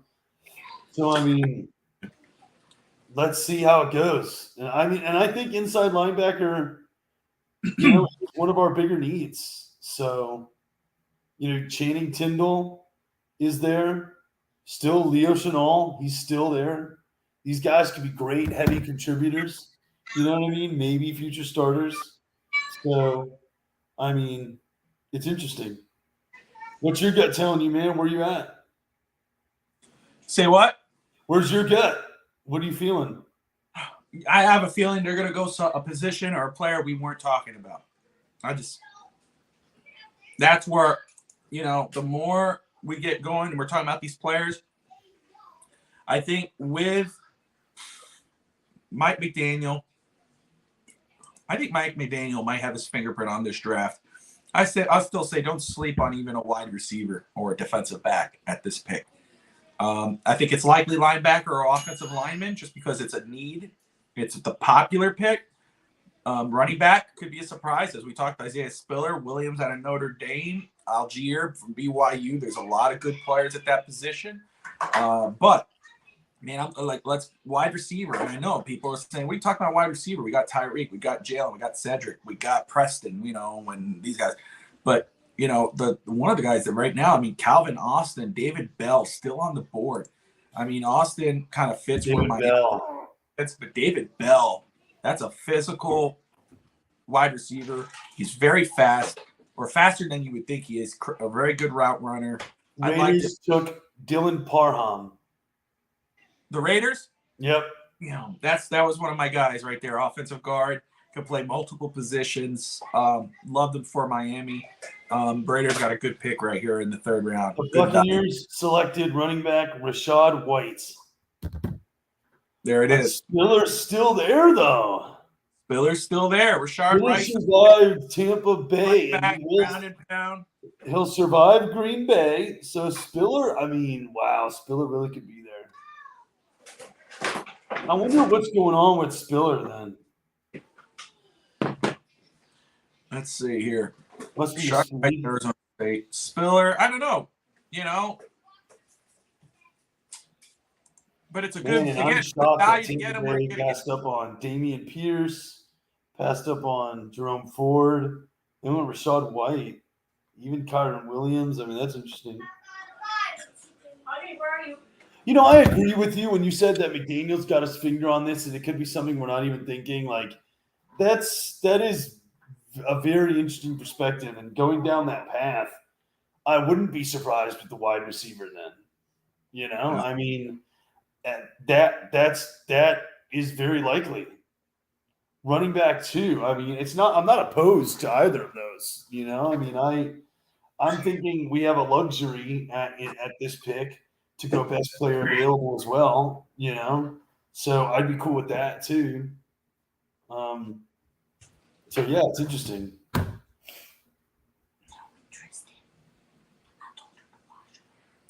My gosh, Mimi. Let me bring my daughter in here. Bring her in, man. Bring her in.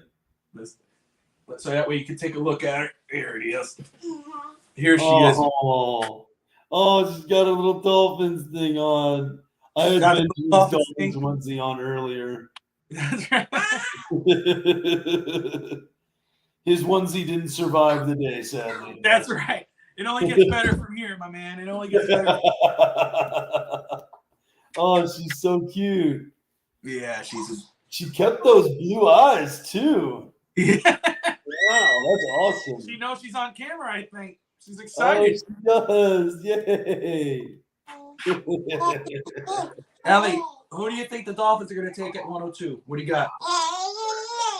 Oh, okay. Okay. All right. Yeah. There you go. I'm going with Ellie's pick. That's right. This is the oldest. Nobody wants to see you.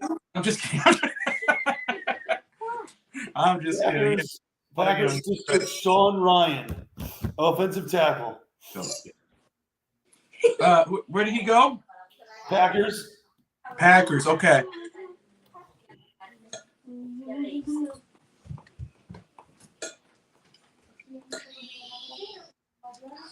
Man, we're already here 10 picks away.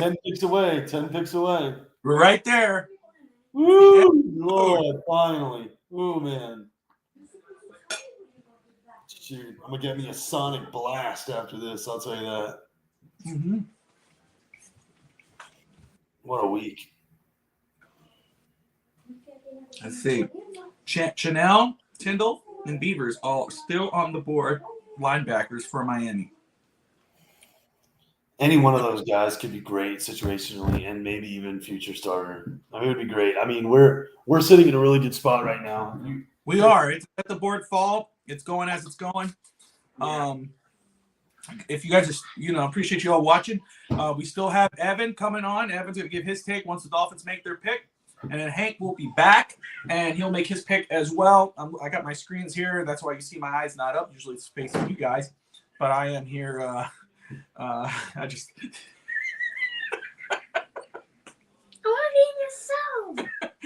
I didn't mean that. I have my son trying to push on me, and I move his arm, and he goes along with the garbage can. It's like, oops. Go.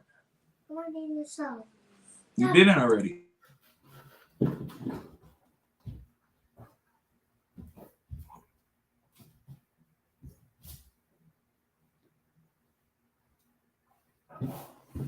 Okay. You have to listen to Daddy, okay? I just want to be in it, though. You were in there. So, as we keep going, of course, Malik to the Titans, his fall. Yep. He goes to Tennessee. I think that's a great pick at that spot for them. They got a veteran in Ryan Tannehill. Now they got the heir apparent in Malik Willis. And, of course, you don't have to rush him. He's just a third-round pick. But, he has the talent to be a starter if coached correctly. So I love it. Let's go ahead here. Yeah, I think that was a solid pick for the Titans. I mean, they're not going to re-sign Ryan Tannehill. I didn't think any others, not as a starter. After they got rid of AJ Brown, I think the writing's on the wall that they're kind of seeing their window close, and they're trying to get some a little more, get it reopened with that trading, getting that draft picks back, and now getting a quarterback of the future now. So let's see. Yep, there you go. Mike from Dolphins Talk says, as the pick gets closer, keep an eye on some names. Isaiah Spiller, Damian Pierce, Leo Chanel, Ayami Awazawaki. Excuse me if I butchered that. Donovan West, Dylan Parham. I think Dylan just got picked, didn't he? And yes, Zach Tom. Zach Tom. As we get closer. Let's see here.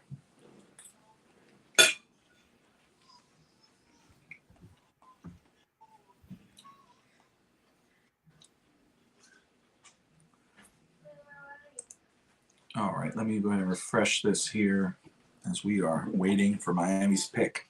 We are just about there. Good panel on today, I like talking with Miss Spins, Chris, and Ashley. That was really good, man. Oh, I'm so happy that we were able to get people on. Of course, we still have Evan coming on soon. He's going to give his take. We got Hank. He's going to be back to give his take. But yeah, you're absolutely right, man. I'm very thankful for everybody who's tuning in right now and everybody who came on the show. So much better than I expected. Everyone had some great takes, and it's about there where Miami's going to make their first pick on day 2, round 3. It looks like they are staying there. Would be the biggest Miami Dolphins thing to do to us is to be here all night, as we have been for. And they trade out. They trade out going to 4th rounds. The sons of Beachies. I mean, that would happen. That has happened. That has happened before. It has. Looks like the 49ers took running back Ty Davis Price. Ooh, I know Miami had interest in him. They visited with him recently from LSU. I'm shocked. Oh, you saw me again? Love Dub Kleiman's content. This is just great.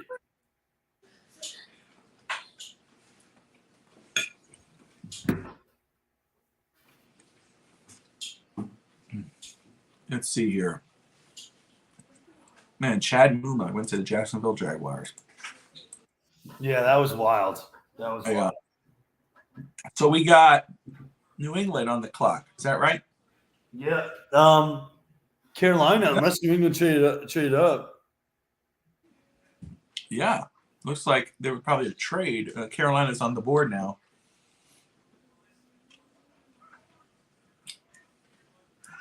Yeah, Patriots trade with the Panthers. FinsUp. Man, that Baker Mayfield smoke, though. Maybe we could see it happen,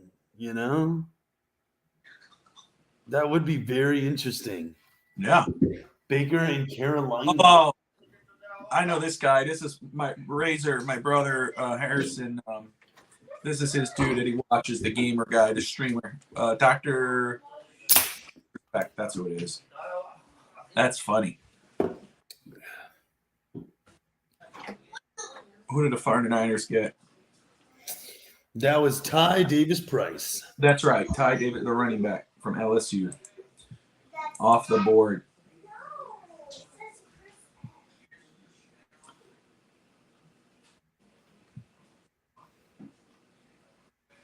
I'm actually going to try to make it to the Chargers-Dolphins game in LA. Nice. Very cool.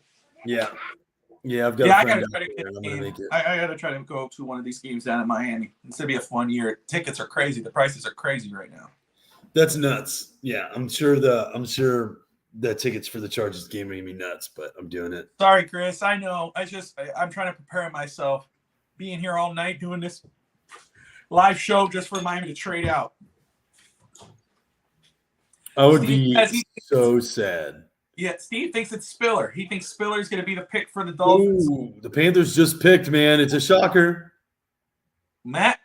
Wow. Okay. Yep. Quarterback is off the board, and they go to Carolina. What does that mean? Looks like the Baker news is dead in Carolina. I don't feel bad for him, though. That's just me. I mean, if you're somebody who, has that kind of personality and you come out like that, I kind of agree with you. I don't really feel bad for him. I remember when Baker was coming out, he was the quote unquote tank for Tua guy for most Dolphin fans. A lot of Dolphin fans wanted him. I wasn't that big on the guy when he was coming out. Was that the year Allen came out? Yeah. Yeah, they were drafted the same year. I remember I wanted Herbert to come out to come out the year before. He would have been the number one pick if he come out. Yeah, he would have been the number one pick. And that's kind of where I was. I wanted Herbert to come out, and he didn't. But what I was saying was I remember when I did my mock draft for DolphinsTalk.com. I do a mock draft on their site. I didn't do one this year. I did it through the show. But I had, on that year, everyone had wanted Baker. And I think some people, was that Fitzpatrick that year we got him? Yeah. Minka? There was a lot of people who wanted Minka as well. We ended up getting Minka. But the guy I remember I had Josh Allen there. And I remember Mike messaged me when I was sending him the mock draft to post. And he's like, man, Dolphin fans are going to crucify you for this. And I was like, well, we'll see. And they did, but it took a couple of years, but I was right. He looks damn good now. I was just never a big Baker Mayfield fan. I mean, I watched his games in Oklahoma, and I'm like, he's good. I mean, he's not like trash, but he's better than Menzel. Yeah, I mean, he's way better than Menzel, but Baker isn't the kind of guy that can win you a championship on his arm. He's just not. And he's also a smaller dude. And I've always, even though Tua is a small quarterback, and I don't know, I have faith he can do it this year. I've always been a guy who wants a bigger quarterback. Dolphin 72. Who's the linebacker you would like? And forgive me if you said it already. I know you're talking about small guys loving safeties as call linebackers. What I'll say to that is, it's kind of where the league is going. A lot of the players that were safeties are being switched to linebackers. You're talking about coverage. The tight ends are hybrids now. They're faster. The linebackers have to cover them. The linebackers can't cover fast tight ends if they're too slow to do it. So a lot of teams are switching their safeties into linebackers. These guys actually played linebacker in college, so it's not like they're a safety switching positions. But that is where the league is going. So what linebacker would you like? Chris, of course. Thank you for tuning in as always. We're happy to do this for you guys, and even for us, we enjoy it. I mean, this is like hanging out with the guys. That's how I like to do the show. Get everybody on here and get their takes. As we are here, of course, we know what the pick is for Carolina. They get a quarterback. That kills the Baker Mayfield deal, I think, maybe. Well, yeah, they got Sam Darnold. Why the hell did they get Baker Mayfield? Let's see. All right. So it looks like it's a little slow here. We're almost there. Yeah, if we're at 95 now, that means we're 7 picks away or 8 picks away.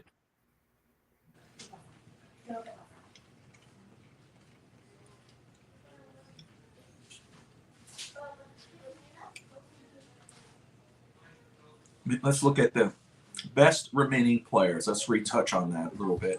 Cool. Let's look at those position groups. Oh, man. Best availables. Taking a look at the running backs, we're at Isaiah Spiller. They've got Brian Robinson, Damian Pierce would be amazing. I think Spiller, if I remember correctly, and I know Hank's coming on in just a few minutes. I could bring him on a little early. I'll see where he's at. He should be on soon. But I think Isaiah Spiller was his number one running back. So I would love to get his take on if he's okay with Miami going after him. Let me see if I get this. Let me see. Okay, you know what? Hank's here. Let's see if we'll get his take on it. And if he has some more things to do, I'll take him out and he'll come back after the pick. Let's get him in here. Nice. Hey, what's going on? Hank is in the house. You guys ready for the pick or what? We're ready. Hey, you guys are dedicated today. Dedication. Hell yeah, man. Trying to be. Hey, Hank, let me ask you. I don't know if you heard me, but Isaiah Spiller is still on the board, my man. Wasn't he your number one back? I love him. Would you be cool with Miami getting him? Oh, no doubt. No doubt at all. I'd take him. I mean, I'd rather see him get something else, but they take Spiller. I'm all over that for sure. Clump is getting people mad. So we are about, let's see here. We're at Cincinnati right now, right? Or did Cincinnati pick? No. So what do you guys think? What do you guys like Spiller? Hey, listen, man, at this point, I think Spiller wouldn't be a terrible pick here. I don't. I mean, he was good. Personally, I think Miami needs a bigger back, but I like Spiller's value at this point. So, I mean, I can't hate that. I'd be cool with that. Right on. There's some good linebackers still to be had at this point. So that's what I was thinking was linebacker maybe. Yeah. There's still some really good ones. Listen, let's talk about running back since we are talking. Cincinnati's about to make their pick. Isaiah Spiller, obviously. Brian Robinson, Alabama back. big running back. He's different from what we have. I know, Neal, you were discussing that. Damian Pierce is still there. Zamir White visited Miami. Pierre Strong Jr. from South Dakota State. I love that kid. That dude's a big physical back. And, of course, the one I had in my mock draft, Kyron Williams from Notre Dame. Blocker, plays bigger than what he is. Good receiver as well. So a lot of decent backs still remaining if Miami does go that route. But Isaiah Spiller, with at 102, picking him up is great. It will be a great value pick because this guy should have been. Bengals just drafted Zachary Carter from Florida. I love that. That's a great pick. That's a great pick. Oh, I love that pick. Dang it. I mean, Zachary Carter, Zachary Carter isn't, he's not going to be the most dominant defensive tackle in the league, but dude is skilled. He's a talented dude. Let me see this. Let me make sure. Got 5 picks, huh? Damn, Carter, man. You're still watching, Evan. Start getting yourself in here, brother. Get you in the backstage. Get you in once we get that pick. And I think Miss Phins may be coming back in also to give her live reaction. And then we'll close this out. This has been an amazing, amazing show. We've been having a lot of fun. Hank, I know you've been watching. You've been commenting here and there. I try not to comment too much because I like to say it to people when I comment. I like to put myself out there. That way my head can get chopped off. You know what I mean? Or as they say in more layman terms, I always stick my foot in my mouth, it seems. So who did I have us picking at 102? Do you remember? Who did you have at 102? Matareza, right? No. I had him in the 7th round. Okay. Nick Cross is off the board. Yeah, Colts screwed it up and took Cross. Oh, Zach Tom. Yes, from Wake Forest, the offensive lineman. Love that pick. That would be a great pick for Miami. Yeah, he's still there. That would be a great pick, and we're coming up on it. And Hank, I will say though, the more as we get closer, I'm thinking that the Dolphins either will trade out or pick someone we have no idea who it is just because it's Miami and we've been here all night, my brother. They're not going to trade out. What's up, young man? They won't be trading out. I mean, I'd be heartbroken if they did. I'd have a lot of people text me not nice things if they did. Yeah. I know I'll be getting a lot of comments myself. Dolphin 72, you're absolutely right. That's why I think running back and a different running back. I'm sorry, Chris. I'm sorry. I'm just saying I feels it, Chris. Hopefully I talk it into that it doesn't happen. If I continue to say it doesn't happen, I'll feel better. Chris is not happy with me. I get it, Chris. Dolphin 72, you're right. And like I was saying, that's why a running back different from what we have is important. That's why Brian Robinson, Pierre Strong, Williams. Williams is not similar to those guys. Obviously, we got kids invading the space here. I apologize. I tried putting that on a pillow, and you didn't want. There's little ones everywhere. Oh, wait a minute, they're hiding. Kristen, Michael, Audrey, they're all here. We're all awaiting the Miami Dolphins pick. The Lions, the clock, the pick is in. The Lions have had a good draft. Aiden Hutchinson. They have. Josh Pascal. Very good. Who'd they get? Oh, I was talking about the Lions. The last pick they had was Josh Pascal. They had 2 edge rushers, Aiden Hutchinson and Josh Pascal, and then Jameson Williams was their wide receiver for the Lions. Now they're back on the clock, so we'll see what they do here. Have not won a playoff game since '91. The Detroit Lions haven't won a playoff game. That was the '90s, wasn't it? It was in '91. No, the probably. Lions have selected safety Kirby Joseph. Who's that? Safety Kirby Joseph. Let's see what school. Illinois, I think. It was one of their compensatory picks. I like who they're picking. Yeah, Illinois. Yep, that's what I thought. You got that right. I'm good at putting my foot in my mouth. But I still celebrate the Miami Dolphins no matter what's going on. Amen, man. So, you know what? I might be a buffoon sometimes, but hey, I'm still rooting for my team 100%. All day I die. Come on, I even wore my nice shirt today. That's right. I went all out. Could our pick be Spiller? Dolphins didn't bring him in. Dolphins may not have his. Actually, the Dolphins with their picks, a lot of times the player they picked didn't visit. That's something that's happened before. That's exactly right. Don't be surprised. Thank you, Chris. I appreciate you. Dang, Yeah, I'd love to see Spiller. Right now, 98. Channing Tindall, one of Bell's best available. That would be sick. I'd be cool with that too. Channing Tindall, Leo Chanel, Zach Tom. Rudy, we were talking about Falele. I like him a lot. Massive, 6'8", 300 plus pounds. Big dude. He has some growing to do, but I would be very happy with that pick if we got Falele. Bret Legassi, who wasn't able to join us tonight, he wasn't fond of that pick if we do it, but he thinks he can grow into it. So, but I like Falele. So we'll see what happens. We're a few picks away here, Hank.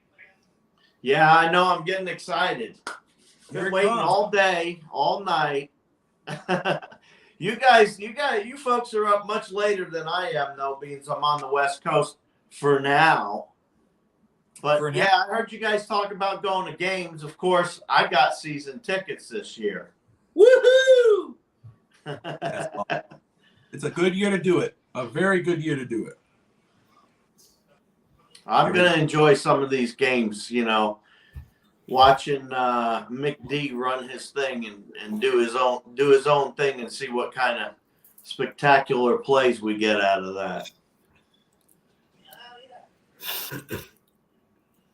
Ooh. So Pick what's up, 98. everybody, tonight? Commanders What's going took on Brian out there, Robinson. folks? Who did Washington take? Brian Robinson.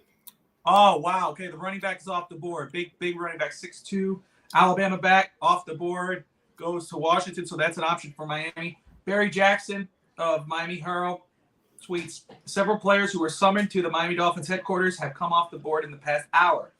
Among those left, who also have dropped by Miami Gardens office, linebacker Channing Tindall, who's a favorite of Bret Legassi, Wake multi-position offensive lineman Zach Tom, which is a favorite of both Hank and I. Hank had him come into the Dolphins in a mock draft. Greer historically picks some players who visited and some who don't. So, yes. So, he either thought the Dolphins could surprise us here and go with someone who has not visited. If I have my list in front of me, you talk about players who talked with Miami in some way, short fashion. I have to get closer.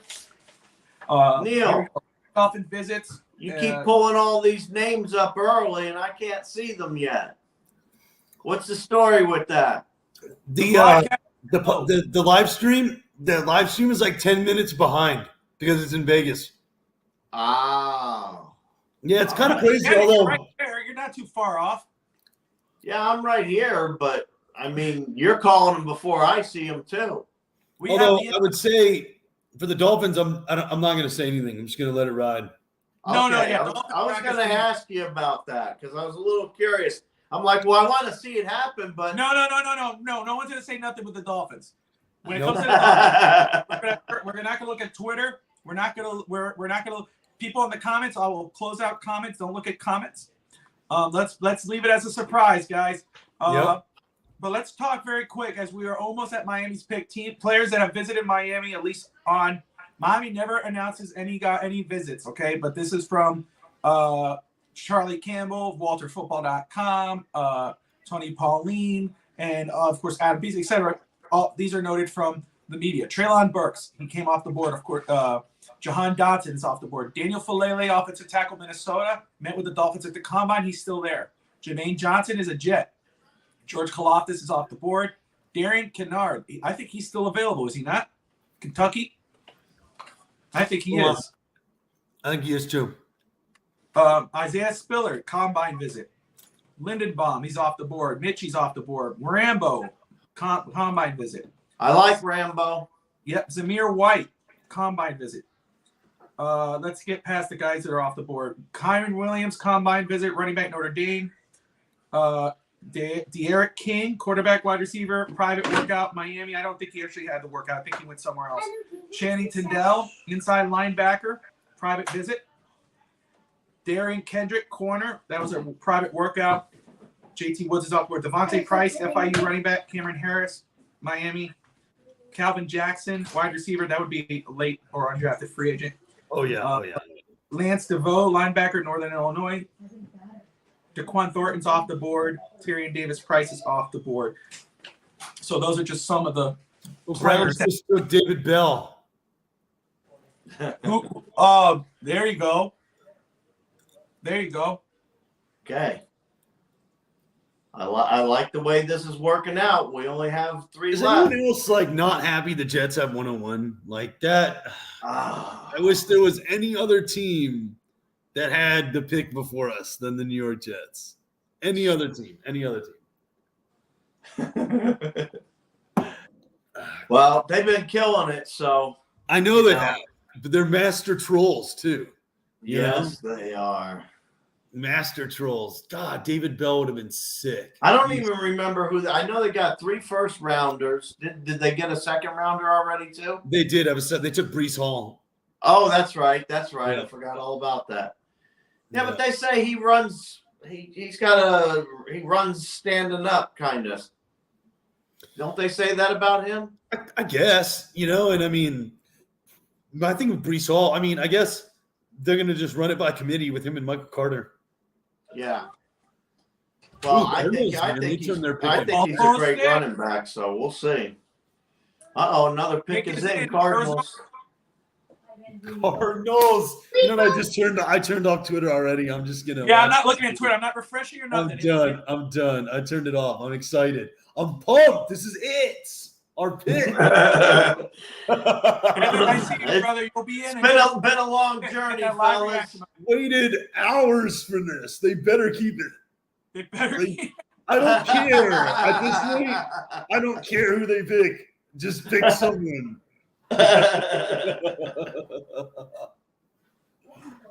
Oh man, here we go. Oh, so the Cardinals took Myjai Sanders. Interesting.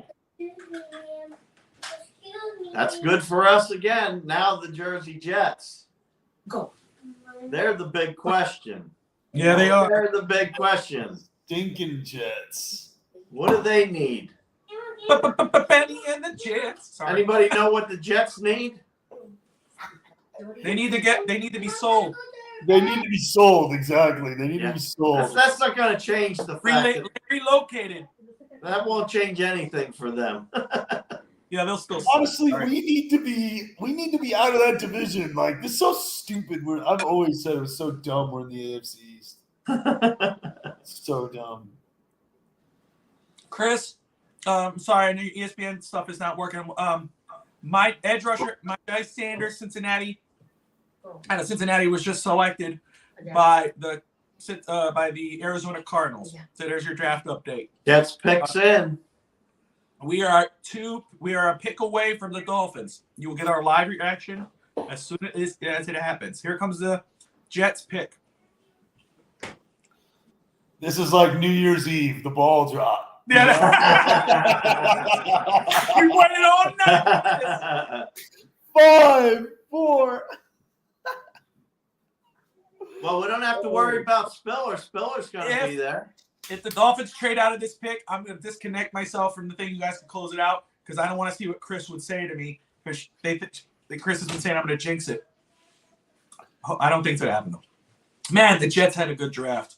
They did. They really did. I mean, damn. They did. Ugh. Breece Hall, Jermaine Johnson. I mean, but is it possible they hit on all of their picks? I mean, I know we hit last draft on our first 3. But I mean, It's the thing. That's why it's hard to say somebody won and all that whatnot. But you don't know until you get to see these guys on the field. Yeah, exactly. But if you're looking at it's just like you're looking at Miami's roster on paper, the Jets have had a good draft to make up for the crappy offseason they've had. Yeah, they had a really bad offseason. They've done really good. Better than most teams, I can say that. Patriots, thanks, John. I appreciate you, brother. I mean, they'll probably hit on Sauce. If I was going to put money on who they would hit on, I'd say Sauce for sure. And Garrett. No, because our wide receivers are going to torch him. Garrett Wilson, I think, is going to be Garrett Wilson is going to be the guy. I think it's going to be the top player for them. You think Garrett Wilson? Yeah, the receiver. That's fair. Jermaine Johnson might not hit. That's one. That's the thing. What I was reading up on him was that it was more of the media that was hyped up on him more than the scouting community. So he might be the one that kind of surprises everybody and doesn't make it. I'm sorry, Chris. I'm not going to jinx it. Don't blame me. Blame Greer. Dolphins 72. The draft has gone quicker than expected. Because you're watching us, my man. You're watching us. For us, it's been going, The pick is in. Who is it? Don't nobody spoil the Dolphins pick. I'm going to have to look away from comments. Let me change. Actually, I'm going to take comments off. So Jets pick. I want to know who these JTS are going to pick here. I think John is trying to spoil the Jets pick for us. I'm going to take this off. No offense to nobody. I'm taking it off. Take it off. Take it off. Yeah, I'm not looking at the screen. I'm watching the TV. I see Evan there. You guys don't see Evan yet. I have Evan in the backstage here. He is flipping out. He is flipping out. I see him. Actually, let me button Don't in let him in yet. Hold on. He's gonna tell us who it is. Oh no. No, he won't. No, he won't. Let me get him in here. That's why we get everyone in here. We can all react together. What's up, Evan? What's up, guys? What's going on, Evan? Nice to meet you guys. Good to see you guys. Right on, right on. I love your shirt. Thank you, bro. Again. I appreciate you. You too. Nice to meet you, Neal. Here comes the Jets selection. They've been having a good draft so far, as it paints us all, but you can't not admit it. It's No. what it is. Dude, they just make me sick. They just make me sick. Tight end. Oh, Wow. tight end Jeremy Ruckert. Okay, Jeremy Ruckert, tight end off the board. First question mark for me. Yeah. Yeah, it really is my first question mark of their draft because they just picked up CJ Uzoma, didn't they? They did. Yeah. So this is just kind of like this is But you kind know of our what, though? situation with Hunter Long, probably. It kind of makes sense only because, just as the Dolphins are doing, they're trying to help their young quarterback. So it makes sense on that way. I mean, look, one-handed catch. Here we go. Of course, he has, I don't know what Zach Wilson is compared to the quarterback they had at Ohio State. He can block. I mean, I think the biggest thing is this dude can just block. It seems like he can So this is it. We are here. Wow. We're here. Miami Dolphins, baby. More. We've never been Miami so Dolphins We've are never now been so on the excited. clock. We've never been so excited. And We're on the the pick clock, is but it in. doesn't say that. There it is. Yay. The pick Evan. is in. Yeah. What do you got? What do you think? I have this weird What do feeling. you think, Evan? With this weird feeling with Zonka doing the pick, I think it's going to be Spiller. I just don't know. Running back. I have this weird feeling. I'll be happy with a linebacker. I think we should go get a veteran center, but I have a feeling it's Spiller. I think it's Spiller. The pick is in. Miami is not waiting. I think Zonka doing the Here we pick. I go. think it's to be a running back. I have this Look, gut it's showing feeling. up. Oh, I'm getting hyped. The glory days. Oh my Let's god. go. Only I think Hank Big was alive. Scott, during this baby. time, Let's right? go, Mercury. I'm the only one old enough for those, right? Yeah. Jim Kidd, let's go, baby. I can see Let's Hank go. in the front row.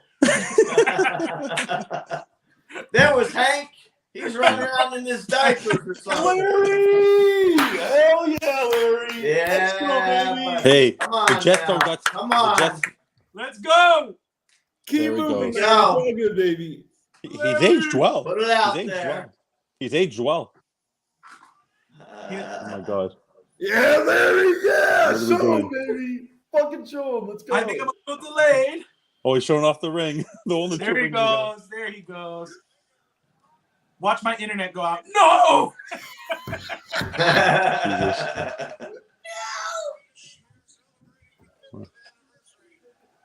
Never been so excited.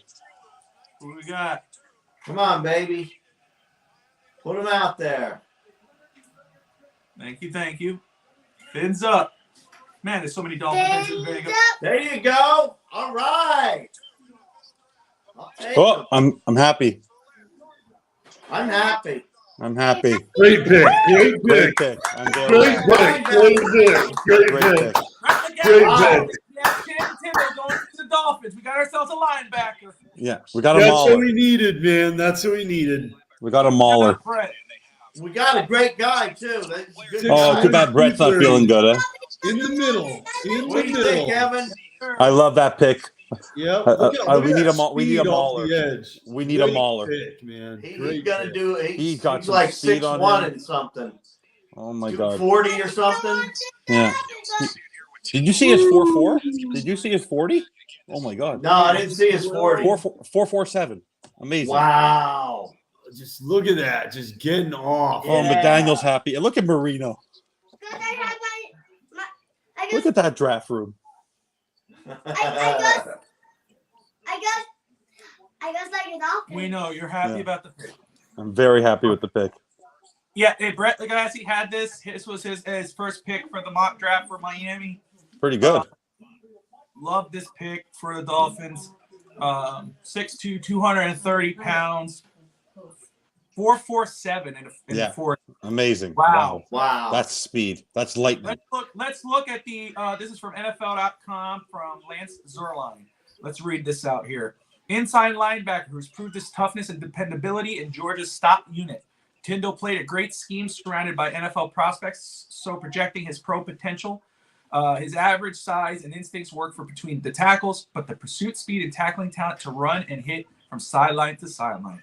Play recognition versus the run and pass should improve with additional playing time. Tyndall should be a backup instant four-face special teamer with potentially to step into a starting role. Oh. The next guy you like just went. The next guy that you guys like just went.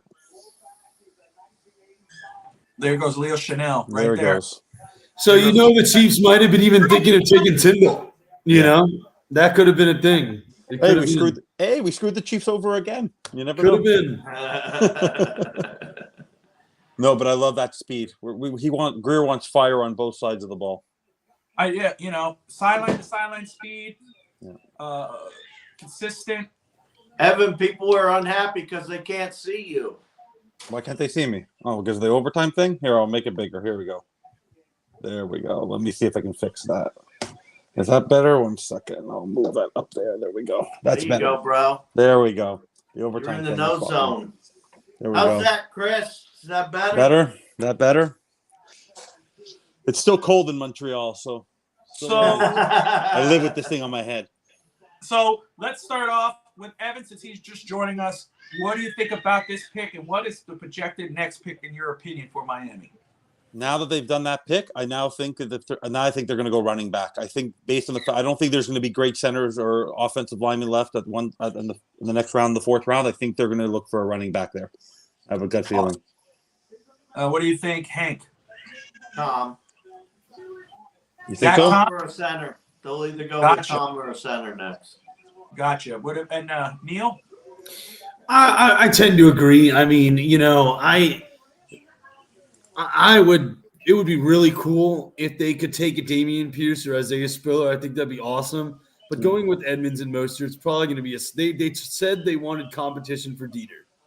Knowing that, I just think, well, if you're going to get competition, it's going to have to be there. So probably center with the fourth round pick. Yeah, I think you guys are right on the money. It's either running back or offensive lineman. But maybe Lindstrom could be there, and that could be an Applebaum pick. You know what? And he might be later too. Miami might use one of those 7th round picks to trade up into the 5th or 6th round and get a center. But running back, I think, is likely, especially if one of these top guys are still there. Spiller is still on the board unless he comes off right here, which he could. You think with the Rams? It could go offensive line because they were saying they were looking at Cole Strange at 104. They did say that. Because they have to replace Whitworth. Yeah, they have to replace. They haven't replaced the retiree Whitworth, eh? I don't think they've replaced him yet. Half those people weren't even Rams fans. No, a lot of bandwagoners.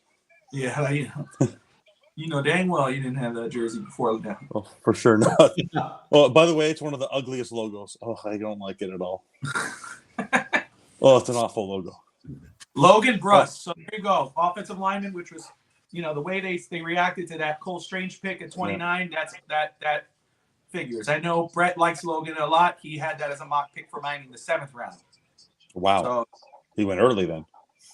He went a little early. Cole Strange went early. Evan, I know you watch the show on a weekly basis. I had Cole Strange for this pick, but I think Channing Tindall, if it's a need inside backer, we can't rely on Landon Roberts. Value too. You guys see him? How many snaps do you think he's going to get? You think he has a chance to start, or? Yeah, I think he has a very good chance to get some playing time with those linebackers unit because Miami doesn't really have. They have a bunch of rotational players. There's no definite starter at the linebacking core, minus maybe Jerome Baker, but Baker's still on the fringe. So absolutely, he's going to have a chance to start.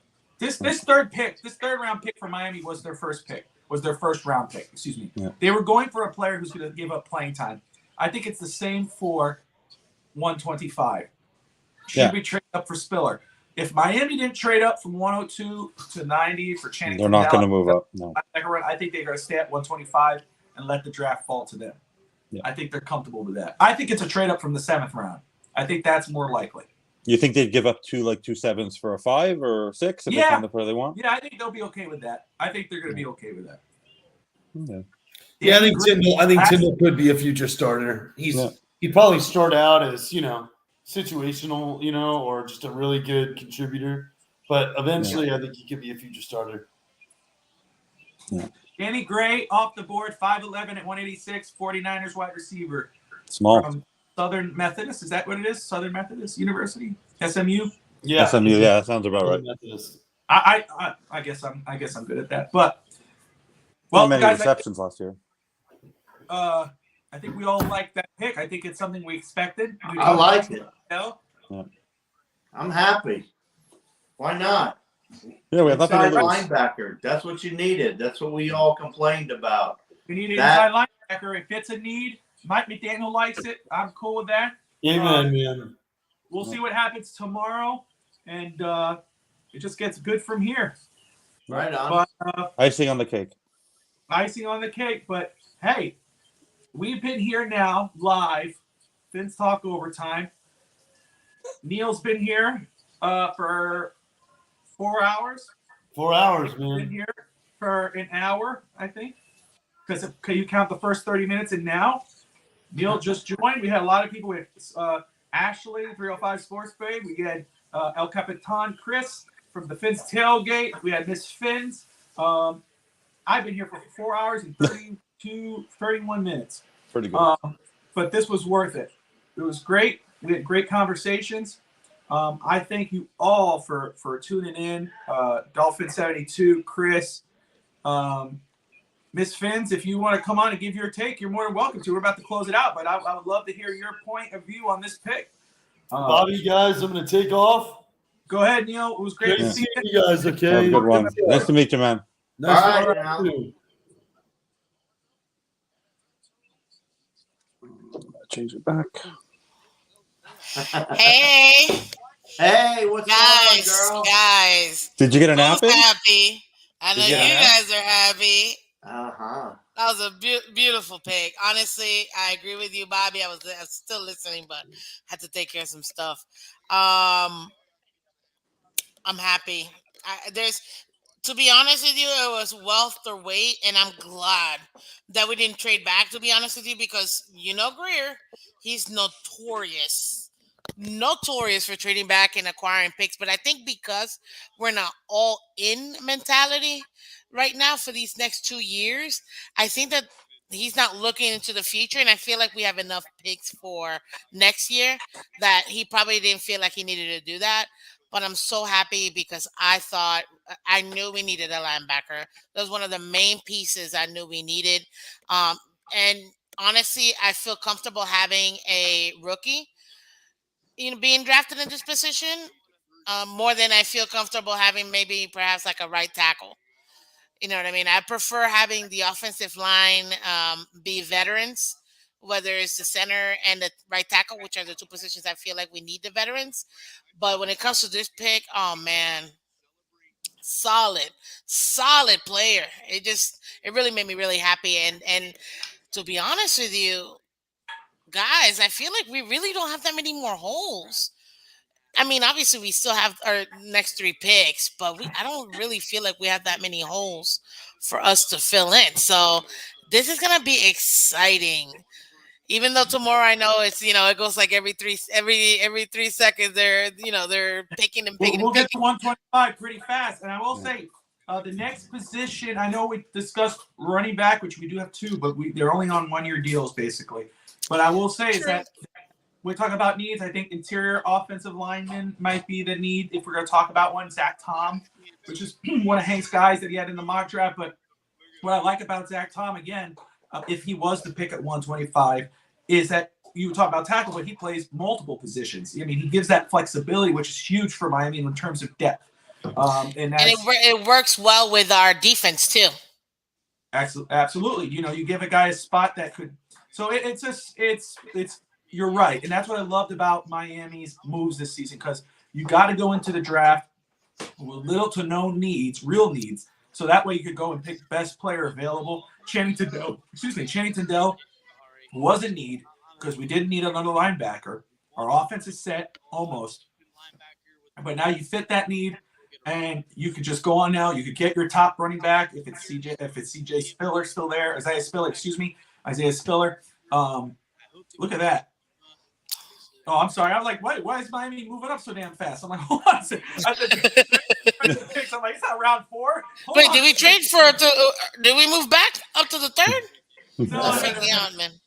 No, they scared me. I was like, hold on, wait a minute.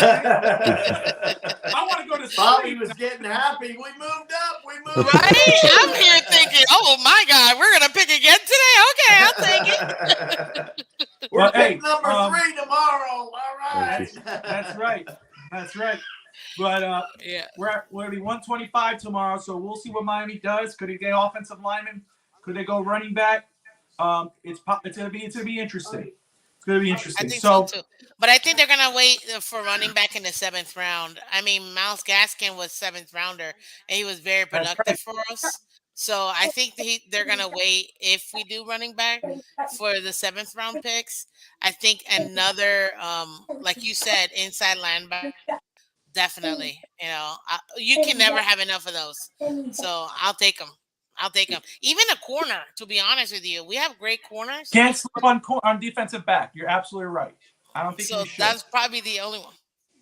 But guys, seriously, thank you so much for having me, Bobby. I appreciate it. Everybody, hey, little guy, I see you over there.